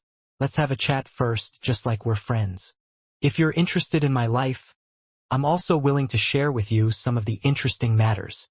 On the opposite side of the wall, Gairman Sparrow fell silent for a moment. Without answering the question, he asked, "What hopes do you have for the future?" Audrey's eyes darted slightly to the side as she replied seriously, "To advance myself, to work hard to become a demigod so as to better protect my father, mother, and brothers. Oh, I've recently visited the applicants to the Bursary Foundation with the other staff of the foundation. Their living conditions are really worse than I imagined. Although I've read some reports and was mentally prepared, I still found it unsettling when I saw it with my own eyes. A girl who's just a few years younger than me was very short and skinny. She doesn't fill her stomach daily, and she only has 2 tattered dresses. When she said that she wishes to study, Her eyes were extremely pure and filled with an earnest desire. I can't forget it to this day. As she spoke, Audrey acutely sensed the change in Gairman Sparrow's mental state. It was no longer a completely still lake, and it was now rippling and undulating. After a short deliberation, this psychiatrist continued as though she didn't seem to notice anything. I once anticipated having a beautiful wedding, wishing that my prince will appear like those popular novels. However, after becoming a spectator, I realized that I might never be able to fulfill this dream. I can often read the true thoughts of those men and see through their lies. I'm able to confirm that many people aren't as nice as I imagined, and it has left me disappointed. In a few more years, I might be able to appreciate people for their flaws, but it's really difficult to do so now. Noticing that Gairman Sparrow, who had his back to her across the wall, having the emotions of laughter, Audrey did a timely placate on him. Then, she heard him ask, "You once gathered information about dragons from the sun. You should have some understanding of the dragon of imagination. If I were to tell you that your father, mother, and brothers are imagined by the spectator pathway's king of angels, and that they do not really exist, what would be your reaction?" I'll definitely collapse on the spot and directly lose control. Mr. World has a psychological problem because of his discovery that the thing that he has been anticipating, his ultimate goal, will never be fulfilled. Audrey was first alarmed by Gairman Sparrow's question before she realized the essence of the question. She didn't reply as she asked in a guiding manner, "You seem to have witnessed the destruction of hope." Heh! There was a self-deprecating scoff sounding from the wall behind Audrey. "Indeed. I once thought that I had family. Later, I realized that it was only an extravagant hope of mine." "Why do you say that?" Audrey asked like she was having a casual chat. Gairman Sparrow fell silent for a few seconds before saying, "Have you heard of those fairy tales that Emperor Roselle used for bringing up children?" "Those are my childhood memories," Audrey acknowledged. At the same time, she discovered that Mr. World's emotions were clearly stirred on the other side of the wall. Repressed pain was surging out. This time, Audrey didn't use placate. Her spiritual intuition and professional knowledge told her that he needed to vent it out. "Then you should know of Sleeping Beauty and her prince," Gairman Sparrow said with a soft, hoarse voice. "There's one such person who also entered a deep sleep until he suddenly woke up one day. He believes that his family is still around, and he works hard to improve himself, hoping that he can one day find them. This becomes his main driving force in life. Finally, he realized that he has slept for at least 300 years, or even more than 1,000 years, perhaps even longer. He can never find anything that he once had anymore." The intense pain and sense of loss was extremely clear to Audrey. She came to a realization. The gloomy, restrained, experienced, and ruthless Mr. World also has his own goals and reason for existing. This is in line with his gentle heart. How pitiful! Although he was giving an example using a fairy tale, some of the emotions he felt when saying certain words reflect reality. When he mentioned deep sleep, family, 300 years, more than 1,000 years, even longer, never find, his pain clearly increased. This means that he's from an ancient time and has lived to this day due to certain encounters? This matches the situation of Mr. Fool being an awakening ancient god. It's no wonder he became his blessed. Audrey quickly grasped the key to the matter. She pursed her lips and pondered for a moment. Did his family say anything? Did they say what they wanted him to do when he wakes up? From Audrey's point of view, Mr. World's current situation wasn't him suffering from a mental illness, nor was it close to pushing him to the state of losing control. It was because his goal in life and the meaning to his existence had been destroyed. It left him with a psychological barrier that just needed some guidance. Once she helped him set up a short-term goal, allowing him to find meaning in life, the problem would slowly be resolved. In the serene and silent darkness, Audrey heard Gairman Sparrow answer in a deep voice across the wall. "No." As expected, Audrey wasn't surprised as she asked, "Then did he search for his family's last words? Did he search for their grave? Did he try to figure out the reason for the deep sleep?" The spirit body behind the wall seemed to vanish for a few seconds as there wasn't a single sound. After a moment, the hoarse voice continued, No, not yet. Not yet. That means that it's a possibility in the future?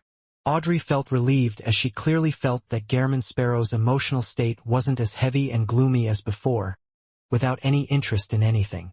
He had a certain level of drive and a tiny sense of urgency. He was just still in a state of confusion. Taking this opportunity, Audrey cast Placate again. The effects were much better than before. At the very least, she believed that Mr. World had used this impetus to escape from the abyss of gloominess and depression, returning to a normal person's disheartened state.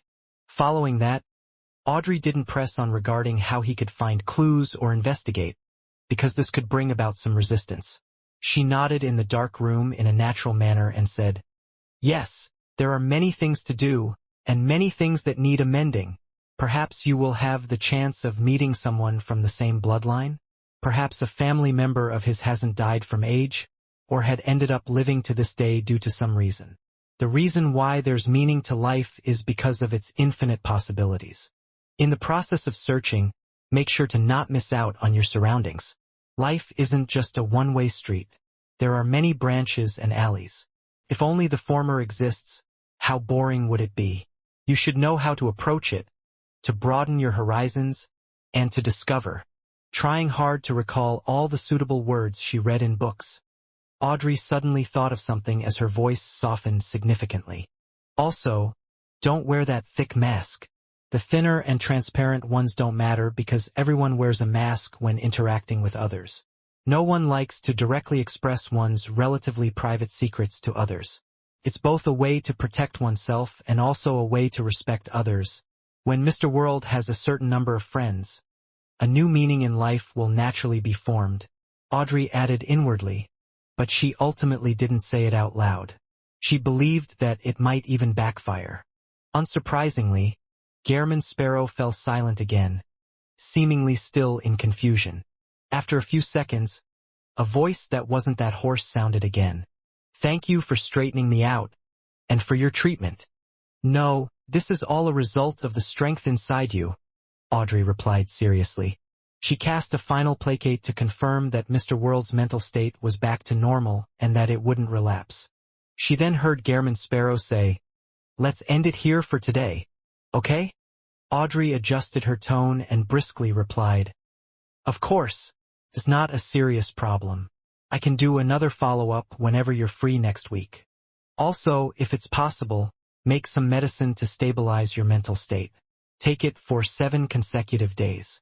The ingredients are 10 grams of chamomile powder, 5 grams of rosemary powder, 10 milliliters of lemon balm extract. During this period, don't reduce your consumption of desserts, and try to relax yourself in an appropriate manner." In the dark and silent room, she propped herself against the wall with her hands and slowly stood up. At this moment, Gairman Sparrow's voice passed through the wall. "What's the consultation fee?"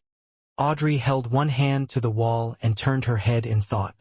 "Wait till I get the potion formula for sequence 5 of the spectator pathway. I might need you to help me find the ingredients. If the psychology alchemists provides me with the ingredients, She curled the ends of her lips and said, "When you return from the southern continent to Backlund, remember to bring me some of the local produce as a gift." A super luxurious and light transportation coffin that's carried by 8 people?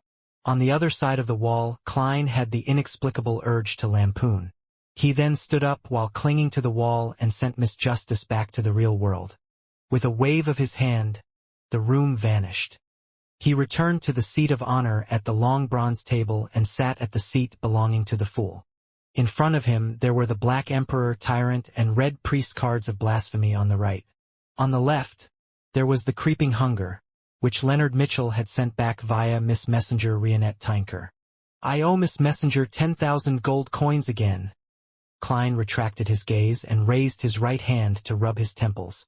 To prevent Inzangwil from escaping through the spirit world, he had already communicated with Reinette Tinker before he made plans for the murder. She was in charge of chasing away all the spirit world creatures around Revival Square, in exchange for that very same 10,000 gold coins. The only thing that caught him by surprise was that 0-08 was more terrifying than he imagined.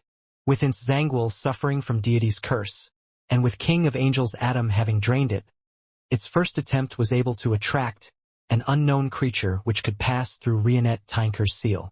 If not for Daily Simone's forceful spirit channeling and signing a pact, Zangul might very well have escaped.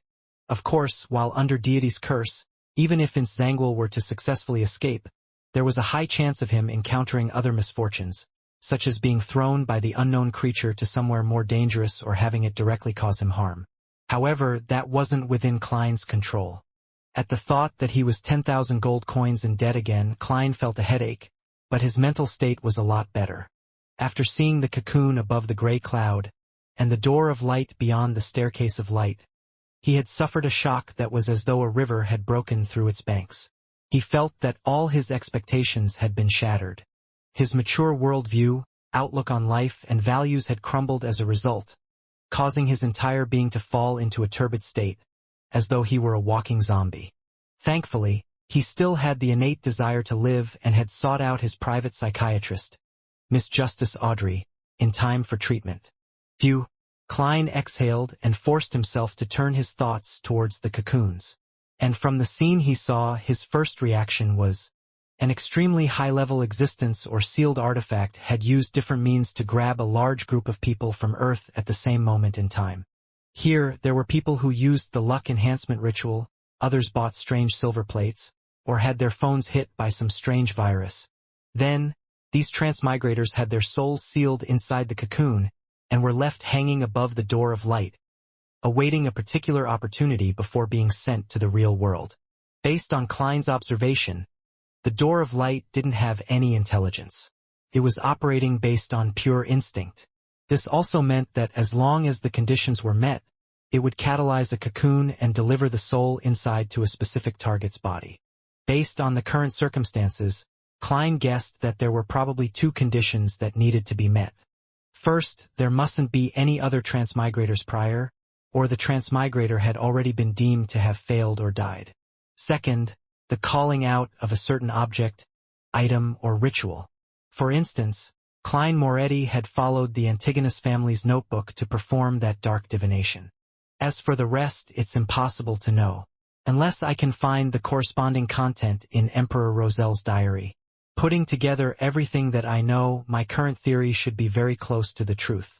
This will make it easy to explain why, despite being from the same era as the Emperor on Earth with less than a year in between us, our entry into the real world was separated by slightly more than 200 years. It's because we transmigrated at the same time, but we were released in different eras. Before entering the real world, who knows how long we've been asleep for? A brother from next door? Klein leaned back into his chair as his eyes shimmered before turning gloomy again. This was a hypothesis he came up with based on the conditions of the door of light, his situation, and the Emperor's diary. Of course, this didn't mean that there weren't other possibilities. At present, Klein was just unable to find evidence to support them.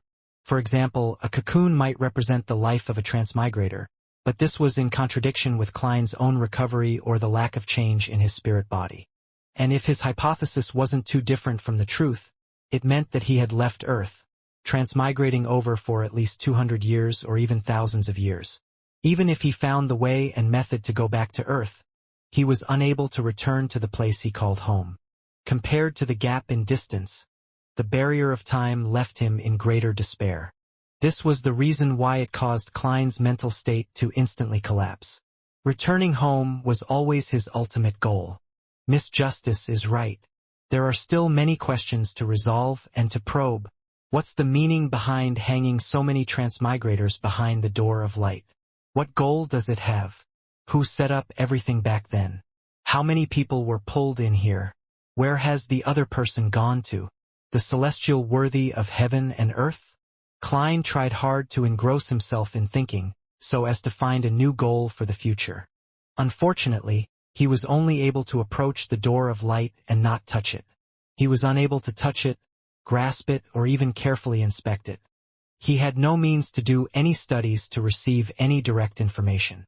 I should consider finding clues from the real world. Also, since reaching sequence 4 allows me to reach that gray cloud and see the door of light, will there be another qualitative change at sequence 2? Will I be able to gain control over the door of light when that happens, allowing me to figure out the truth? Heh. I was affected by the 7 lights, the goddess, and Erodes's attitude. I almost imagine myself to be the real owner of the gray fog, and believe that I'm some great master above the spirit world. Now, from the looks of it, I'm just a test subject that was randomly thrown down. Once I fail, the next transmigrator will appear, Klein thought as he tapped the edge of the long bronze table. He was rather curious of another point. 3 broken cocoons, with one representing himself and another representing the emperor, so who was the third one? Klein's first target of suspicion was undoubtedly Elf King Siniathrum. This ancient god had created chopsticks, made blood cakes, enjoyed eating animal innards, and was good at using spices for cooking. His descendants had facial features, hair color, and eyes that resembled Asians on Earth. Not only did Klein suspect that he was a transmigrator, even Emperor Roselle shared his feelings. Of course, after a deeper level of investigations, Roselle had ruled out that hypothesis from their language, symbols, traditional proverbs, and other facets. Klein believed that using chopsticks as cutlery, the preference for eating innards, and using spices wasn't an exclusive trait. To a species that enjoyed nature, it was possible for these to gradually appear in their daily life. As for why elves who wielded the sailor pathway were close to nature, Klein didn't know why. It was just something as described by the murals and texts they left behind. I for one felt that the Elf King is unlikely to be a transmigrator, but after seeing the 3 shattered cocoons I can't be too sure. Perhaps he might be a fellow countryman. I can't rule out the possibility that this ancient god isn't a transmigrator but that one of the high-ranking elves around him is one. This can also allow the tradition to pass down in the name of the Elf King. Klein tapped his fingers as he thought silently. Almost at the same time, he had 2 directions for his investigation. Roselle's travels had elvish songster, Ciatas, who served Siniathrum's queen of Calamity Kohinum. As long as I enter her sea of collective subconscious, I should be able to see or make contact with the elves and find memory fragments regarding the ancient god. I can also use hypnosis, directly allowing her subconscious to speak. But the problem is that I'm not good at such matters. The last time I attempted to delve into Roselle's subconscious, I felt quick-tempered and could hardly calm down. Although I'm already a demigod, it also becomes more pressing that I resist the inclination towards madness and losing control. And I won't be able to regulate my mental state for quite some time. Forcefully spirit channeling isn't suitable for such a situation and for such a target. Klein frowned slightly. He felt that he might need a mystical item that was of a relatively high-level sequence in the spectator pathway, or an assistant that was at least a hypnotist. He began seriously considering the possibility of getting Miss Justice's help. There's no problem doing it. It's not impossible to leave by entering as a spirit body above the gray fog. I don't have to worry that Miss Justice will pry into the secret of a transmigrator. As long as Ciatas doesn't have any knowledge of this, her subconscious and collective subconscious wouldn't point towards such a conclusion. And I can find the desired clues in details so they don't pay any notice. The biggest problem is that Miss Justice has no adventuring experience and she lacks it. Entering the sea of subconscious of an ancient figure is very dangerous to her. There might be the remnants of an ancient god in there at any time. Once I don't have the help of a psychiatrist, I will also end up the same. Even if I'm getting Miss Justice as support, I'll have to wait until she reaches sequence 5 so that she can use her level to make up for her lack of experience. When that happens, we can first attempt to hypnotize Ciatas and see what we can learn from her mouth. If there's nothing of value, we can consider entering her dream to delve deeper into her consciousness and step into that sea. Yes, the dream charms I create now aren't potent enough. I might not be able to maintain such a long exploration. The goddess won't directly respond to such trivial matters. It's a fixed feedback based on a fixed ritual. The corresponding Beyonder characteristics have been returned to the church. Don't tell me that I need to bring Leonard with me? I wonder if pulling someone at the spirit body level can avoid the notice of the grandpa inside him. I'll do some research over the next few days. Klein reined in his thoughts and considered his second target of suspicion. This person didn't seem too special in the past, nor did Klein believe that he was a transmigrator. But now that his mind calmed down, he began processing his thoughts and analyzing. Klein realized that many points that he viewed as common sense weren't that simple on careful thought. They contained an unspeakable sense of horror. He suspected the ancient sun god, the city of silver's creator. The 7 churches separate Bibles have similarities to Earth's Western religions. It is similarly the case for their masses. Based on Little Sun's description, from what Emperor Roselle saw from Adam's chapel, and the content of the murals in the Forsaken Land of the Gods, it's clear that the ancient sun god's main symbol is the cross. He gave his children the names Adam and Ammon. The angels beneath him all have wings of light. I've not seen that in the other pathways to date. It's unknown how he rose up. He suddenly appeared late in the second epoch, killed several ancient gods, and took their various authorities. I never thought much about these details in the past. It's quite scary now that I think deeply of it. Klein drew a gasp as he began feeling more convinced that it was the ancient sun god instead of Elf King Siniathram. His experiences were just too legendary, more of a protagonist of an era than Emperor Roselle. Of course, his outcome was rather tragic, becoming a feast for his kings of angels. Emperor Roselle was also tragic, but in no way as terrible. Doesn't this imply Ammon's and Adam's attitude in a certain sense? They believe that the gray fog is related to their father, but due to their different pathways, they made different choices? There's a certain chance that Adam can't see the gray fog. He isn't a high-sequence beyonder of the Fate, Marauder, Seer, and Apprentice pathways. Klein nodded slightly. Based on these clues, he also had a direction of investigation that didn't require him to make contact with major figures at the angel level. In Groselle's travels lived ascetic snowman who survived the third epoch and had served the ancient sun god. The problem circles back to itself. There's nothing to doubt about the rest for the time being. Klein slowly exhaled, reached out his right hand, and picked up the newly obtained card of blasphemy. Red Priest card. Infusing his spirituality into it, the card produced a blood-red light, forming a palm-sized illusory book. The pages of the book flipped, presenting portraits of a lifelike Roselle Gustave. He was either wearing a hunter's attire, raising his middle finger, walking through a burning building, or standing behind a trap. He had all sorts of attires and was doing all kinds of things. Sequence 9. Hunter. Sequence 8. Provoker. Sequence 7. Pyromaniac. Sequence 6. Conspirer. Sequence 5. Reaper. Sequence 4. Iron-Blooded Knight. Sequence 3. War Bishop. Sequence 2. Weather Warlock.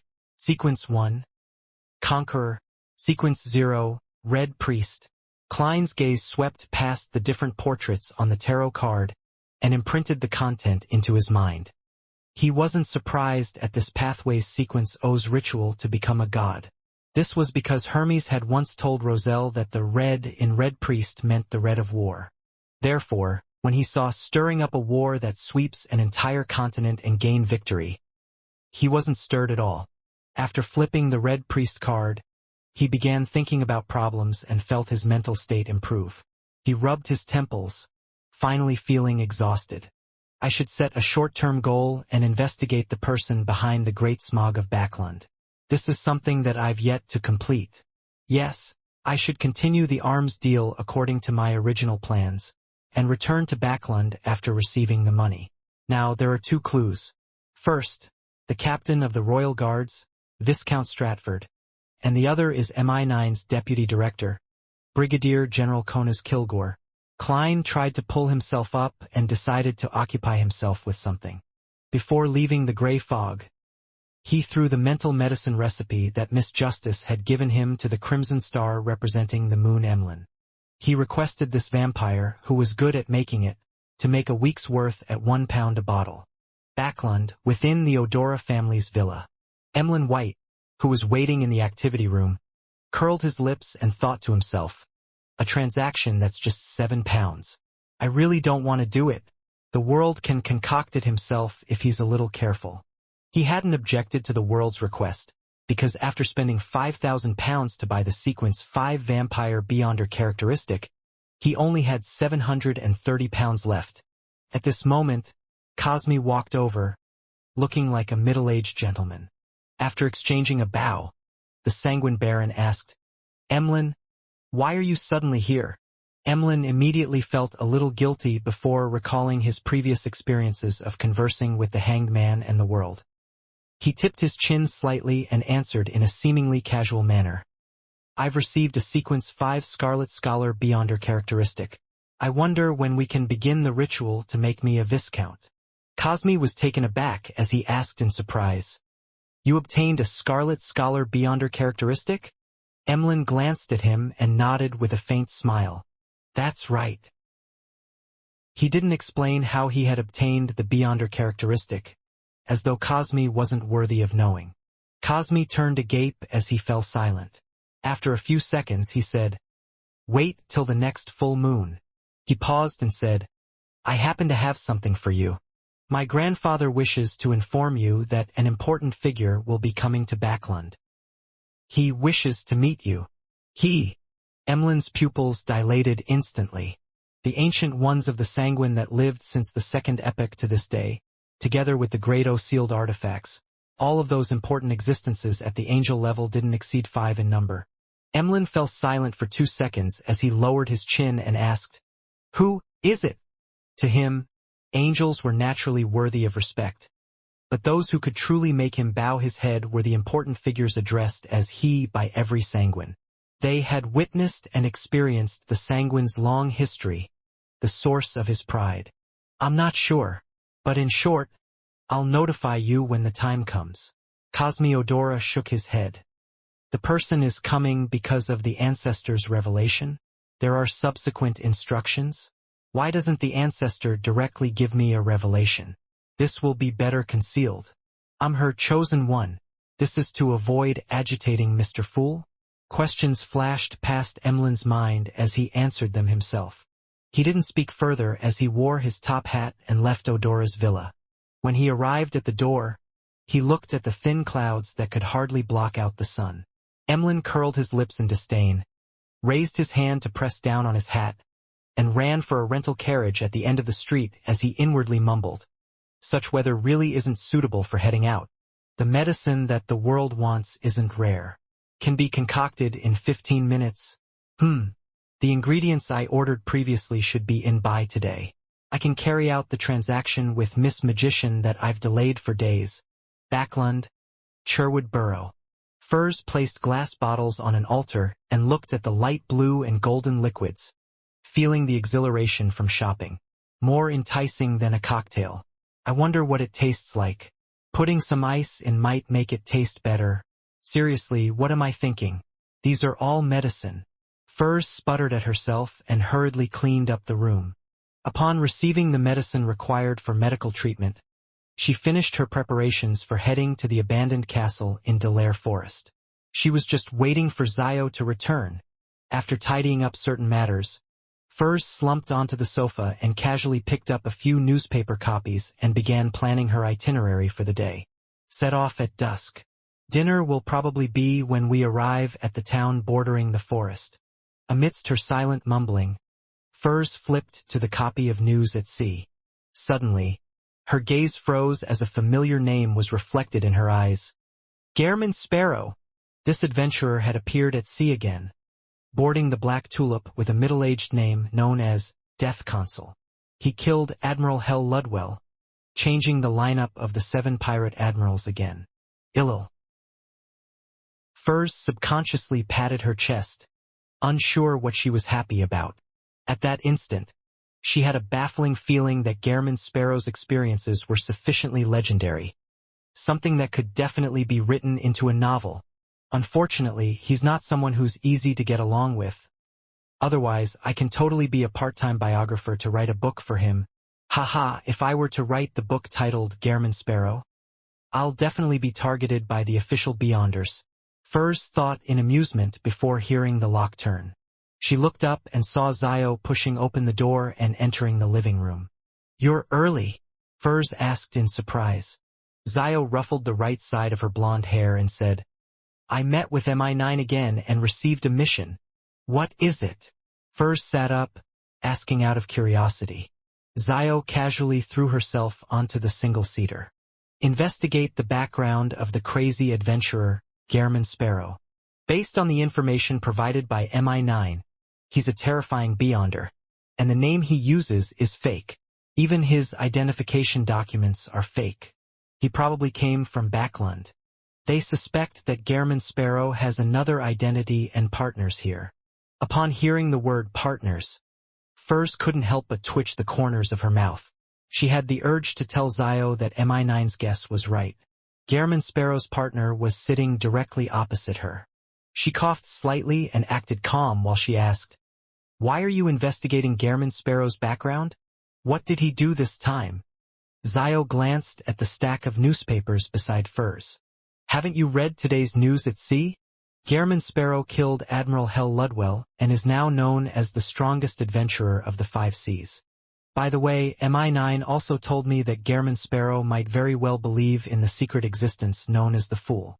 This is news that came from many different sources, including the Aurora Order and the Rose School of Thought. I can testify to that. They are right. Furs forced a smile and said, Sounds rather dangerous. Yeah. Zio nodded. I only plan on gathering the intel and not delving too deep into it. Furs didn't continue on this topic as she said, I've already prepared the medicine. Shall we head to Delaire Forest today? Zio had already become a Sequence 7 interrogator a few days ago, and she had mastered a rather useful power, psychic piercing. All right. Zio stood up, showcasing how she was a woman of action. Let's set off now. Let's wait a little longer. I was thinking dusk. Furs replied, feeling a little resistant. She often wished to procrastinate until the last moment. Before long, she was pulled out of their rented apartment by Zio while bringing all kinds of items along. They got a rental carriage and headed for the metro. Amidst the sonorous whistle of the steam engine, the massive steam locomotive hauled its meandering body and entered the platform. Under the illumination of the wall lamps on both sides, it stopped.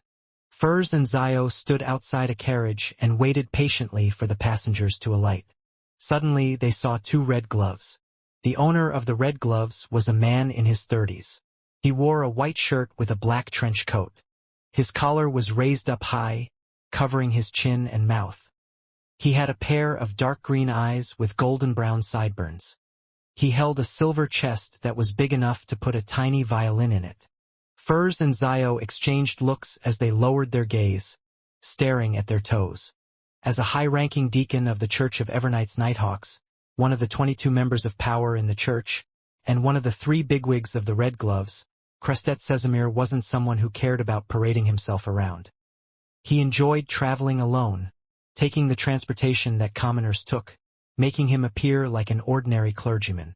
After transferring to another line, he eventually arrived in Northborough. He then took a rental carriage and headed straight for St. Samuel Cathedral, where he met Backland Diocese's Archbishop, St. Anthony Stevenson.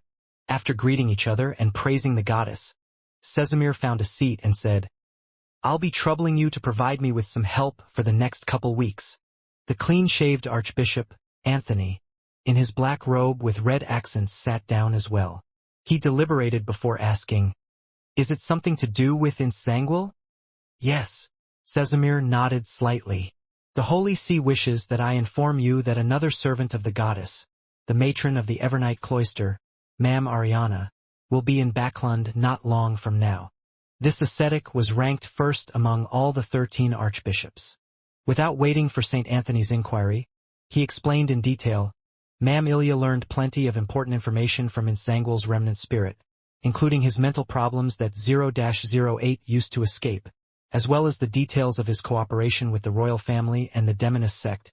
After machinating the great smog of Backland, Insangual was betrayed by 0-08 and had ended up being possessed by the Red Angel evil spirit. He headed for the southern continent alone in an attempt to set up a trap to hunt Mam Ilya.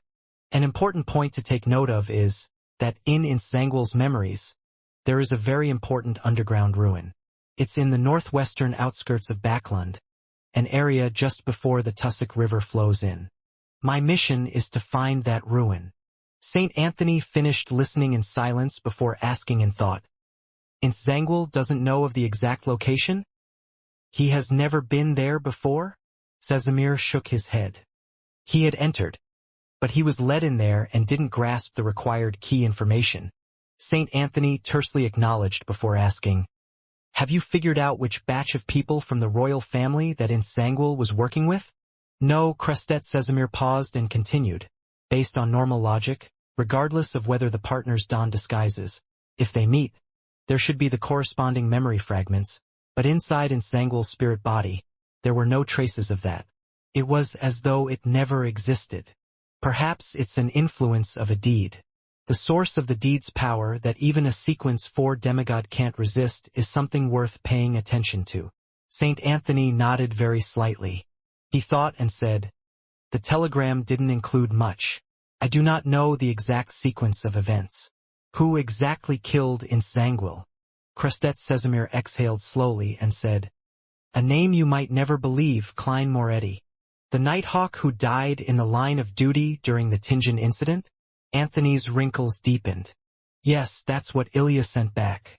No one knows how Klein Moretti, who was only a Sequence 8, had resurrected, or how he could kill Zangwill, a demigod wielding 0-08.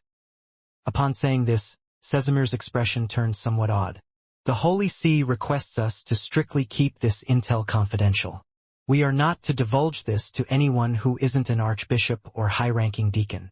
Furthermore, we are not to pursue Klein Moretti, pretending as though he's still in his grave." St. Anthony fell silent for a few seconds as though he recalled something trivial. He nodded and said, "Perhaps he's a blessed of the goddess." Casimir suddenly looked up at St. Anthony as though he was a lunatic. His lips quivered, but he ultimately didn't say a word. Anthony didn't continue the topic as he looked at the door and said sternly, "Your mission might need plenty of investigations. This requires enough manpower." "SOAS team has completed their mission in the southern continent. I'll get them to return quickly and follow your instructions." "All right." Casimir didn't put up any objections. "Rest for the remainder of the day before returning to Backlund?" Leonard looked up at team captain Soest. Soest looked pitifully at Leonard, who had been silent for quite some time, and nodded. "That's right." After watching the spirit warlock leave his room, Leonard sighed and leaned against the wall. At this moment, dark red light surged out from before his eyes, enveloping him completely without any prior warning. By the time Leonard reacted, he saw numerous towering stone pillars, as well as a towering palace that looked like a giant's residence above the endless grayish-white fog that was being propped up by these stone pillars. His green eyes wore a blank look. After a second, Leonard found himself sitting on a high-back chair beside a long modeled bronze table at some point in time. Beside him and opposite him were high-back chairs that exuded solemnity. And at the end of the long modeled table, where the seat of honor was, a figure was shrouded in thick gray fog. The figure was leaning into his seat leisurely, as though he was overlooking everything. When this figure appeared in Leonard's eyes, he felt as though he was on a liner, seeing a bottomless abyss whose boundaries were nowhere to be seen. It also felt like he had left the city and was on the outskirts, looking up to see lofty mountains that tore through the clouds. Instantly, many thoughts flashed through Leonard's mind. He had a rough guess as to what he was experiencing. As a beyonder of the church, a believer who knew that deities truly exist, he wasn't able to resist his feelings. He subconsciously wished to leave his seat and prostrate before the existence before him. The might of a deity was boundless. Just as Leonard stood up, he was pressed down by an invisible force. A slow and calm voice resonated in his ears. "There's no need for such trouble. You can call me Mr. Fool." The Fool, indeed. Leonard's fear of the unknown had settled immediately. Although he was still worried about what would happen next, he wasn't that perturbed any longer. He didn't sit uneasily with a dry mouth and parched lips. He got up halfway, pressed his hand to his chest, and bowed. "Honorable Mr. Fool, why did you summon me here?" As an experienced Nighthawk and a Red Glove who had participated in major cases, Leonard knew how dangerous it was to establish a connection with a secret existence. He knew that he had slid down the edge of the abyss and had no chance of redemption. At that moment when he decided to chant the fool's honorific name, he was able to foresee his tragic end. But for revenge, he had made the choice regardless.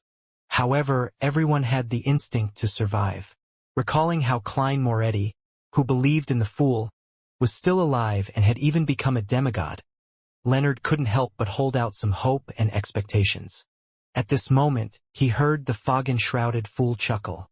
"Since you prayed to me for help, then based on the principle of equivalent exchange, you definitely need to pay the price."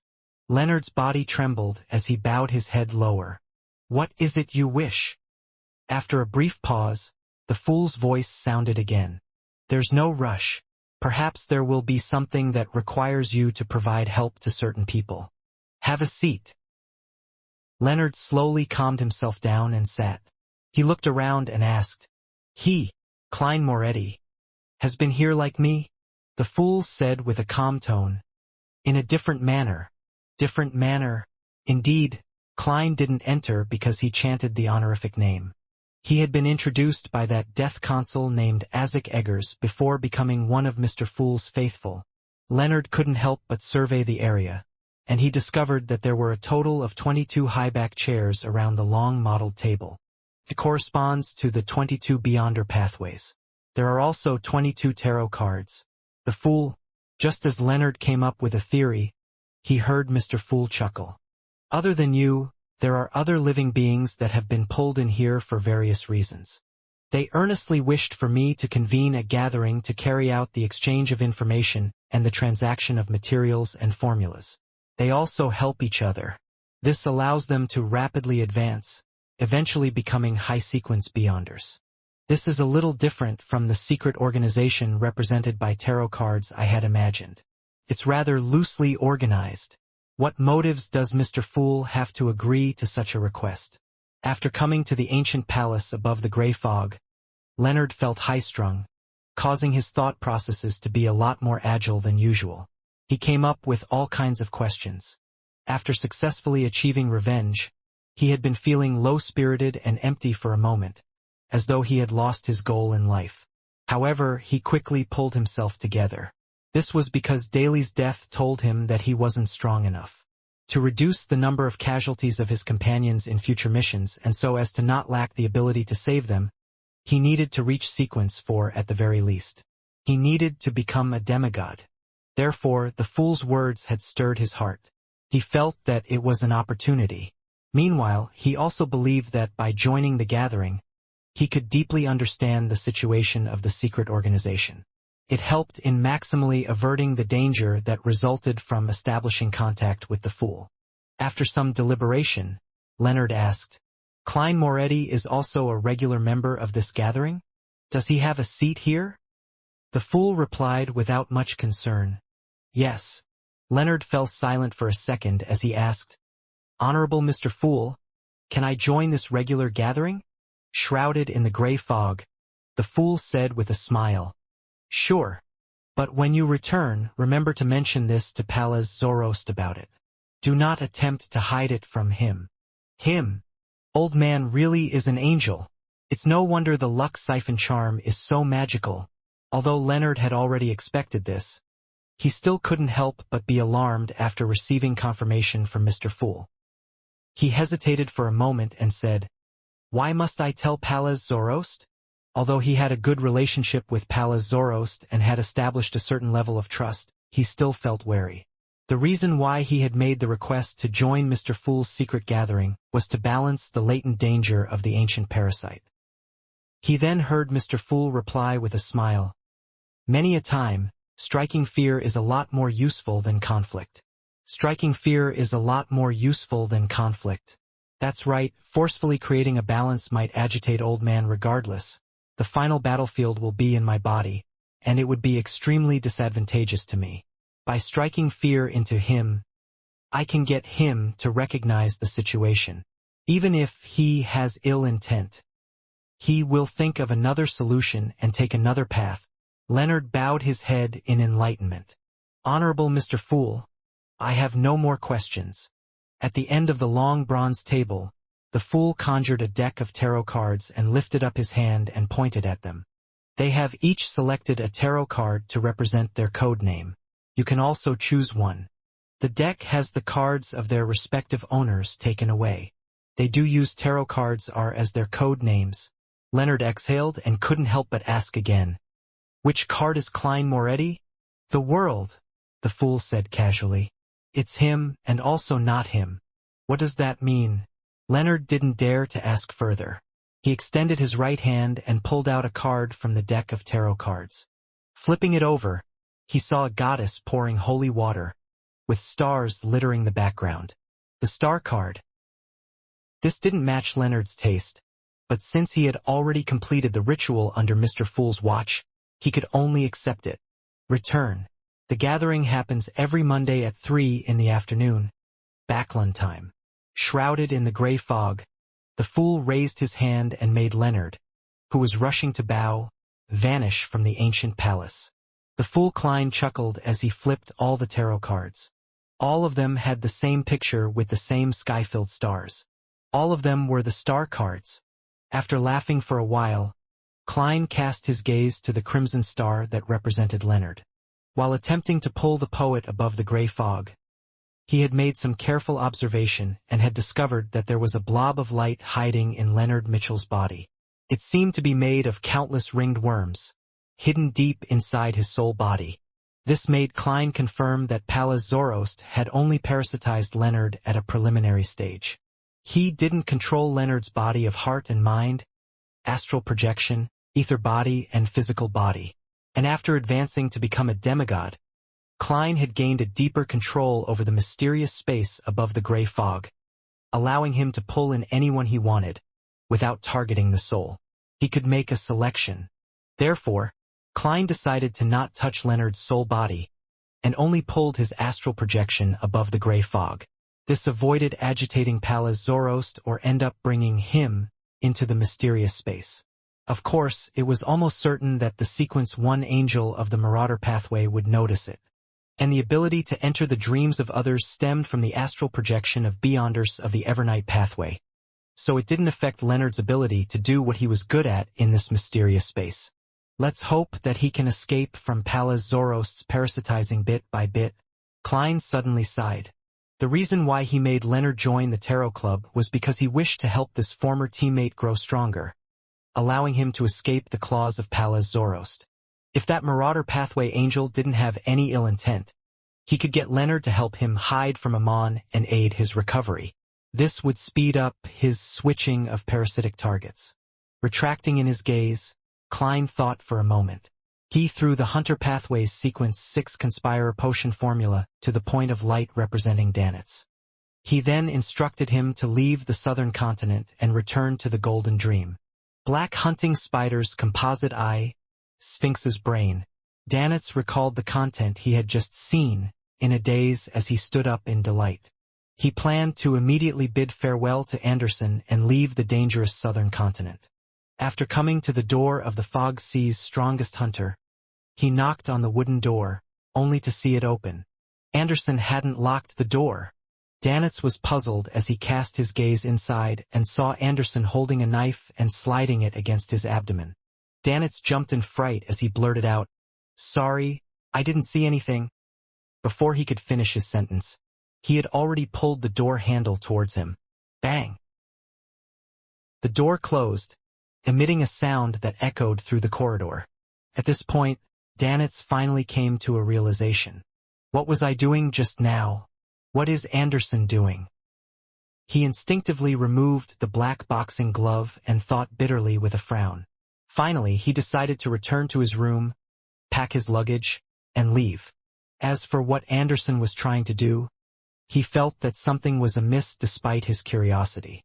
He had no plans on getting himself involved in it, lest he fell into a trap. Captain said that I should maintain fear and respect towards the unknown. So, I should distance myself from this. Just as Danitz turned around, he suddenly heard the door unlock before being opened. Anderson, whose buttons on the lower part of his shirt weren't buttoned up, walked out with a dull, pitch-black knife. He looked at Danitz with a mixed expression. "Aren't you going to try to stop me?" Danitz acutely noticed the chance to mock him as he sniggered. "That's your freedom. If you didn't leave a will, I'll be rich." Anderson rubbed his cheeks. "Aren't you curious about what I encountered?" Danitz glanced at him suspiciously. "I keep feeling as though you're up to something." Anderson roared with laughter. "Well, I had been captured some time ago and was soaked in strange blood with all kinds of ingredients. I was corroded by it for an extended period of time until a strange chrysalis was formed inside my body.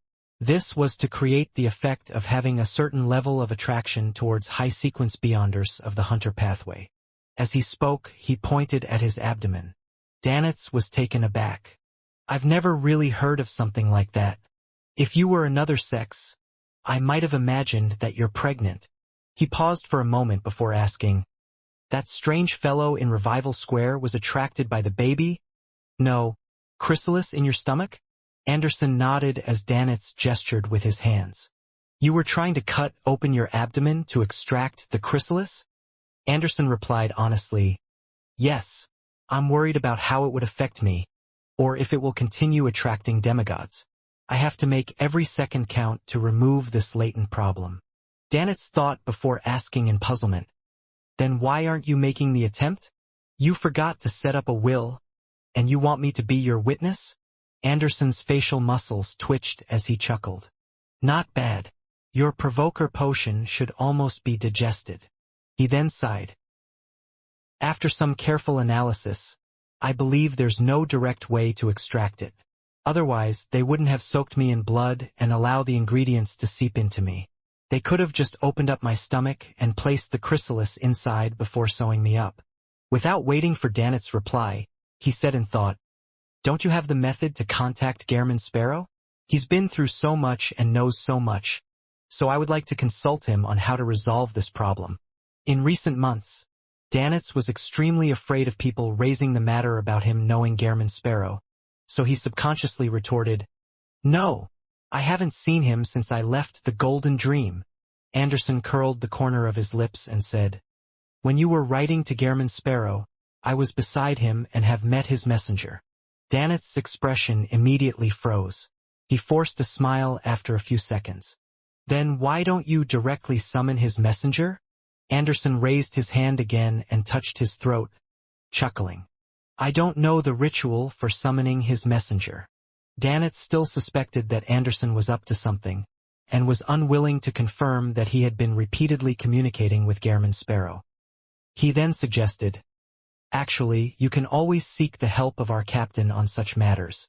She's very knowledgeable and good at research. She knows many secret techniques and can also seek the Church of the God of Knowledge and Wisdom for help. She should be able to give you the solution for resolving the matter of the chrysalis in your stomach." "Haha, if you're embarrassed, I can talk to her for you." Just as he said that, he saw Anderson's face beam. He quickly replied with a rushed tone, "All right, let's do that. I've already packed my luggage. When shall we set off?"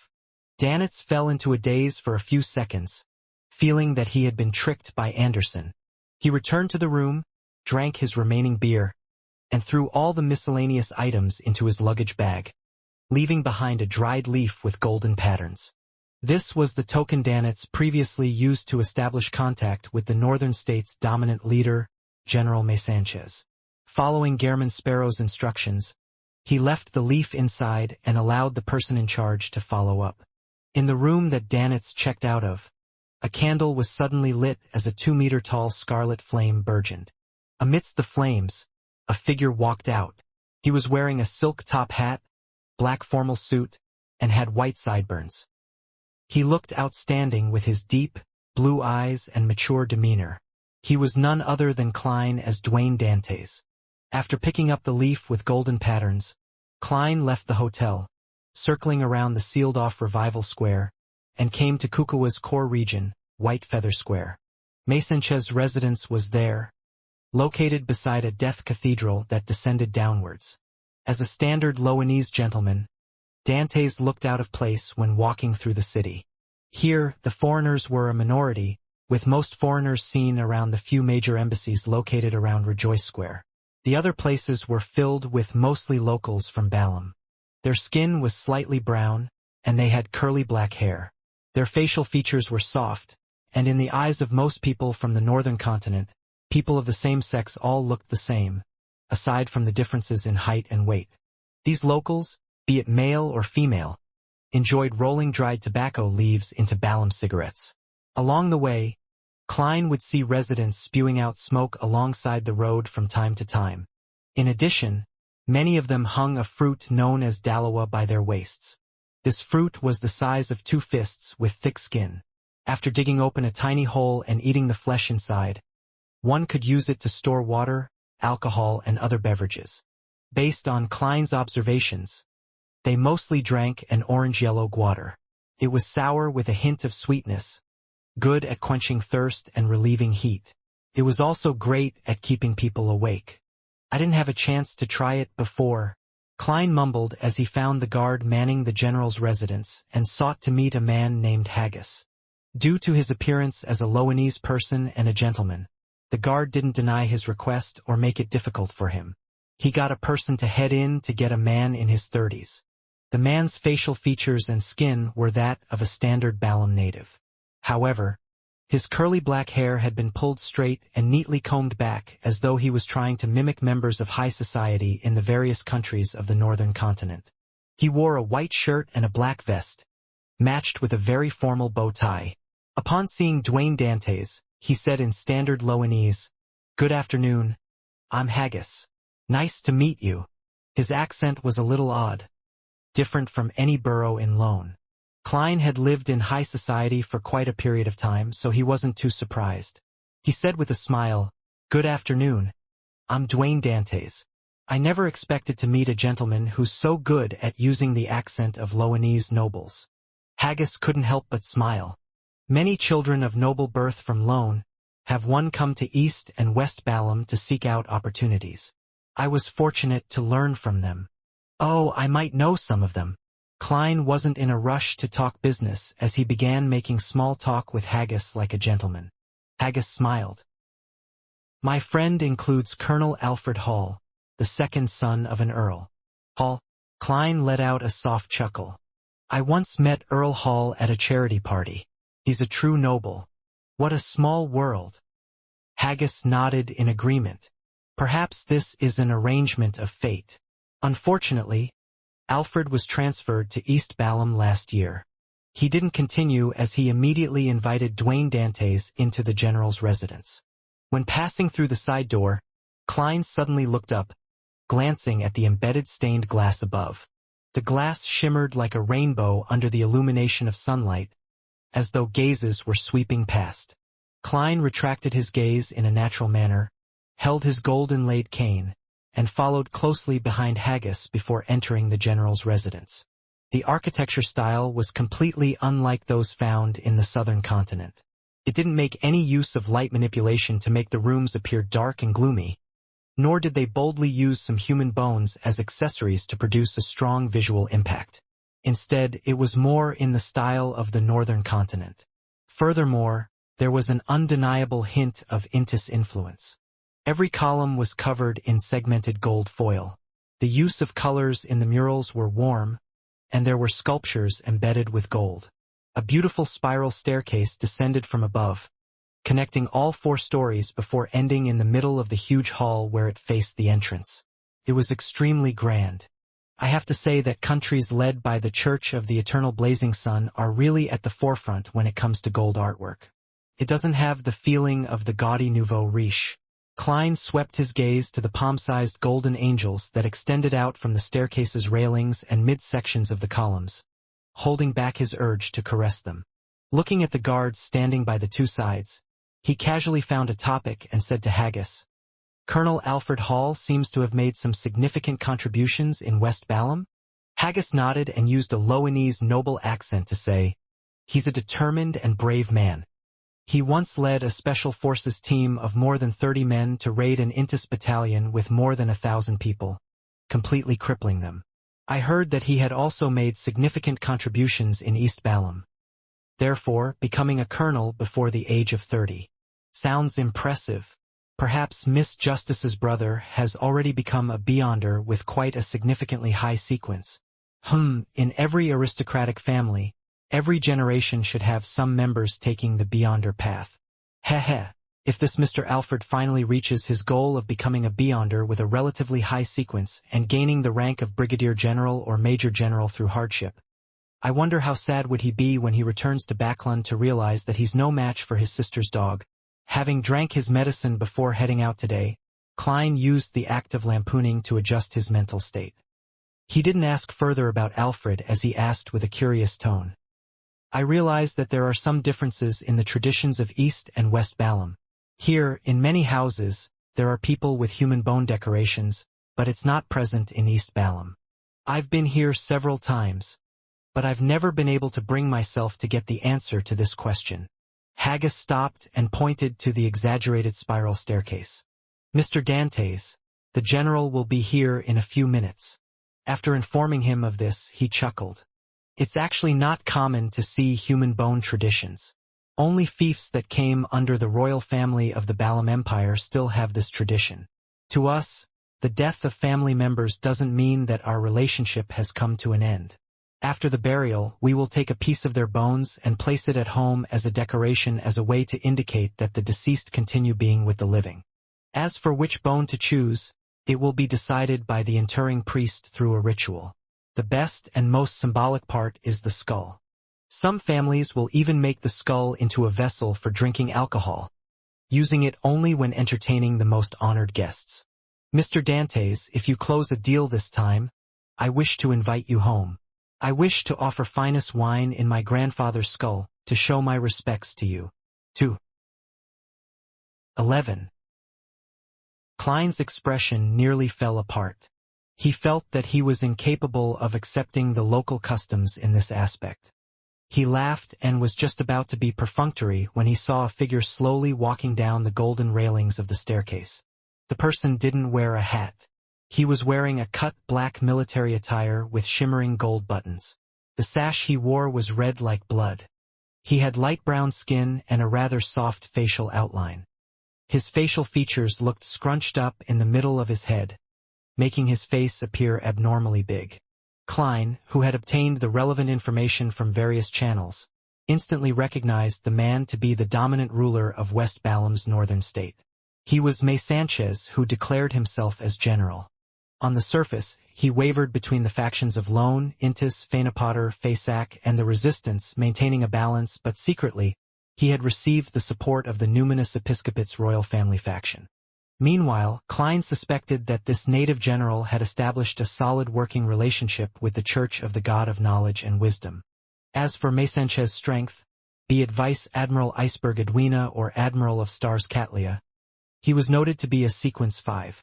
But the two ladies didn't mention which pathway he was from, as the powers this local general exhibited were mostly related to spirits, but he carried a mystical item from the death pathway. Good afternoon, Your Excellency. Klein took off his hat, pressed his hand to his chest, and bowed. At this moment, he sensed gazes locking onto him from some unknown location. They were like lights that flashed across the golden angel figures.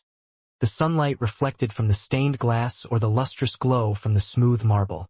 Hello there, Mr. Dantes, May Sanchez replied in Deutanese. Having grasped Deutanese through his marionette, Klein naturally was able to understand him. However, in the southern continent, the longer he stayed in East and West Balam, the more he felt the similarities between Deutanese and ancient Fasak. Although these two languages obviously followed different systems, making it much more difficult if he were to truly study Deutanese, certain details were shockingly similar as it was as though they shared a common heritage. Klein could only be certain that the heritage wasn't Jotun. Pretending as though he hadn't noticed anything, he very naturally chatted with May Sanchez until the other party raised the topic of the arms deal. How many goods do you have in total? Klein laughed and replied, it wouldn't be a problem equipping 3,000 to 4,000 people. In addition, there will be a few cannons.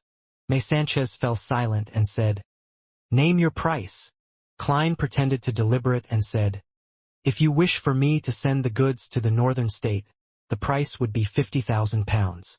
If you send your troops to retrieve the goods with me and be responsible for the subsequent transportation and safety, it will only cost £40,000. May Sanchez thought and said, "The latter. Take the down payment and go with my men. Once they see the goods and move it onto our carriages, my men will pay the rest." He paused for a moment and then added, "However, I do not have much loan gold pounds, so you don't have enough foreign reserves." Klein surveyed the area and said with an unconcerned smile, "You can directly pay me in gold coins, or even gold bars or gold bricks." May Sanchez was rather decisive. He didn't waste any time to nod and say, "Deal. I'll get Haggis to bring my men and money to you tomorrow." "Not bad. I like doing business with people who don't haggle." Klein first heaved a sigh of relief before suspecting if his price was too low. After Klein left the general's residence, May Sanchez suddenly looked up and said to the person above, "Your Excellency Luca, is this the person you're waiting for?" One story above the beautiful staircase, a figure slowly appeared. He was an elder in a white robe with inlaid brass lines. His hair was completely white and neatly combed. His pair of gray-green eyes were so deep that they appeared bottomless. He replied with an unhurried tone, "There's no way to be certain, although my prophecy tells me that I'll meet the person who can resolve my future predicament in the next 2 days here." That person was too ordinary. Besides being a beyonder, there's nothing worth taking note of. Of course, I can't tell the more profound truth. He might have an existence that's at least not weaker than me behind him. Having said that, he slowly walked down and, after a few seconds, said, "I'll attempt to use a dream to see if I can discover more. Do I need to prepare a special room for you?" May Sanchez asked reverently. Luca shook his head. "I'll use the activity room here. The best time will be 4 hours later. Don't disturb me before that happens." He then entered the room, sat down, and leaned against the sofa. He relaxed himself, closed his eyes, and fell silent. Only when it slowly turned dark did the old gentleman fall asleep. In the dream, he found himself standing in the hall of the general's residence, standing at the first floor of the beautiful staircase. By the side was May Sanchez and numerous guards. The middle-aged man named Duane Dantes was standing opposite him when he suddenly curled his lips into a smile, revealing an exaggerated smile. Flames soared up as poker cards fell from above. Luca's green eyes instantly darkened as Duane Dantes's body instantly fell into a strange darkness that appeared. The old white-robed gentleman immediately spread his arms open, revealing a dark vortex at his chest. The vortex expanded and devoured Duane Dantes. Before Luca could confirm the situation, he felt something. He turned to the side and saw May Sanchez's face squirming and turning tall before instantly becoming another Duane Dantes. Almost at the same time, Haggis and all the guards present turned into Duane Dantes. All of them were casting their gaze at Luca. Luca was jolted awake, and under the watch of May Sanchez, who had entered at some point in time, he faltered for 2 seconds and said heavily, "I have to personally meet that gentleman from before and see the demigod behind him." Before he finished his sentence, he subconsciously turned his head to look out the window. At this moment, the street lamps lit up. It was dark outside, and the crimson moon's moonlight was strangely tainted with a bloody color. Another blood moon. Thankfully there's Mr. Fool. I must say that there are way too many blood moons this year. It's only been 2 months since the last time. I didn't even have any time to prepare. Furs, who sat up, wiped her cold sweat, and muttered silently. She had arrived at a town near Delaire Forest and had checked into a hotel. She shared a room with Zio, and they had made preparations to do some investigations of the abandoned castle early tomorrow morning. To Furza's surprise, there was a blood moon just as she was preparing to get some rest. At this moment, she seemed to recall something as her body stiffly turned to the side. Zio, who had exhorted her to sleep early, had already woken up at some point in time. She was looking at her with her eyes open. Furza's gaze met Zio's in midair as both parties remained silent. After a while, Furz chuckled dryly. "Ha! You haven't fallen asleep?" Zio frowned and said, "What happened to you?" Nothing.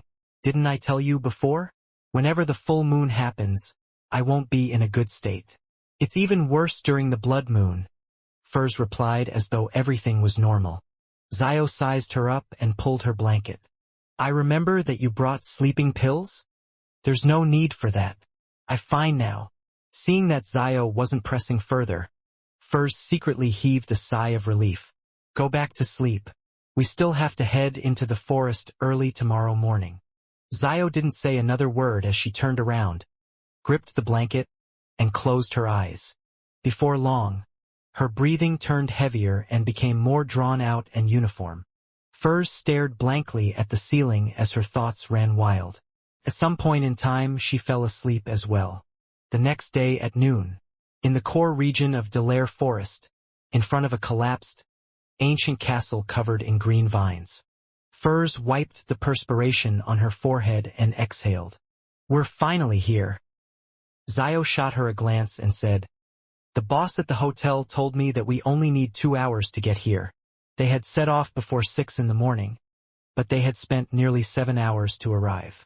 The corners of Furs's lips twitched as she said, Ideal conditions and reality are different. There weren't any trails for us to take towards the end. We needed to explore and forge a new path ourselves. Zio took out her triangular blade, nodded and said, You should have foreseen this from the beginning, but you refused to have a guide as suggested by the hotel's boss. As an astrologer, I don't believe such trivialities will cause any trouble. Look, aren't we there now? Besides, the time is perfect. The wraiths and ghosts are definitely in their weakest state. Having forced a smile, Furs held Lamino's travels in one hand as she pointed with the other. I didn't notice it before, but the more I think about it, the more puzzled I become. About what? Zio also cast her gaze to the ancient abandoned castle that was covered by vines. Furs casually found an excuse. Tell me, who would build a castle in the middle of a forest? Furthermore, they didn't open up a trail to it. Before she finished her sentence, she really found the matter a little odd. Zio thought and said, Perhaps there was a trail, but after the castle was abandoned, whatever traces of it had been wiped out with time. Furs stroked the hair by her ear and shook her head. Then why would they abandon it? If they had considered safety back when building it, it would be more dangerous building it far from the town in an uninhabited castle. If it's just for vacations, with the way nobles do things, they wouldn't abandon it even if the maintenance and repairs are difficult. Zio blurted out, Could it be because it's haunted? Furs thought for a few seconds. Won't someone who can build such a huge castle hire beyonders to deal with the ghosts? I suspect that the 3 churches and the kingdom's government don't know of this ancient castle. Otherwise, it doesn't make sense that they will leave the beyonder ingredients inside. Upon saying that, she raised a possibility. An ancient castle of the sanguine? Such extraordinary creatures enjoyed living in places with few people. Furthermore, they were usually connected to dark forests and ancient castles. In addition, information about this ancient castle came from the sanguine to begin with. It's possible, Zio first agreed before disagreeing. Will the sanguine be afraid of ghosts? They definitely have the means to deal with the ancient wraiths inside. Makes sense. Don't tell me those sanguine don't like money and don't care about the search for beyonder ingredients? Furs recalled Mr. Moon's behavior and denied her hypothesis. In deliberation, she said, Unless there's some problem that's not easy to resolve. That's what made the bigwigs choose to skirt around it. In that case, her operation would become more dangerous than she had anticipated. Zio tersely agreed. Let's do some preliminary investigations while the sun is still strong. All right. Furs held Lamino's travels and approached the half-collapsed ancient castle one step at a time. The two soon arrived at the entrance, which was 2/3 blocked by rocks. They discovered that, beneath the green vines, the stone walls were mottled and heavily weathered as though it had been in existence for a very, very long period of time. Zio wasn't in a rush to enter. Calling out to Furs, they circled around the castle slowly. When they returned to the entrance, she said in puzzlement, This castle style is purely defensive. It doesn't seem to consider the problems needed for living in it. Besides, Many of the peculiarities of the building are ones I haven't heard of before. It has probably existed in the late 4th epoch or even earlier. What's there to defend again? Beastmen? Treants? They've all gone extinct after the cataclysm. Haha. Don't tell me that it's a building from the 2nd or 3rd epoch. Furs casually replied. She observed the terrain and left the entrance with Zio before arriving at a relatively complete wall. She reached out her palm and pressed on it. Although she lacked combat experience, she was rather skilled when it came to the various aspects before a battle. An illusory light appeared in front of her, allowing Furs and Zio to instantly enter the abandoned castle. The first thing that they saw was a collapsed staircase and layers of remnant concrete from above. There were rays of pure sunlight shining in from above, as well as masonry and rotten wood. There weren't any animal or bird feces or any green weeds on the ground. With a whoosh, the wind seeped into their bones, chilling them despite it being noon. Furs activated her spirit body and surveyed the area, but she failed to see any spirit bodies. However, she noticed that on the right of a remnant collapsed wall, there was a rather intact stone staircase. The staircase was mottled and scuffed as it extended downwards to an unknown location. Shall we head over there to take a look? Furs shot a glance at Zio and made a suggestion. From her point of view, everything else in the castle could either be taken in at a glance or collapsed and stacked together. If they wished to do thorough investigations, it was certain that it would take a rather long amount of time. Therefore, it was better to gain a general understanding of the overall picture to assure themselves. Zio glanced around and nodded gently. The cold wind is gathering underground. I suspect that all the wraiths and ghosts are hidden in the area where the staircase leads to. Yeah. Furs cautiously walked towards the mottled stone staircase and followed the steps, which were covered in gravel, down. The staircase was rather narrow, allowing only one person to pass at a time. Furthermore, they spiraled down, leaving Furs shaken. Tap, tap, tap. As their footsteps echoed into the distance, the light that shone inside the staircase darkened. Zio lit the lantern in her hand as Furs opened Lamino's Travels, swiping a page with great familiarity. A bright and warm light burst out, illuminating the mottled stairs ahead of them. Tensed, Furs and Zio walked down one level at a time. On the way, cold wind blew past them, making them overreact and nearly caused them to launch attacks at non-existent enemies. Tap, tap, tap. In the narrow and silent environment, Furs finally walked down the steps and stepped onto rather flat and solid ground. She had originally wanted to say, being in a place like this for too long will really make one go mad. But due to the silent and heavy atmosphere around her, she didn't make a sound. She was afraid that breaking the silence would result in extremely terrible developments. Using the blob of light that was floating above her, Furs cast her gaze forward in an attempt to see what was at the end of the staircase. It was a huge hall that was nearly 10 meters tall. There were black tiles laid on the ground with water droplets seeping out. There were signs of damage everywhere. Dozens of meters away, where the light nearly failed to illuminate the other end of the hall, there was a pair of double bronze doors sitting there silently. It went from the bottom to the top, and the rocks on the walls to its side had peeled off. The statues were in shambles, revealing the dark brown mud underneath. The surface of the door was engraved with dense symbols and strange patterns. They had a very mysterious and heavy feel, as though they were sealing something or blocking out something. Furs finally couldn't help but say with a hushed tone, "Have you seen such large doors before?" Beside her, Zio shook her head. "No." Furs immediately drew a gasp. "Say, what could be behind that door? Where does it lead to? See, could it be the reason for building this castle in the first place? To prevent the creatures behind the door from coming out." Zio circled the area but didn't find any murals that could provide any information. All she found was that the closer she was to the bronze door, the more water seeped out from the ground. There were also more and more abandoned silver-black swords on the ground. During the 4th and 5th epoch, murals were very common in all castles and buildings.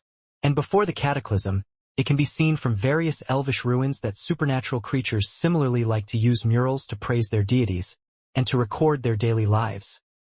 Zio said slowly, using her experience and knowledge from being a bounty hunter. Furs nodded slightly and said, "That's indeed the case. This ancient castle is more magical than I imagined." At this moment, she felt hesitant. She even had thoughts of leaving and seeking Mr. World's help. Having heard Little Sun describe so many horror stories when exploring abandoned ruins at the tarot gatherings, her mind couldn't help but wander when placed in a similar situation. She was scaring herself. "Perhaps we can gather more clues by going closer."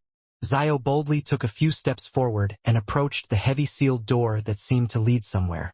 Furs gripped Lamino's travels tightly and hurriedly chased after her. As she walked, she suddenly saw a bright redness appear before her. What seeped out from the cracks of the black tiles was no longer water but staggering blood. Furs immediately flipped open the notebook with a bronze-green cover and cast her sight on Zio through the corner of her eye. It was unknown when Zio had turned pale. Her eyes were dark green, and her lips were red. The area around her was dark and gloomy as her expression looked extremely distorted. Furs's pupils dilated as though she was trying to absorb more light into her eyes to better see Zio's current circumstances. Meanwhile, the light in front of her suddenly exploded with a flash several times more blinding than old-school cameras, blanketing the surroundings with whiteness. Following that, her fingers swiped on a page on Lamino's travels as black fog soared from her feet, enveloping her entire body. The thick black fog quickly transformed into palm-sized illusory bats as they flew in different directions of the underground hall. This was Wings of Darkness, which the moon had recorded in Lamino's travels. Its original use was to enhance one's speed and bestow temporary flight capabilities, while producing a horde of blood-sucking bats to attack the enemy. However, Furs didn't use it for this purpose. Instead, she used it as a prop for her performance. After the illusory bats flew away, the space where Furs stood was already empty. At some point in time, she had appeared more than 10 meters away. After subconsciously escaping and defending herself, Furs could finally calm down as she hurriedly cast her gaze onto Zio, who had turned abnormal. However, Zio only appeared to have slightly disheveled blonde hair with malt-colored skin due to her continuous forays out in the sun. Besides looking somewhat blank as though she was surprised as to why her friend had such a huge reaction, she didn't show any signs of being influenced by wraiths or ghosts. What happened? Zio asked warily. Furs narrowed her eyes without directly replying to her. Flipping through Lamino's travels' pages, she asked, "Zio, how tall are you?" Seemingly realizing something, Zio answered, 152. "Isn't that so?" Just as she said that, Furs's fingers slid across the notebook's page, which was filled with symbols and magical labels. Silently, a holy light swirling with fire plummeted down from above. The unadulterated and bright light instantly enveloped Zio before rippling outward with sunlight. As the blazing light stabbed into Furs's eyes, she saw the hall collapse and the surrounding space shatter like glass. This feeling was gone in a flash as Furs realized that she was still in her original spot. She had yet to flee. That was an illusion? She hurriedly turned to the side and saw Zio looking at the damaged region of the heavy door. Furs deliberated for a moment and asked, "Zio, how tall are you?" Zio glanced at her and angrily said, "Stop asking such inane questions." "Phew, she's real." Furs heaved a sigh of relief as she quickly described her encounter to Zio. After a few seconds of thought, Zio used her lantern-wielding hand to nudge Furs's arm. "Let's retreat. Perhaps the closer we are to that door, the easier it is to hallucinate." "Yes, that's possible." Furs nodded in agreement as she quickly moved back a few steps. Following that, she surveyed the area and asked in puzzlement, "Why can't we find any wraiths or ghosts here? Such an environment should be something that they enjoy." Zio was perplexed as well.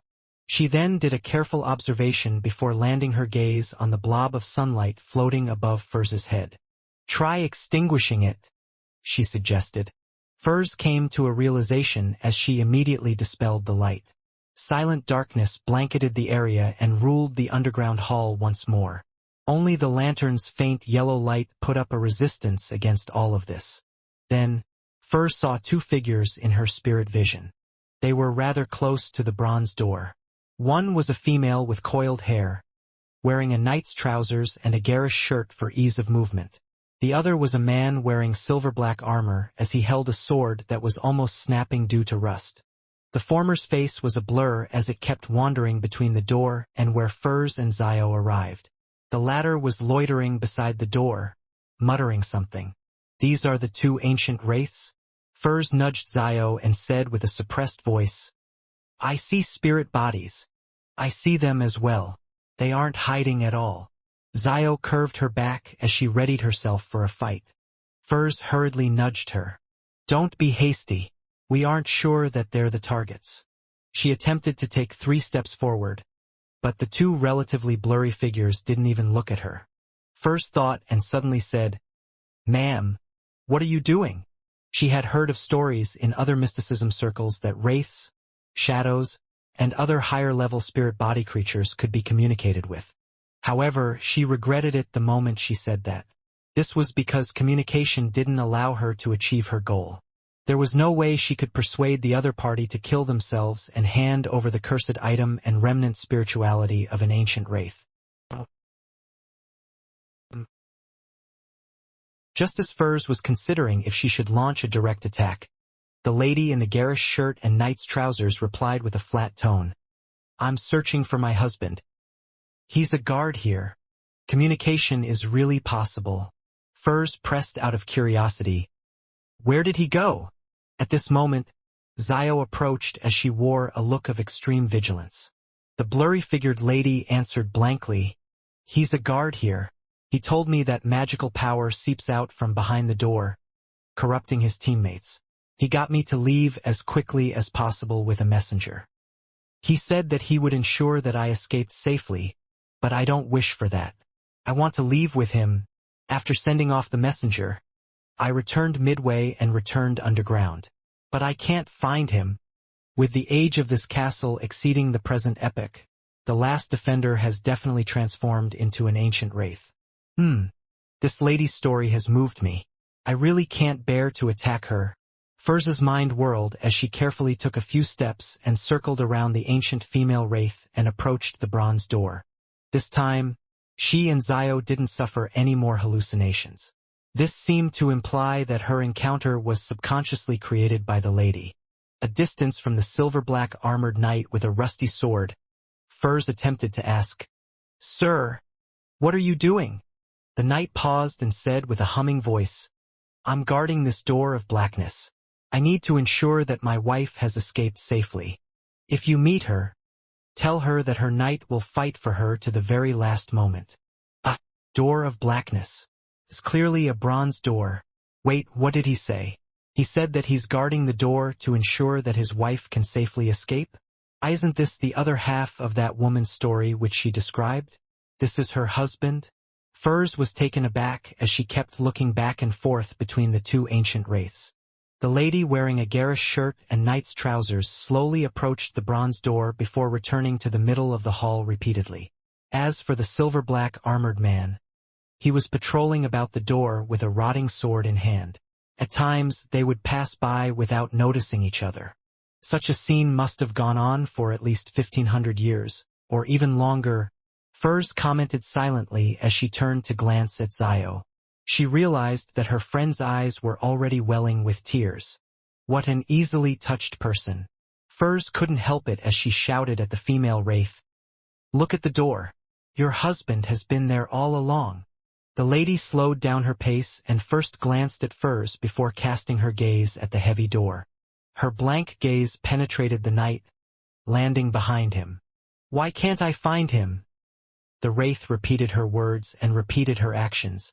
Furs felt an inexplicable sense of sorrow, and just as she was about to shout again, she saw the knight turn to look at her and Zio. He shouted, "Who are you?" Just as he said that, the female wraith cast her gaze at Zio and Furs again. Furs immediately felt her thoughts slow down as a coldness quickly formed inside her body and rippled out, freezing her flesh and joints. As for Zio, she too was suffering from the same condition. The area around the lantern dimmed significantly. At this moment, 2 bolts of lightning lit up in Zio's eyes. This made the wraith let out a painful cry as his body turned faint. Zio instantly escaped from her frozen state and threw out the triangular blade in her hand towards the female wraith. Bolts of illusory lightning swirled around the triangular blade's tip, stabbing straight into the lady. Psychic lashing. The female wraith screamed as her body turned faint. Furs instantly snapped awake as she slid her fingers across the open Lamino's travels.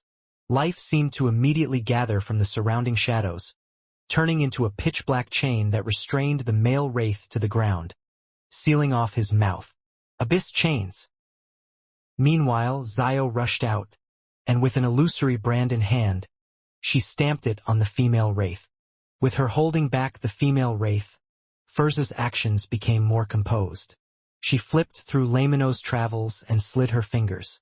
Silver lightning that branched out and blasted out of thin air, smiting the male wraith and turning the area into a lightning hellscape.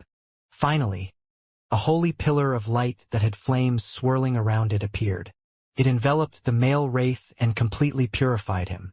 With one enemy taken down, Furs immediately turned and dealt with the female wraith with Zio.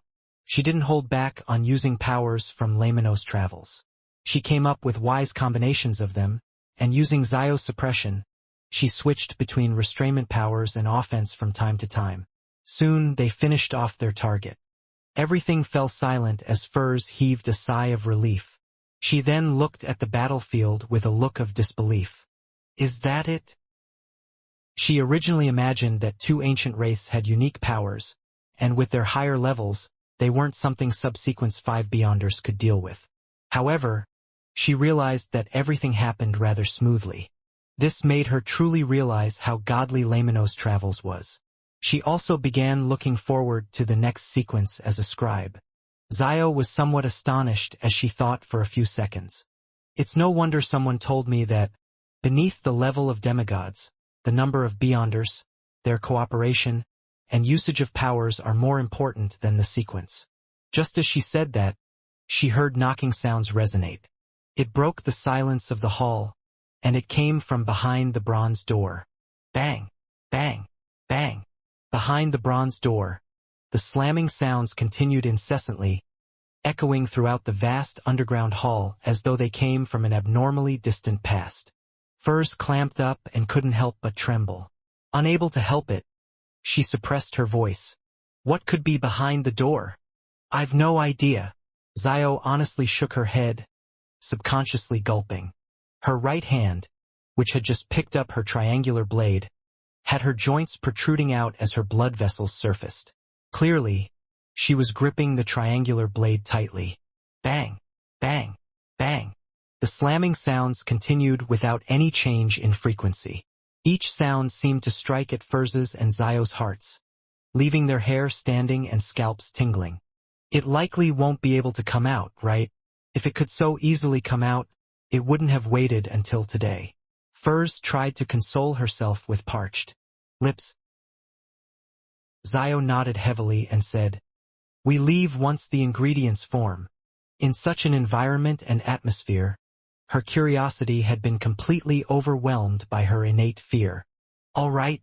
As Furs glanced at the spots where the 2 ancient wraiths had been cleansed, she blamed the moon for providing undetailed information. He hadn't mentioned that there was such a strange door beneath the ancient castle. At this moment, glowing dust was landing on the ground like shattered gems, forming into 2 piles as they gathered together. Around them, nearly formless remnant spirituality condensed into a seemingly ethereal crystal. Accompanied by the crystals and dust were 2 different items. One was ring-shaped and completely transparent as though it was a corroded ring. The other was an eye carved from crystal, with faint black gas swirling within. Upon seeing this scene, Furs suddenly realized something. An ancient wraith was a ghost-like creature with a Beyonder characteristic mixed in.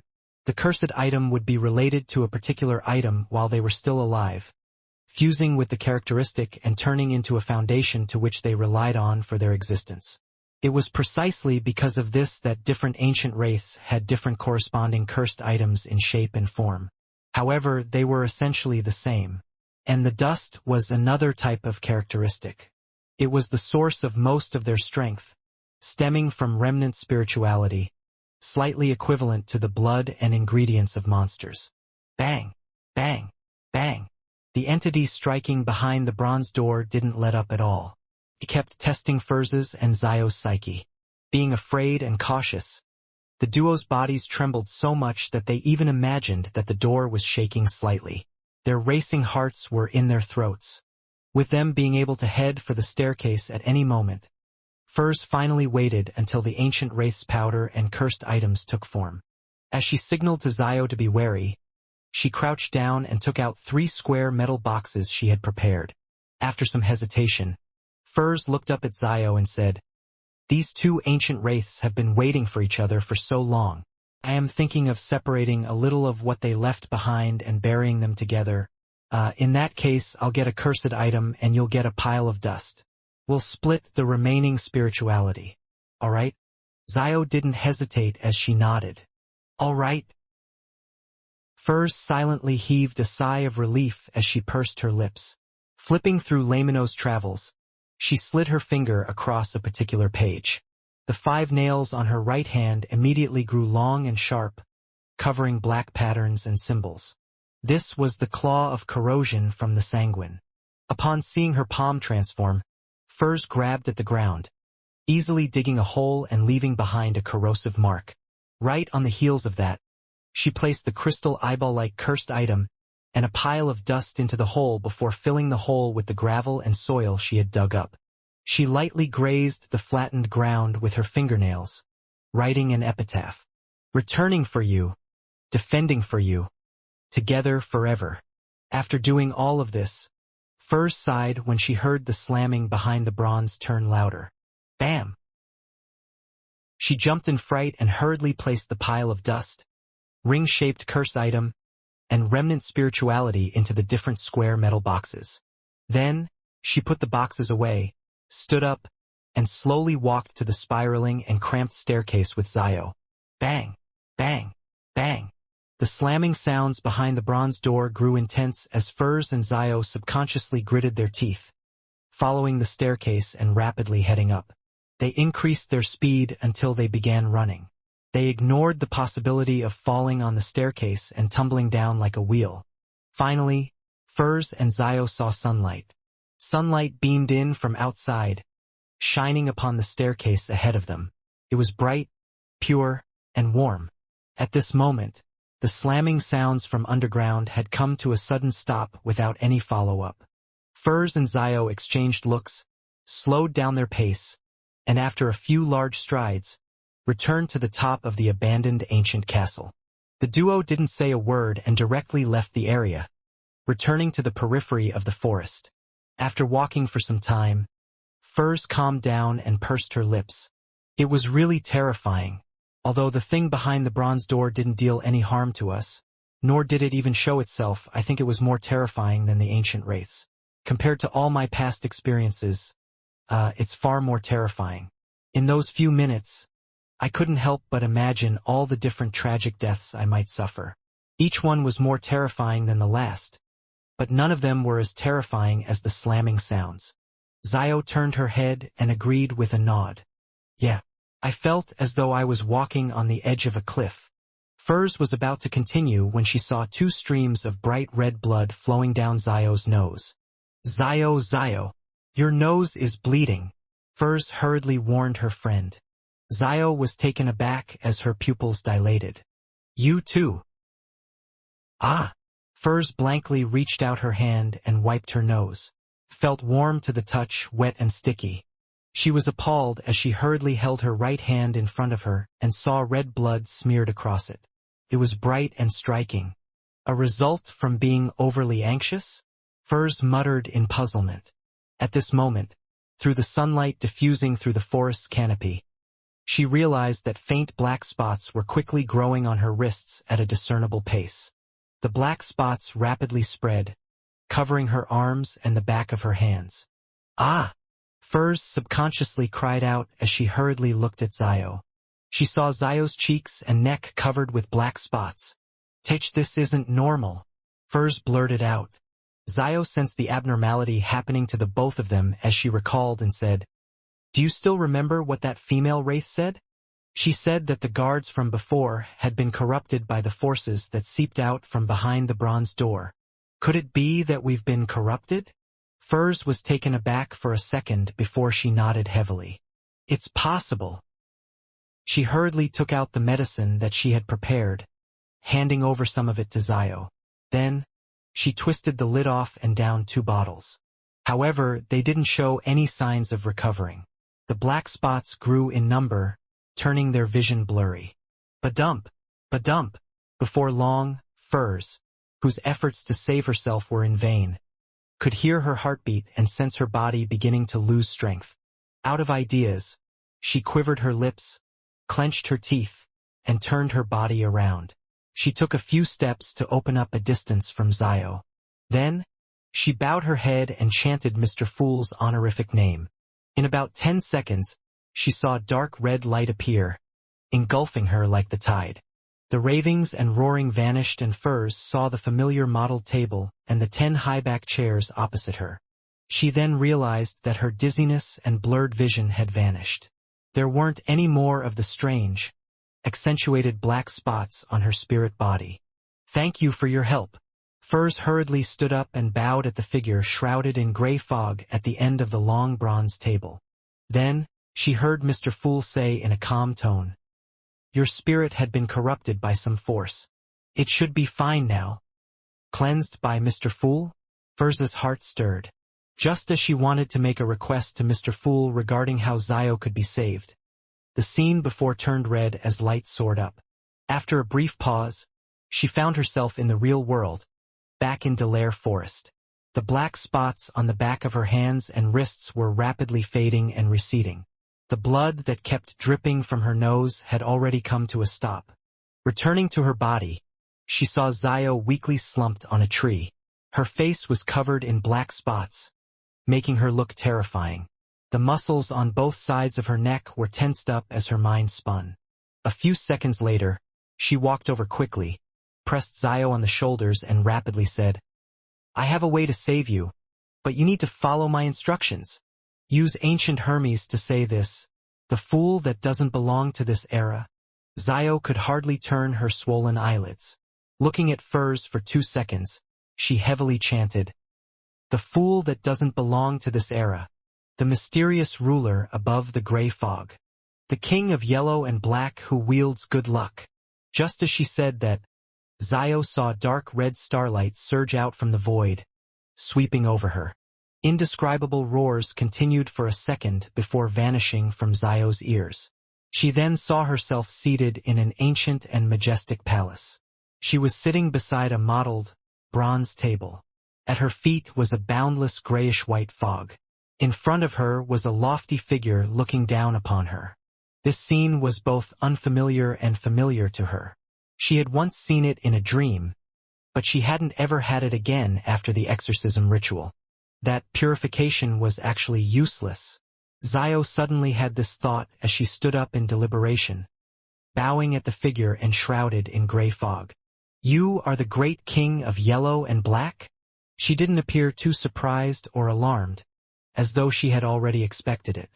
"You can call me Mr. Fool. Have a seat." The figure with an epic aura replied calmly. Zio bowed again and sat down, confirming that she had escaped her unwell state. She looked to her sides and thought before asking, "Honorable Mr. Fool, does Furs Wall have a seat here?" Shrouded in the gray fog, the fool nodded gently and said, "Yes." Zio fell silent for a second and directly asked, "Can I join just like her?" The fool chuckled.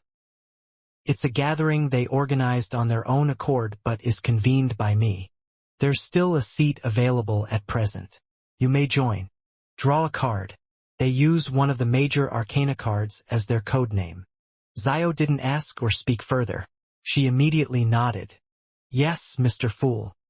On the bronze table in front of her, a deck of tarot cards immediately appeared. Zio reached out her right hand and solemnly cut the deck, pulled out one card, and flipped it over.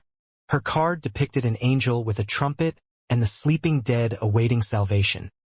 The judgment card. Looking at the judgment card in hand, Zio was taken aback. This greatly meets my expectations. Shrouded in the gray fog, the fool nodded and calmly said, "The gathering is held here at 3 in the afternoon on Mondays, Backland time. Be prepared. During the gathering, you can exchange information, ingredients, formulas, and knowledge. You can also pay a certain price to entrust missions to the other members." Zio recalled for a moment before nodding in enlightenment. "Yes, Mr. Fool." Believing that this was all for the day, she heard the voice coming from the end of the bronze table. "What did you do before being corrupted by that force?" "We really were corrupted." Zio composed herself and completely recounted her exploration of the ancient castle with furs. She emphasized the bronze door which had been named the Door of Blackness, as well as the ancient castle's guard that had been reduced to a wraith due to the corruption. Then, she noticed Mr. Fool nod slightly as he said calmly, "Don't enter that ancient castle again before you reach Sequence 4. It's time for you to return." Zio then got up and, following the descriptions in the religious rituals, she bowed and said, "Your wish is my wish." Just as she said that, the dark red color surged in front of her. After everything dissipated, she was back in the real world and leaning against a thick tree. Subconsciously looking at the back of her hand, she realized that the black spots were rapidly turning faint. Zio looked up at Furs, who was staring at her worriedly. As their gazes met, Furs was first delighted before revealing a smile. She opened her mouth but was at a loss for words. Zio slowly exhaled and pointed ahead. "Let's first return to the town."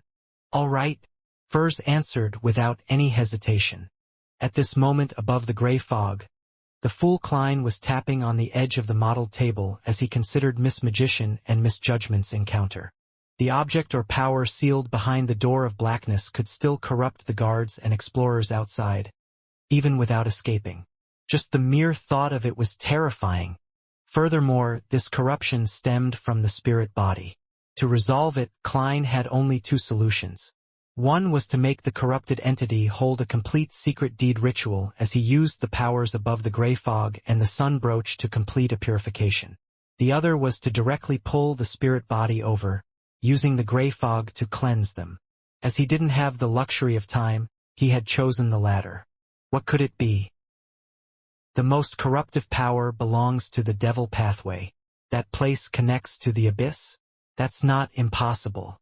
Based on Little Sun's description, during the early and mid-stages of the Second Epoch, devils often left the abyss and were active over the land. It was only when the ancient sun god appeared, causing ancient gods to perish one after another, did they retreat into the abyss and seal themselves in. Based on that, it's rather normal to have an underground ancient entrance in the northern continent to lead to the abyss. Can also be imagined that a castle is built with men sent to watch over it. But the problem lies in the fact that it's been millennia. Why would there still be an existence slamming the door? Are the devils planning on returning? Klein made a preliminary guess. He temporarily had no plans on exploring the abandoned castle to verify his thoughts, because it was unlikely that there would be any changes anytime soon. After all, since it was news that came from the Sanguine, he could get the Moon Emlyn to do some gathering of information to figure out the history of the castle. Reigning in this thought, Klein removed the topaz chain from his wrist and divined if the matter regarding the ancient castle was pressing. He received a negative answer. He immediately returned to the real world and waited for the local ruler, General May Sanchez, to send over the down payment. At 2 in the afternoon, Fainapotter time, Haggis, with his hair combed backward while dressed as a northern continent gentleman, carried a black leather suitcase with a team of guards as he knocked on Dwayne Dantes' door. "Please come on in." A warm and elegant voice sounded from the inside. It was first Loanese in a Backland accent before it was changed to the local language of Dutanese. Haggis turned the doorknob and entered. He saw Dwayne Dantes with his white sideburns and deep, blue eyes stand up from his reclining chair while pressing down the ends of his black vest. "Good afternoon, my friend." This lone gentleman with good looks and bearings took 2 steps forward and extended his right palm. This time he switched to using Loanese. Haggis replied using the accent of a Loanese noble. It's my honor to be your friend. After he shook hands with Dwayne Dantes, he surveyed the area and chuckled. Is this your servant? He pointed at a mixed-blood youth standing behind the arms dealer. In between the lines, he was asking if he was trustworthy. After all, Dwayne Dantes hadn't brought any servants back when he visited the general's residence yesterday. Yes, his greatest strength is the ability to keep secrets. Dwayne Dantes smiled as he pointed to the leather sofa across the reclining chair. With 2 guards following Haggis, he closed the door and sat down. He then said with a smile, I've heard of an Intis proverb that's said to be from Emperor Roselle. He said that dead men tell no tales. Dwayne Dantes said with a laugh. Emperor Roselle also said something else. Corpses can speak. Is that so? This is my first time hearing of this. Haggis enjoyed conversing with a northern continent gentleman. So they continued their conversation for a while before he lifted up the leather suitcase beside him and opened it. At that instant, there seemed to be overflowing golden lusters. Under the illumination from the sunlight outside, the entire room seemed to brighten significantly. Haggis then looked at Dwayne Dantes and said, 5,000 lone gold pounds, as well as 5,000 gold coins and gold bars. This is the down payment. I'll bring along the remaining 30,000 pounds in cash and gold the entire time, and will hand it over when the arms deal is completed. Dwayne Dantes scanned the stacks of cash, the gold coins, and gold bars in the leather suitcase before retracting his gaze and saying with a smile, When do we set off? Haggis closed the leather suitcase and handed it to Dwayne Dantes' servant and said simply, Tomorrow morning. He paused for 2 seconds before saying, Mr. Dantes, the general has a guest who would like to meet you. Dwayne Dantes' expression didn't change as he fell silent for a few seconds. When?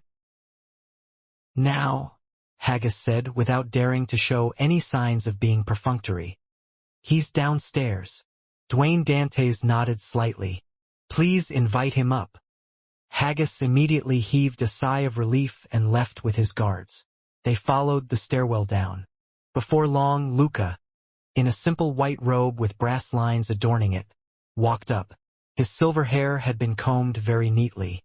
When he arrived by Dwayne Dantes' door, he heard a voice from the inside just as he raised his hand. Please come in. This time they spoke using ancient Fasak. Luca's expression didn't change as he naturally pushed open the door. He then saw the middle-aged gentleman who had rather good looks and qualities from yesterday standing beside a reclining chair facing him.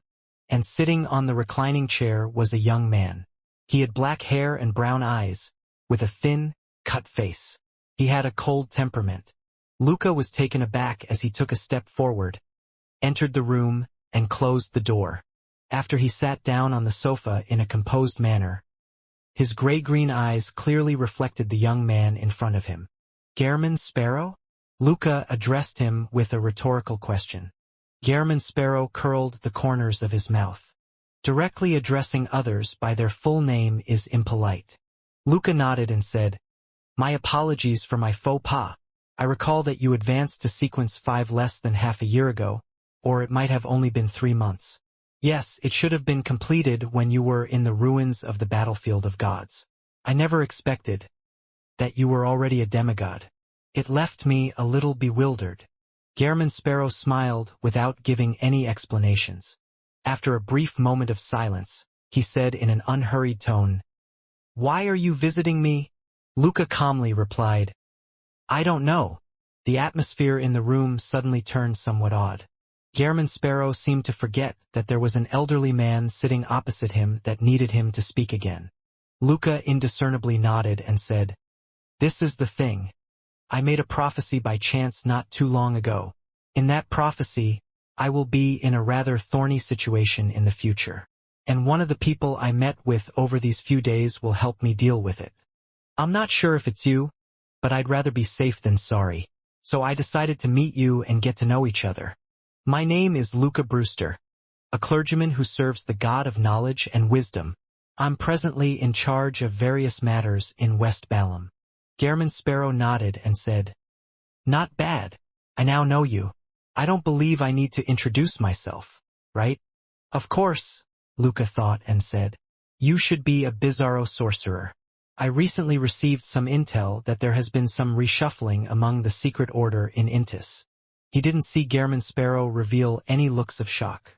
This powerful adventurer, who was famous across the 5 seas, said after a moment of silence, Zeradal has returned. The look in Luca's eyes changed immediately before being restored to normal. Then, he stood up and nodded. Since we've gotten to know each other, it's time we bid farewell.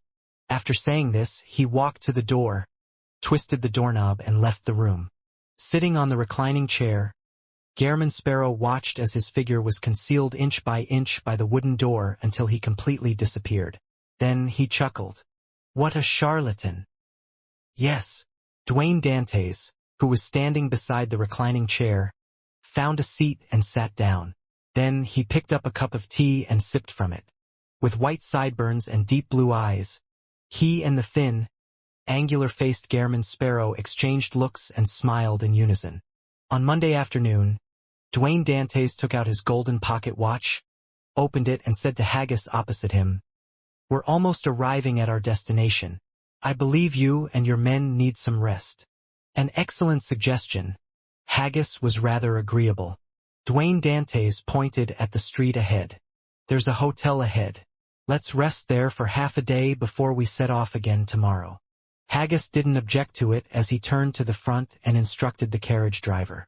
After checking into the hotel, Dwayne Dantes declined Haggis's invitation for afternoon tea by using an afternoon nap as an excuse. Slightly more than half an hour later, above the boundless gray fog, Klein sat in the seat belonging to the Fool. Dark red beams shot up, materializing into different figures on both sides of the long bronze table. The unchanging silence above the gray fog was broken as the eternal palace seemed to have an additional, inexplicable sense of life to it.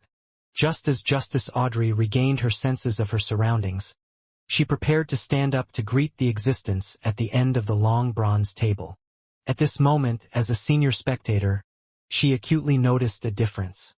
There were 2 more members than last week. One of them was a man sitting to the right of Mr. Moon.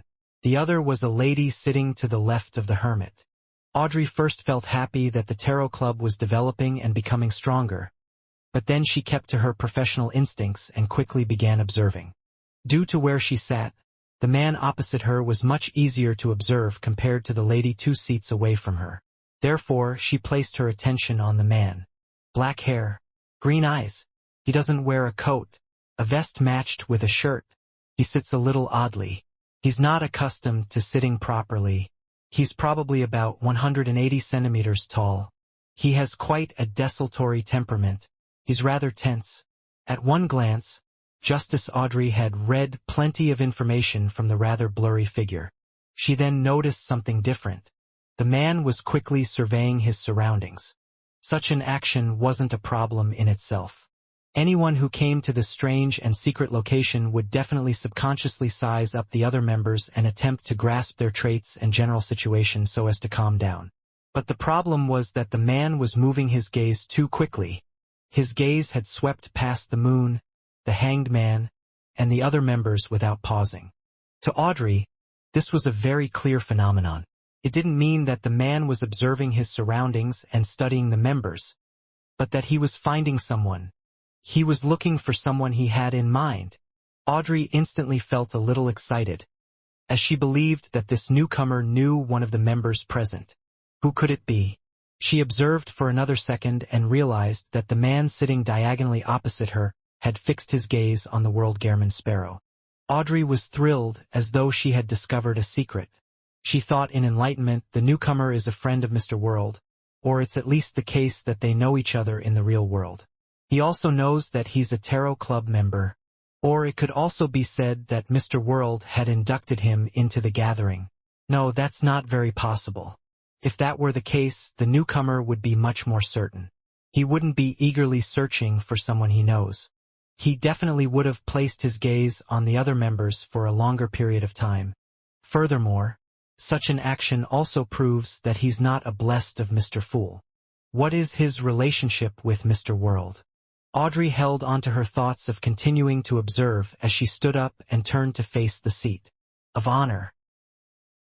During this process, she took the opportunity to sweep her gaze at the new member sitting beside Ma'am Hermit. She's exchanging looks with Miss Magician. Her height, Zio has finally passed the test and joined the gathering? Upon identifying her, Audrey did a curtsy towards the figure shrouded in gray fog. "Good afternoon, Mr. Fool." Just as she issued the brisk greeting, she realized something. Mr. Fool is a little different from before.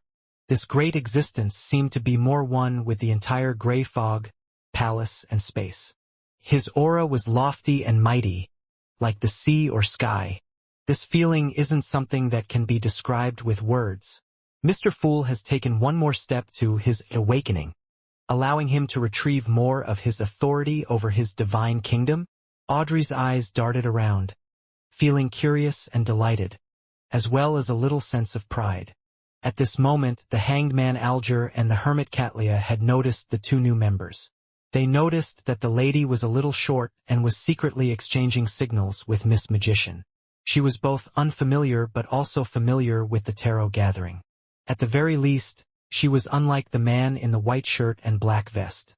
He had frantically stood up only after everyone began bowing. In addition, they sensed that the new male member took special notice of the world Gehrman Sparrow, causing them to have many guesses.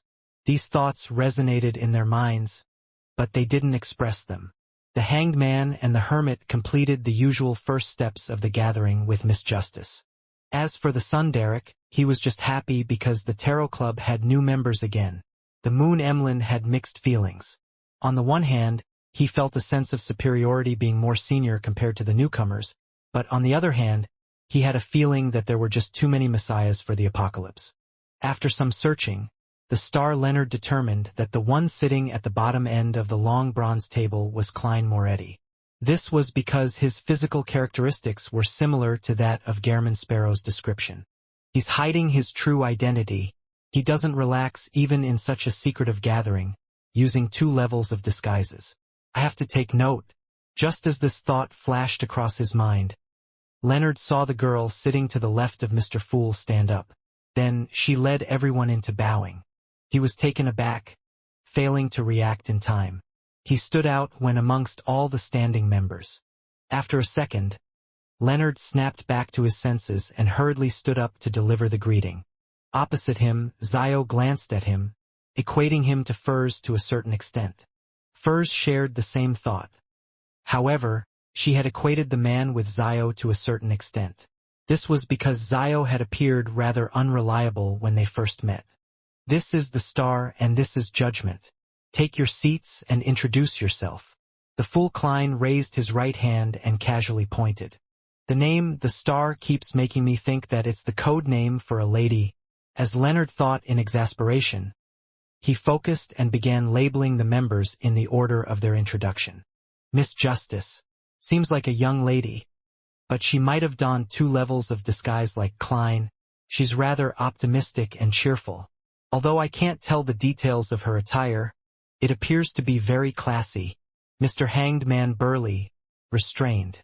He's likely to be a straightforward but rash person. Miss Magician. The way she looks at me is weird. From time to time she will glance at Klein.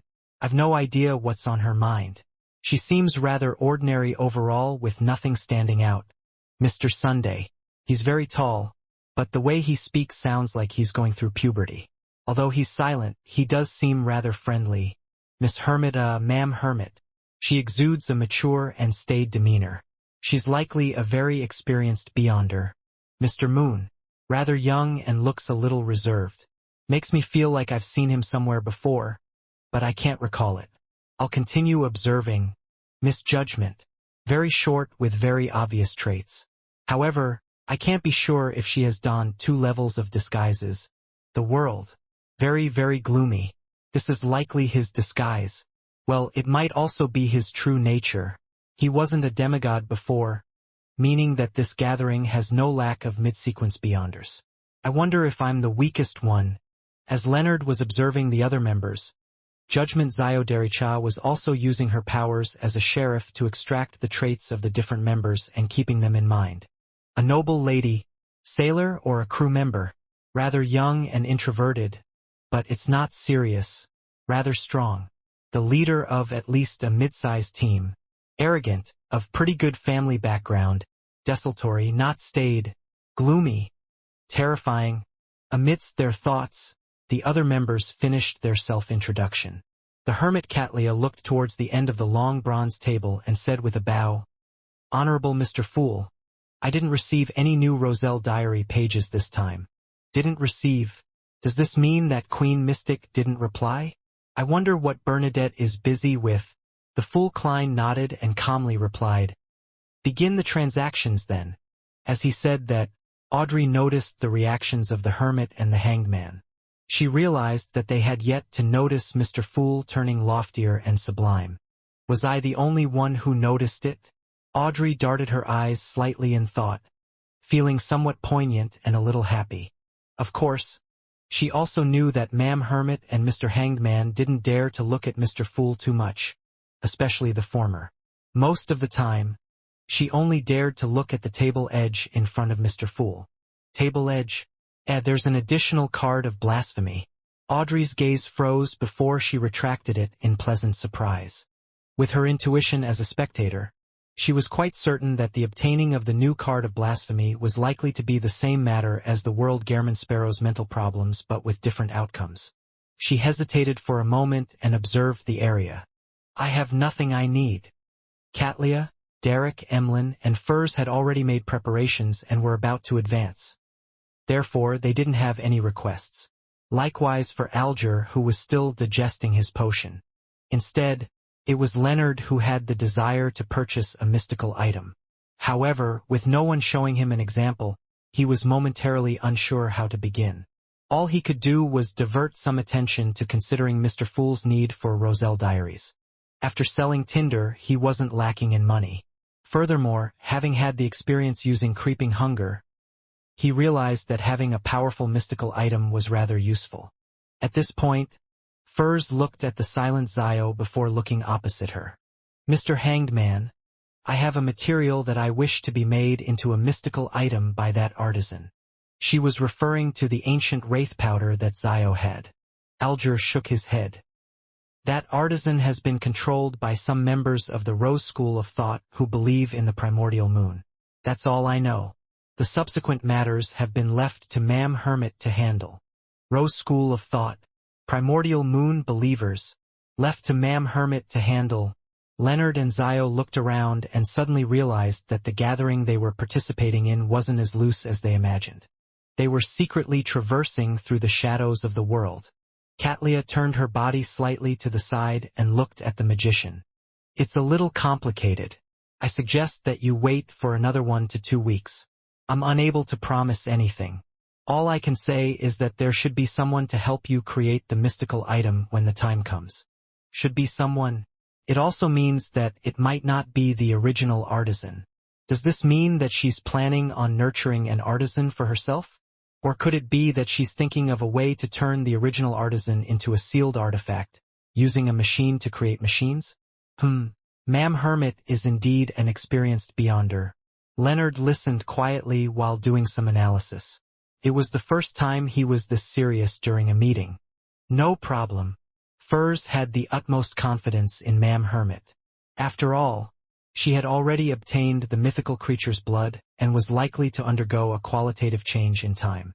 At this moment, she heard the world say with a hoarse voice, "If this matter requires my help, you can get my help." To Klein, the mother tree of Desire's abnormal interest in the gray fog, as well as Emperor Roselle's warning to be careful of the moon, which made him, who was determined to figure out the secret of transmigration and the door of light, take note of matters involving the Rose School of Thought and the primordial moon believers more than ever before. Furthermore, the artisan was now involved in both matters. Catlia never expected the world to offer his help. After some silence, she nodded slightly. All right, if I'm unable to handle it, I'll seek your help through Mr. Fool. She had deliberately said through Mr. Fool, to inform the two newcomers that the Tarot Club had a magical way of contacting one another. There was no need for them to be stumped or be in a dilemma in such aspects. It was something they would understand in due time. As the pirate admiral with the highest bounty across the 5 seas, and as a pirate crew leader of hundreds of subordinates, she wasn't doing this solely out of goodwill, nor was she worried that the 2 newcomers would affect the progress of the gathering because of excessive questions. Instead, it was a way to assert dominance in front of newcomers. Of course, unless time was of the essence, leaving Katlia no time to set up a ritual, she would in fact rather summon Gairman Sparrow's messenger than trouble Mr. Fool. Seek help through Mr. Fool. Zio vaguely understood something and held back her urge to look at furs. Seek help through Mr. Fool? Leonard's thoughts raced quickly as he made a guess. Seeing that someone had begun, he relaxed a little and deliberated for a few seconds. Then he said, "I need a mystical item." "What kind?" Audrey answered at the perfect time to prevent an awkward atmosphere from descending upon the area. Leonard verbally showed his indecision and subconsciously replied, "I don't know." He only had such a plan, but he hadn't thought carefully into the details. He only realized that there was this possibility after being pulled into the gathering. Doesn't know. Is he an idiot? The fool Klein, who knew Leonard's desultoriness and casualness, resisted the urge to laugh and criticized him inwardly. Seeing everyone's gaze fall on him with mixed expressions, Leonard immediately felt embarrassed as he hurriedly added, "I mean, there are no limits on the type. As long as it's geared towards offense, has rather stealth-oriented attributes, and lesser negative side effects, it would be fine by me." This was to boost his nightmare's control to its full extent. At times, he could control a target by himself while Pallas Zoroast controlled the mystical item, giving the dazed opponent a lethal strike. Once he became a spirit warlock with a natural spirit or wraith or shadow sealed in his teeth to aid him. He could do 2 or even 3 things at a time. After Mr. Starr finished his explanation, Alger didn't harp over the details. He asked, "Roughly what level is needed?" "Somewhere around a grade 2 sealed artifact, but slightly stronger. Corresponding to sequence 5 or 6. Leonard had habitually described the item using the parlance of an official beyonder before switching to more common terminology. At that instant, a thought flashed across the minds of Audrey, Katlia, Alger, and Zio. Mr. Starr is an official beyonder, or at least he once was. From their point of view, although beyonders that didn't belong to any official organization would at times use the concept of grades when describing sealed artifacts, they wouldn't consider using such a vague description when precision was needed in expressing their thoughts and requests. One would often choose a method of explanation that was more direct and easier to understand. Therefore, the conclusion easily appeared. This way, things turned way more interesting. Mr. World is actually very familiar with an official beyonder. How did they get to know each other? Why would he rope in an official beyonder into the Tarot Club? Audrey didn't say a word as she maintained her state as a spectator while enjoying herself. At this moment, Alger tersely acknowledged. "A mystical item at sequence 5 costs at least 9,000 pounds. For one that matches your request, it can typically exceed 12,000 pounds. Very frank." Leonard nodded. "I understand." After hearing his reply, Klein nearly face-bombed as he sighed inwardly. "Aren't you showing your hidden card to Mr. Hanged Man by doing so? I dare bet that if he has something suitable, the price will definitely be above 12,000 pounds. Aside from the 7,000 pounds from Tinder, Leonard still actually has other savings. With the guidance of a grandpa from the Marauder pathway, he has likely amassed quite a bit. Otherwise, he wouldn't have been able to purchase Tinder. I get it. He's not afraid of being fleeced, because he still can purchase from the Hermits of Fate. He can compare the traits and prices from both sides. But the problem is that gathering happens once every half a year. It's totally not at the tarot gathering's pace. At this moment in time, Klein couldn't help but consider selling items to the dear poet that had repeated effects or were of little use after becoming a demigod. He then heard Mr. Hanged Man reply in a deep and calm manner. "All right, I'll keep an eye out for you." "Okay." Katlia and the other members expressed their stance as well. Following that, there weren't any transactions, allowing the gathering to automatically enter the free exchange segment. Without waiting for Mr. Hanged Man to inquire, Derek raised his hand and said, "I'm already back in the City of Silver. The chief has informed me that we will begin another round of preliminary explorations of the Giant King's court shortly. Does he mean that I should make use of this time to advance to become a priest of light? Giant King's court? Explorations of the Giant King's court?" Leonard cast his gaze to the pubescent youth 1 seat away from him in surprise. From what he knew, the Giant King's court had already been destroyed long ago in the second epoch. Pallas Zoroast, as an angel, had already said that it had vanished from the rivers of time.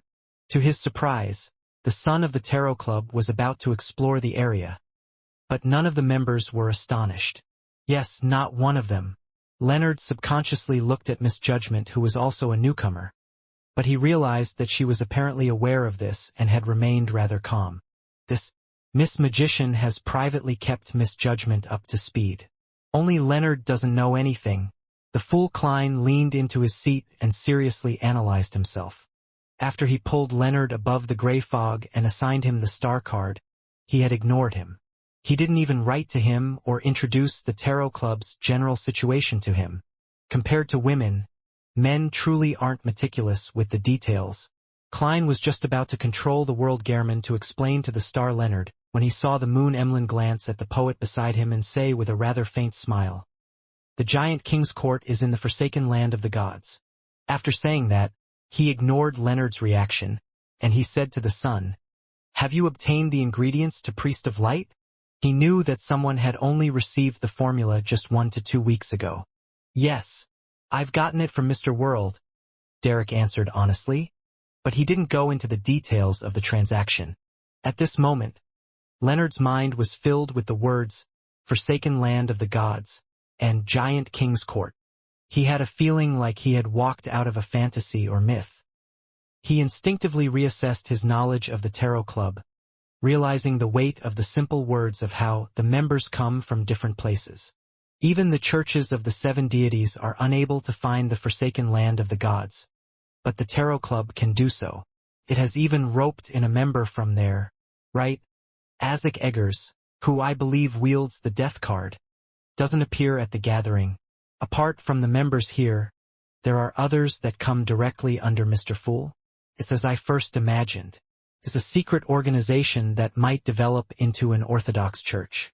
It's not much weaker than the Aurora Order or Rose School of Thought, and it might even be stronger in certain aspects. This is really a divine council. Amidst Leonard's thoughts, Alger agreed with Derek's guess. That's what it is. Exploring the Giant King's court is a very dangerous matter.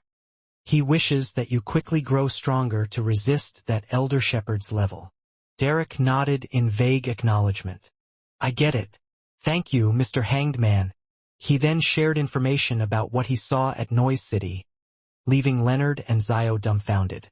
They had no idea how such a strange state and atmosphere was generated.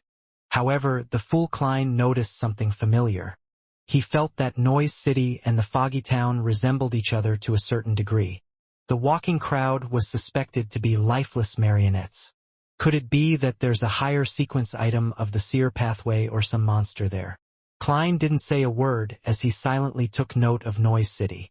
At this moment, Zio glanced at the world and said, showcasing some goodwill, "MI9 has recently been investigating Gehrman Sparrow's origins." Upon hearing the name Gehrman Sparrow, all the members on both sides of the long bronze table looked at the world. No one spoke or interjected. They more or less knew that the crazy adventurer Gehrman Sparrow had once again done something huge, such as killing Admiral Hell Ludwell. However, Audrey didn't believe that this was the main reason why he would suffer mental problems. And the way they acted made Leonard instantly realize a fact. Everyone in the Tarot Club knew that the world was Gehrman Sparrow. Klein's disguise is really well done. However, why does he let the other members know of his identity as Gehrman Sparrow? Isn't it common sense to hide one's background at such gatherings? Amidst his puzzlement, Leonard heard the blurry-figured the world reply with a hoarse voice, "What clues has MI9 obtained?"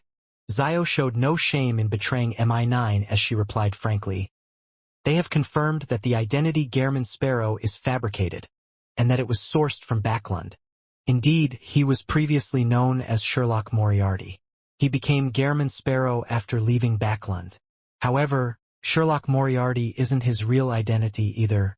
Leonard subconsciously surveyed the area and realized that, although the other members weren't surprised, they didn't seem to show any signs of realizing it. Hence, he believed that their knowledge of Klein was only at the uppermost surface. Under Klein's control, the world Gairman Sparrow chuckled and answered Misjudgment's information. There's no need to bother about such matters. To him, to figure out who the fake identity of Gairman Sparrow was given to, one had to first capture Queen Mystic Bernadette, or one had to obtain news of Sharon from her. Clearly, the level of difficulty made it nearly impossible. In comparison, if they did the same as Leonard, starting off from the events in which Detective Sherlock Moriarty was involved in, there was a chance of them figuring out more. However, since MI9 had chosen the wrong direction, Klein was happy to see them take the futile route. Mr. World is unperturbed and very confident. Zio retracted her gaze and didn't continue. At this moment, Audrey deliberated and asked, Mr. World, will you be returning to Backlund in the future? Will you still use the identity of Dwayne Dantes? As a qualified psychiatrist, she obviously wasn't going to inform the mental problems of the world to the other members of the Tarot Club. She only wanted to confirm if he would still return to the Lone Charity Bursary Foundation. That way, she could be in closer contact to him in the real world, allowing for a better checkup.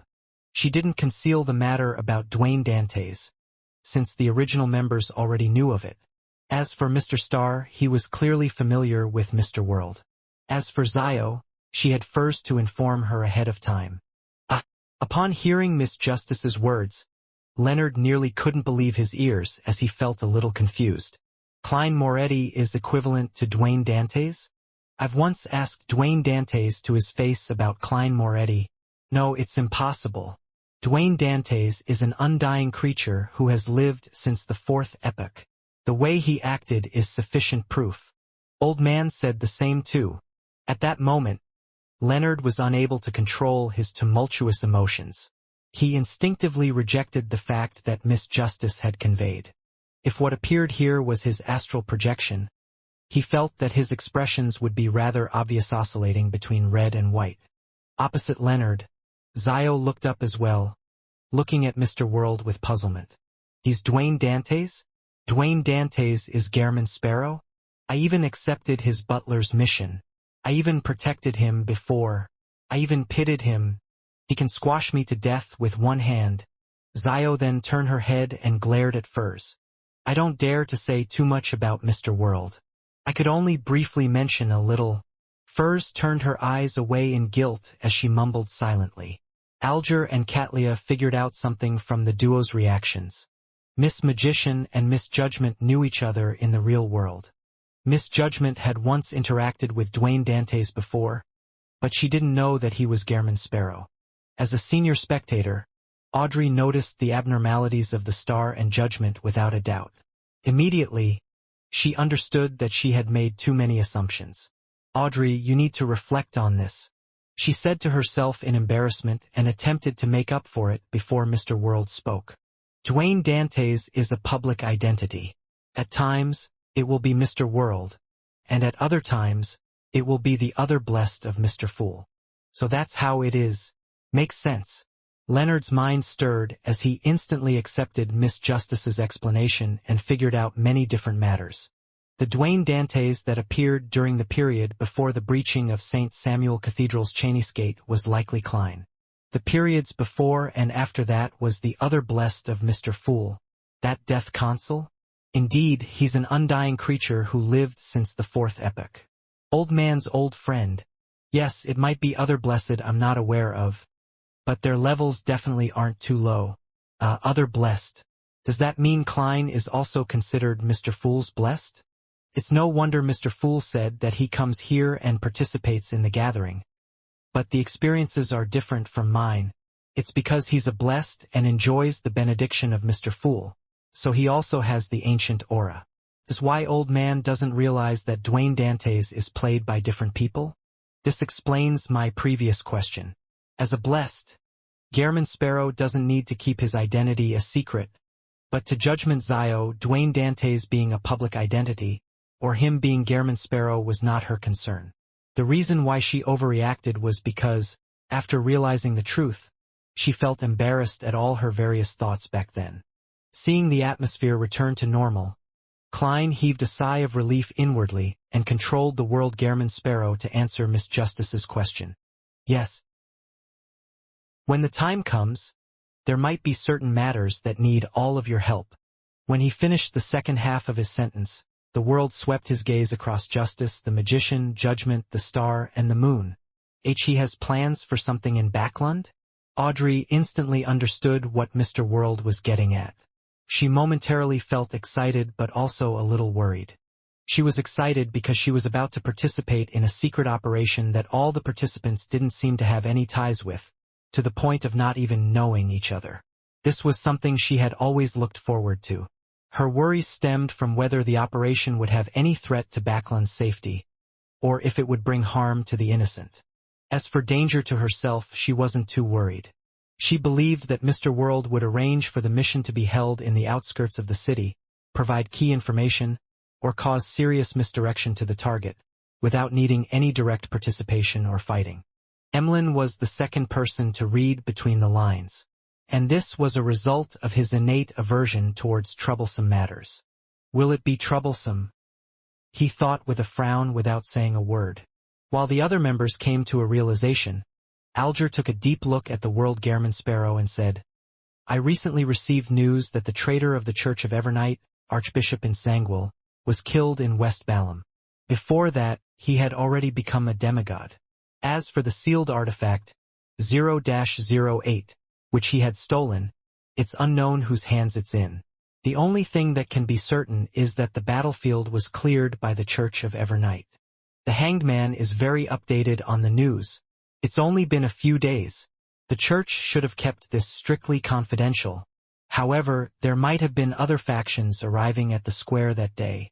Leonard was taken aback for a moment, but he didn't provide more information. This was the first time Audrey and company were learning about the news. They could only determine that the matter was rather important from the words Archbishop, 0-08, and demigod. But since it had nothing to do with them and there wasn't any stimulus, they weren't too intrigued. As for Katlia, as she had a deep impression and understanding of Grado sealed artifacts, she planned on seeking out information on this via Queen Mystic and the Moses Ascetic Order after she returned to the real world. Amidst a brief silence, the fool Klein suddenly extended his hand and rapped the table's surface. He felt that he needed to warn all the members. In the coming years, the waves of the times would come flooding in. Upon hearing that, all the members straightened their backs or made them even straighter before turning to the seat of honor at the long bronze table. Even the newly joined Leonard and Zio were no exception. It was almost instinctive. Then, they heard the profound and lofty figure chuckle amidst the gray fog. The times have changed as a result. The times have changed because of this. Zangwell's matter is key to something, although it involves a Grade O sealed artifact. Alger, who had shared the news, never expected Mr. Fool to place so much emphasis on it. He was momentarily unsure what to make out of it. Leonard, who had participated in the matter regarding Zangwell, felt the same. He knew how important and terrifying the Grade O sealed artifact was, but he never expected that what happened that day would change the times. While Audrey and company wore blank looks, they focused fully. Even Derek couldn't help but take on an attentive posture. The fool Klein surveyed the area and said with a laugh and sigh, Adam is one step closer to being divine.